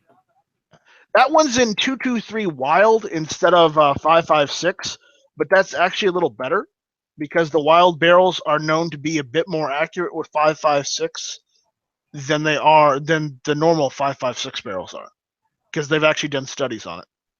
Okay, now you're losing me. Okay, AR-15 barrels. Yeah. Standard AR-15 barrels. The original ones are in 5.56 by 45 millimeters, which is the standard. It's the standard ammo used by the U.S. military. Okay. Okay. Yeah.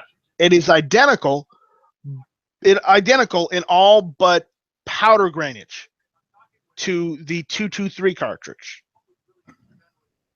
Okay, you still follow me so far? Yes. Okay. 223 uses, I believe, less powder in the actual cartridge. So when the bullet is shot out of the cartridge, the pressure caused by that reaction is less than what it is in the 5.56. So that's why you don't want to use 5.56 ammunition in a 223 barrel that is just in 223. They created the 223 Wild barrel to solve that problem of, the safety issue shooting 5.56 in 223. Oh, so I can shoot 5.56 out of that one? Yeah. Okay, that's what was confusing me. Well, I'm trying to explain it the best I can, and whatnot. But 223 was designed so you could shoot 5.56 out of a 223 barrel without having to have the barrel chambered in for 5.56. Yeah. So, and I think I explained that properly. If not, please someone correct me. But I think I got it right. Okay. All right. I've got that link and I'll do some research. Thank you. So, but always make sure when you if you're buying an AR-15, always make sure if it just says 223 Remington as the barrel, you don't want it. You don't want it if it just says 223 Remington. If it says 5.56 or 5.56 NATO, the barrel's good. if it says 223 wild, WYLDE, it's good. Okay. Because the pressure differences between 5.56 and 223, when you shoot them, you don't want to put 5.56 in a regular 223 Remington barrel because you have the chance of it exploding on you. All right. Gotcha. All right. Because the difference in PSI pressure. Yeah. You said like it needs a rear sight on it, that one, right? Yeah. So what you do is you can buy like a inexpensive carry handle, detachable carry handle, so you could have iron sights. Or hell, if you want to go completely nuts, you could put like a Vortex sight on there, or like a Vortex red dot. You'd be just fine. Yeah. Yeah. I mean, I got iron sight. That 1522 I have. Yeah. I have iron sights and a red dot that's co-witnessed. Co-witness, yeah, you can do that too. Yeah. It's up to what you want to do on that far, and that customization is up to you. But if you just want a plain rifle, get an Eagle arms, because originally you said a real AR-15. That's what I want. And it doesn't get any realer than getting it from Armalite and Eagle Arms. Absolutely. That works for me. Granted, if you wanted to spend a little more money, then get a Colt, 6920.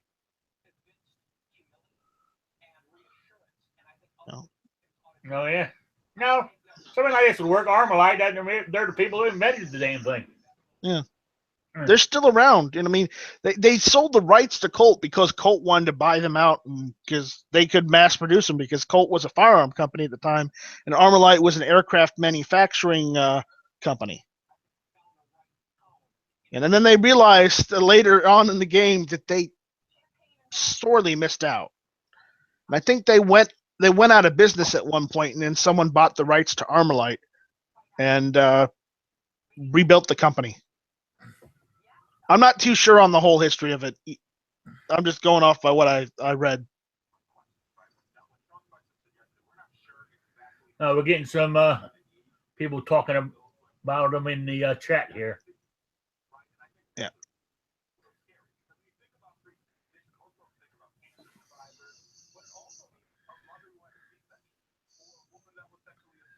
What's this? What's a scar?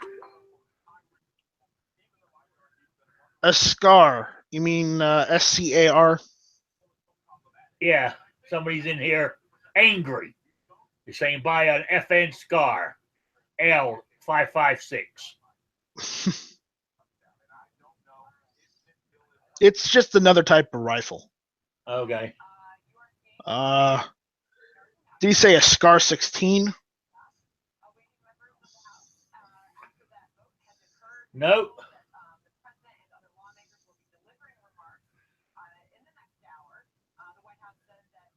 Because I can't see the chat because the website isn't coming up for me.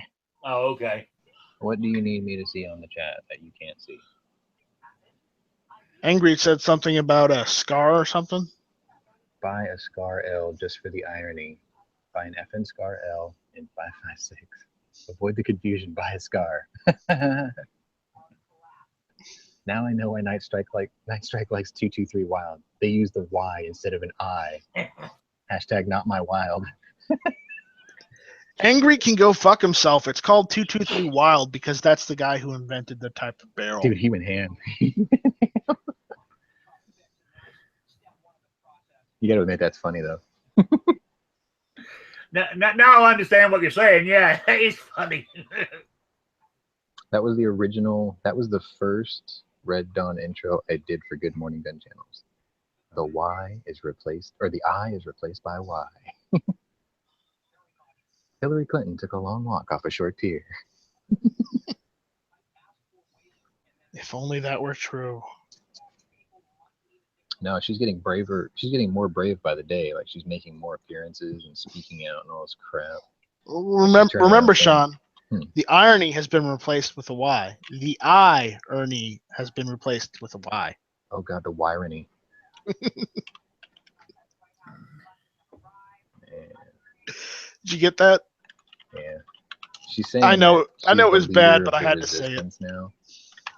It's like, I don't see you wearing a fucking red beret, bitch, walking around with a Sten or a Liberty pistol that we had to give you. I tell you, last night, first time ever, I left Matt's chat. I couldn't take it. Because of those kids? The people he was talking to. I mean, I jumped in late. I jumped in early, and then I got yelled at for it, so I jumped out, and I jumped back in late, and they're like, you're late. So it's either, you want me to either be there on time, or you don't want me to be there at all. It's like, what the hell? I didn't sign up for this. I don't know. I got in there. Half of it did make sense. Hashtag chat shaming. I was pleasantly surprised. Like, I went in with a real negative bias, and by the end of the chat, I was like, you know what? Half of the stuff they're saying doesn't sound ridiculous, but half of it did. And it's like, do I want to discredit the half that makes sense because of the half that doesn't? Because I know as soon as they started talking about Mexico and illegals and shit, Knives fucking lost his shit, man. He was like, I gotta go. I can't fucking listen to this shit. And I'm like, wow. Senor Cuchillos couldn't handle it. Yeah. I mean, when What was their take on Mexico? SN no bueno. First of all, the guy was trying to say that his grandfather came to the United States illegally, and if it wasn't for that, he would have never been a citizen of the United States himself, now that it's third generation. What he fails to understand and realize is, in the early 1900s, immigration policy was literally an open door. Bring us, you're tired, you're hungry, you're poor, you're whatever, right? So we had an open door. Ellis Island was like a freaking revolving door. We wanted people. We didn't care about these kinds of things, and we didn't have to fight radical Islam either. So it was like, it was very different. People came here because they wanted to be successful. If they couldn't succeed, they usually went back home, right? This is before we had generations of idiots in power. This is before we had socialized welfare. This is before we had welfare abuse. This is before we had Social Security. It's like all of a sudden, it's like, your grandfather came over here and he made something of himself. And he became, maybe he was illegal, but he became naturalized because he put back into the system. Whereas illegals today take from the system, and they take it with an expectation that you owe it to them, and that's nonsense. Because it's like, you come here, you get healthcare, you get medical care, you get an education, and you might get amnesty. You get in Texas, you have something called the Lone Star card, so you basically get your food for free, and you probably got an Obama phone. So it's Sean, like, your grandfather didn't have that. Can I say something? I think he said it was his great-grandfather, not his grandfather. No, I think he said his grandfather, because he said at the turn of the century. At the turn of the century, that kid is not nearly. No, it would have to have been his great-grandfather. Okay, even then, but here's the thing, Sean. Let me jump in here, because I have something to say on this, because it does affect me too, and I'm probably going to out myself and probably get all butthurt by mentioning it anyways, but regardless, whatever. Sure. He said his great-grandfather came from Italy and came here illegally. Yes. Newsflash. So did mine. It was a different time back then. No, you're not getting the point. So did mine. He came here illegally. Hell, mine went the further mile by being, 11 years old and being a stowaway. Yeah, that's fine, though, because the immigration policies of the country back then were completely different than they are now. And they didn't send him back to Italy. They told him just stay here and work and, have a better life. You know what? He went on to get a green card later on. Then he became a citizen before he died. There you go. And he paid taxes. He raised 3 children as well, and he had a wife. Do you know and he didn't do anything wrong. None of them mentioned this yesterday. The budget, the omnibus bill passed, right? There is no funding for the wall. However, if you look at the figures, the wall was supposed to cost $8 to $10 billion, right? That sounds like a lot of money. Fair enough. However, the amount of money spent on social welfare programs for illegal immigrants is $22 billion every year. Yeah. Spend the 10 billion one time. Now, I'm not saying it's a stopgap. It's going to guarantee that it's going to work, but it's going to be a deterrent. And then you put like military posts on the wall, you know, every 20, 40, 50 miles or whatever. And then you give them an MOS. You put them out there as a base. You put the drone flyers, you give them something to do. You know, they can practice flying drone missions over the border to monitor the border. It's like, it's nothing but beneficial for us. Military gets more work. Drone operators get more practice. You know, the border's more secure, supposedly. Then it's going to come back down to, well, the cartel tunnels. You know, it's like, that's the one thing. Instead of just people walking across or swimming across or whatever they do, you know, in certain places, because I know it's geographically different in every place. Yeah, those cartel tunnels. All I'd say, all right, just back that cement mixer back here, cement truck back here. We're gonna fill this hole. No, you know what'd be really funny is you find a tunnel, right? And you bury a Moab in front of it, or in it. And then right where the fuse or the trigger for the bomb is, you put a button there. You hide it behind a wall and the button sticks out of the wall and it says push for service.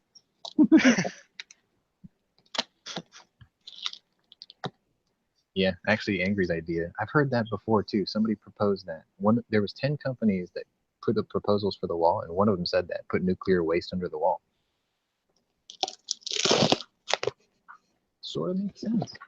No, because then we'd have zombie Mexicans trying to get into the country, and I don't support that at all. I don't know. I'm still one of those people that say minefields are cheaper than walls, but then you would have like Amnesty International all up your ass. Yeah. But here's the thing. You don't have to put a lot of them out there. You just have to put a lot of signs out there. And who's going to take that risk? 100 signs for every one mine, but they don't know that. And you also have to put the signs out in Spanish. And you also have to hope that they learned enough in their own damn country to read Spanish. Well, they're not dumb people. Most of them are desperate people, pushed to the edge or under cartel control or trying to escape something terrible. Who's in their car? Squid. And it's a truck, Night Strike. Oh, well, it's a truck. Who's in their truck then? How old is this truck? It's pretty old. It's a 2004. That still drives like a car. Don't do that shit. If you said something like a 1986 Jeep half-ton truck, that thing rides like a damn log wagon. I'd be like, okay, I'd hit you. I got a 5.9 Cummins. Then it really drives smooth. Yeah, it does. That gigantic springs up front to hold that weight up. Hey, I don't have to worry about making it into the next state there, Night Strike.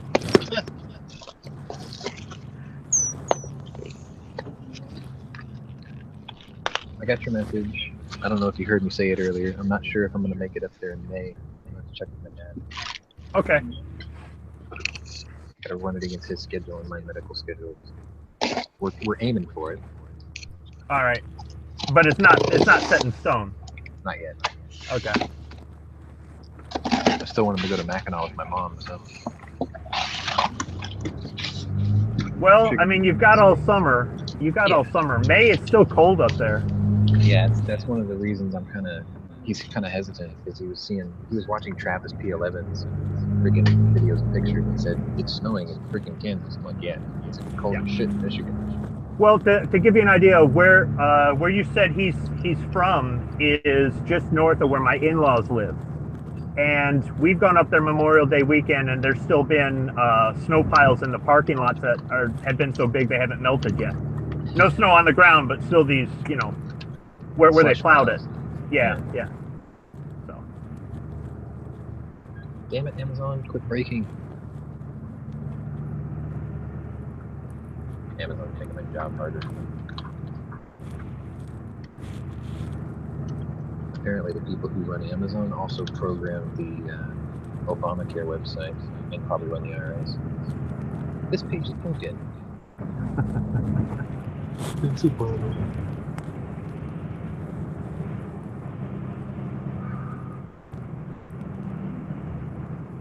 out looking like guacamole. No bueno.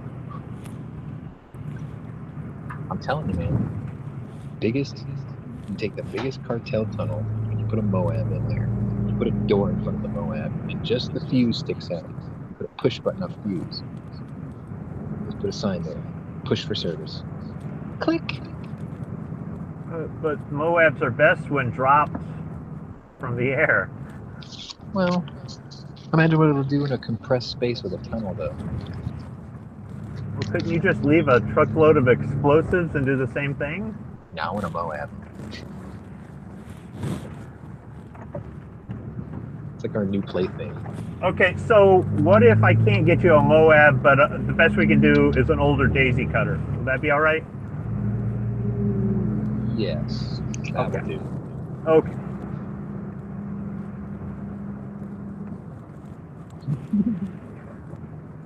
Currently unavailable. Seasonal run. No, we have 16 left in inventory. At least on the books.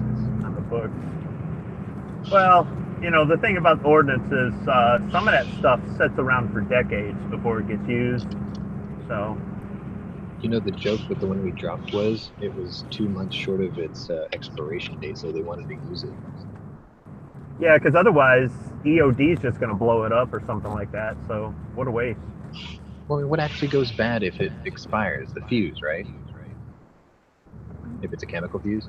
You know, that's something I always wondered because there were expiration dates on some of the ordnance that I played around with, and I was thinking, you know, I wasn't aware that plastic explosive or any of the other explosive compounds degraded while inside of a sealed metal casing. But I know certain powders used to do that.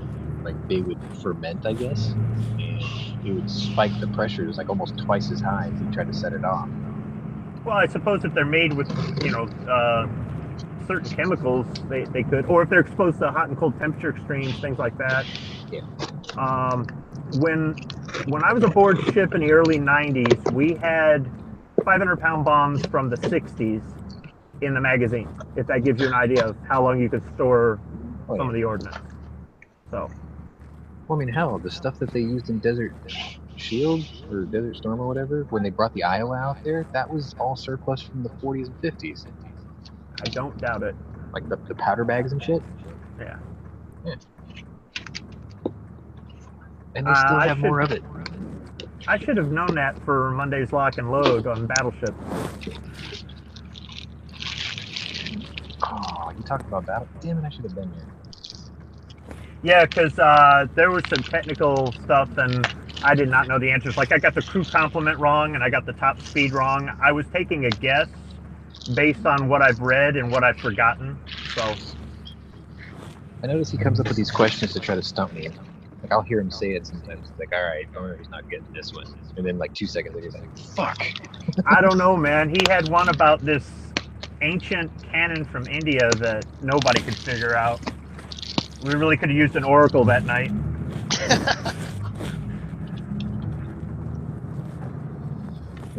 Okay, so you're not talking about the one that they actually make the Victoria crosses out of, right? No, it's something where elephants had to move the thing or something. Yes, I don't know. But he wanted the English translation. He didn't want the Hindu, Pashto. I don't know what language that is, because that's all everybody was finding online was the name of this cannon, and no, he wanted the American translation. It was the tiger's claw or something. I don't know. I'm not big on ancient cannons. He's talking about the Mughal artillery. Yeah, that's what we were all typing in stuff like that, and he's going, no, I want the translation. It's like, oh man, this is a stumper.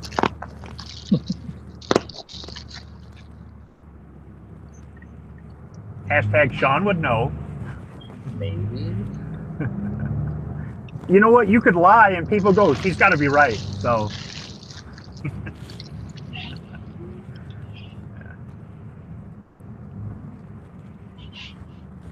Does the truck really sound loud in the background though? No. Okay. Sorry, they're like the clatter of diesel. I got $5 earbuds with a mic on them on my cell phone. So I was off site today, and I'm driving back to work. So I thought I'd have a few minutes to jump in. That's all.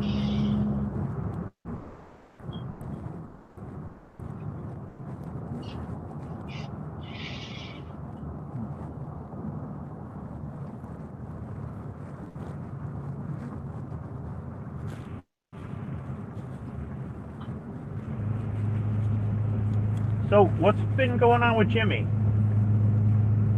He had to, his rent got raised, essentially. Ah. So he's looking for a new place. A bit.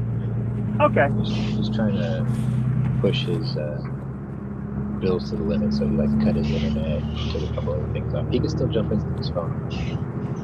He's trying to save up as much money as possible in the shortest amount of time. Yeah. Yeah, I've done that before. I know what you're talking about now.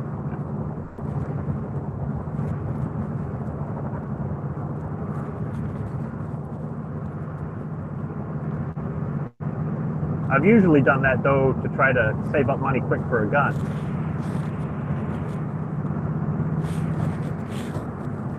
Yeah, I did that yesterday, going to go pick up a Mossberg Shockwave.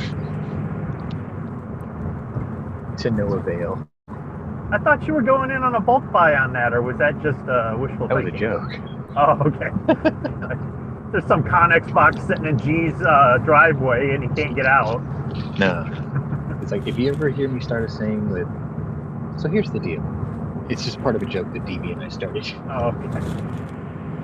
So the 44 Automag Glock is a joke too.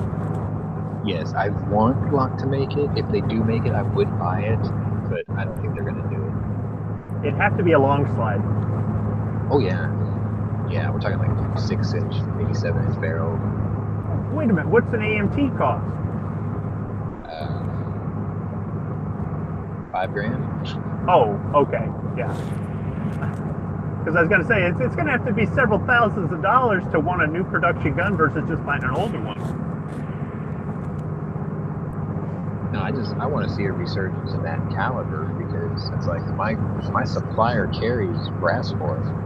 Starline still makes it. Okay. Corbon still makes bullets for it. So what's the difference between a 44 Automag and, say, a 44 Magnum Desert Eagle or a 440 Corbon Desert Eagle? The rim.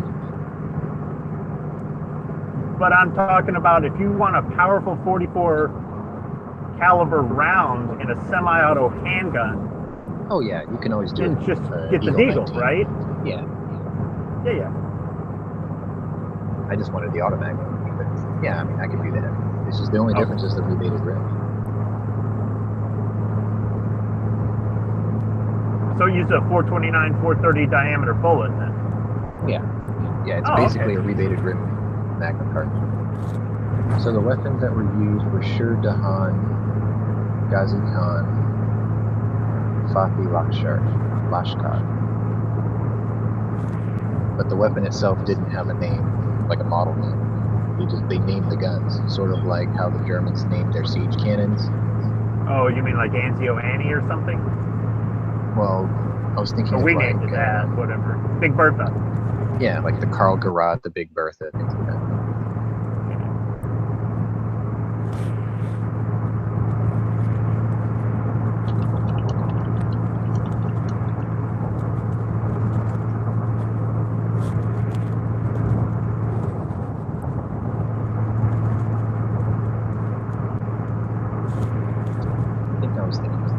Stuff. They had some. No, it's not that. Never mind.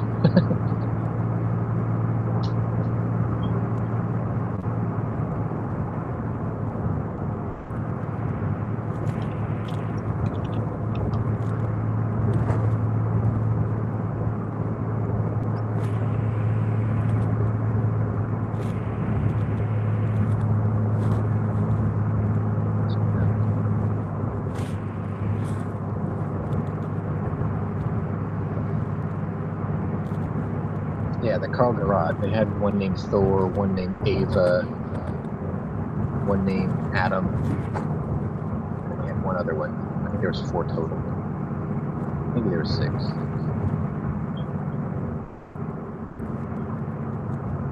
Now, these aren't the railway guns. No, these were actual self-propelled. They were massive. They fired a shell that was 2 feet across in diameter. 24-inch shell. For World War I, that was massive. All right. Well, when I was on the New Jersey, they had an 18-inch shell that was used in the Yamato class on display there, and that thing was big. So 24-inch shell is massive. Yeah, if I'm not mistaken, they have one of the shells of Kubinka tanks in Russia, and it's sitting upright next to a T-34 tank, and the tank is dwarfed. And it's tiny.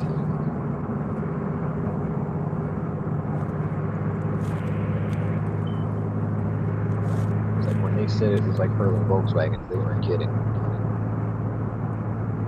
Yeah, but you know, I've heard that term used to describe the 16-inch shells out of an Iowa class. Is it to throw a Volkswagen, a shell that weighs as much as a Volkswagen 20 miles or something? Yeah. I didn't think Volkswagens were that heavy. Well, my dad's CC weighs 4,300 pounds. Damn. It's the biggest one they make. I guess when I think of a Volkswagen, I think of an old Beetle. Yeah. So.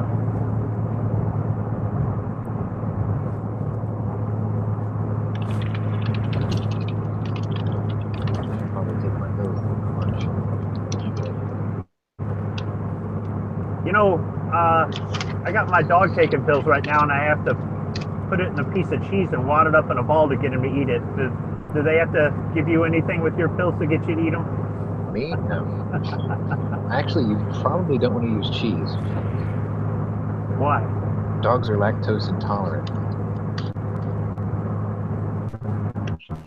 Maybe that was why I needed to take him to the vet to begin with. Oops. Like, if he was He like a loves gravy cheese. cannon spewing diarrhea. No, not at all. I've been giving him cheese for years. Well, he's probably used to it then. It's one of the few words that if you say, his ears perk up and he comes running. Cheese? Yeah.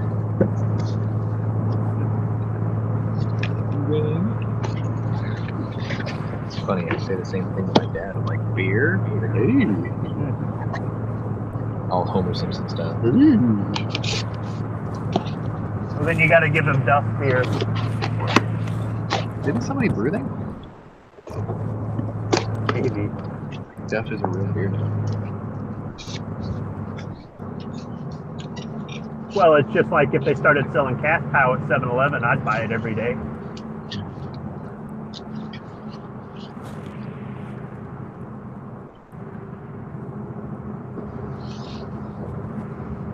You want to annoy Smeggy, make his eyes twitch, get a southerner to go, if only Fago were real. Now, I got to ask him, next time I talk to him, why he drinks Mountain Dew and not Moon Mist, because Moon Mist is Fago's Mountain Dew. I think he drinks both. Oh, okay. I just got to ask. Nothing wrong with Mountain Dew. I heard they're bringing back Surge. It's like, Sounds like a laundry detergent. all that yellow number 5, gonna kill all your swimmers. There was a rumor about that, the yellow number 5 at Surge. Like, they would like lower your sperm count or some shit. So don't eat a Twinkie? No, that's a different yellow. That's okay. Oh. Post-apocalyptic yellow. Oh man, it's like bad Christmas.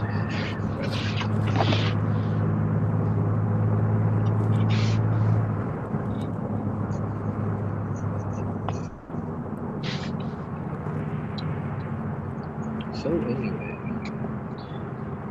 let's see. We picked, since you were here earlier, I think we picked Rogue One, movie of the day.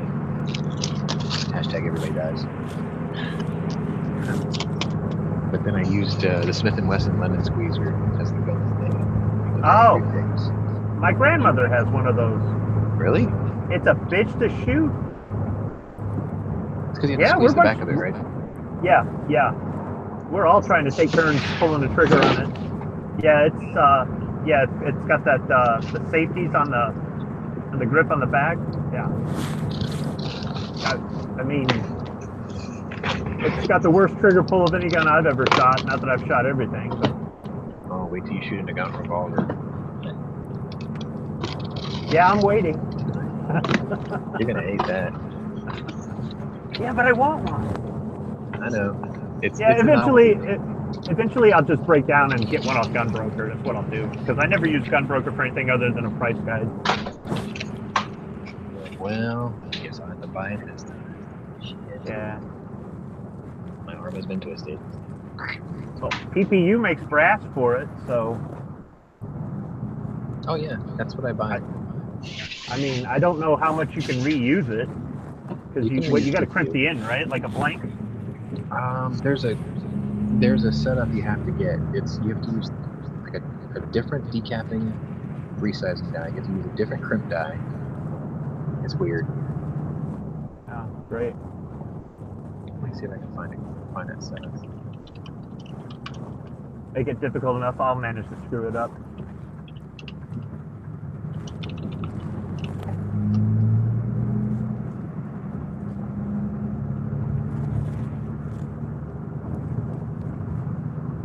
Oh, wait a minute. That's 54. It's trying to remember what is the length on it. It's 38. long.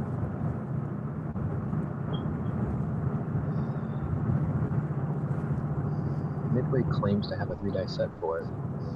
Or lead. Ah, okay. Forming from 3220 brass. It has the sizer die marked 762 Nagon, and the other two dies are marked 3220. The die set does not come with load data.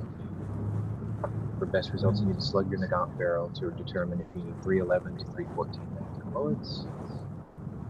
3220 brass is likely to work without any altercation. Starline 3220. Any other brand brass will require rim thinning. Load data is located in the manual of cartridge conversions. This die set is intended to make a shootable ammunition for these revolvers. This die set will not make ammunition that's a duplicate of the original. It'll give you the capability of shooting, but I think 3220 is actually shorter brass than original Nagant brass. Maybe, I don't know. Well, on that, you don't have any cylinder gap issues for the when it hits the forcing cone, right? Yeah, you basically crimp it enough just to taper it over the top of the bullet. I'm gonna have to buy this die set and just try it. Well, make sure you do a video. Yeah. I mean, please. Low power mode is off. And then it says turn my camera on. It's like, that's gonna make the battery die even faster.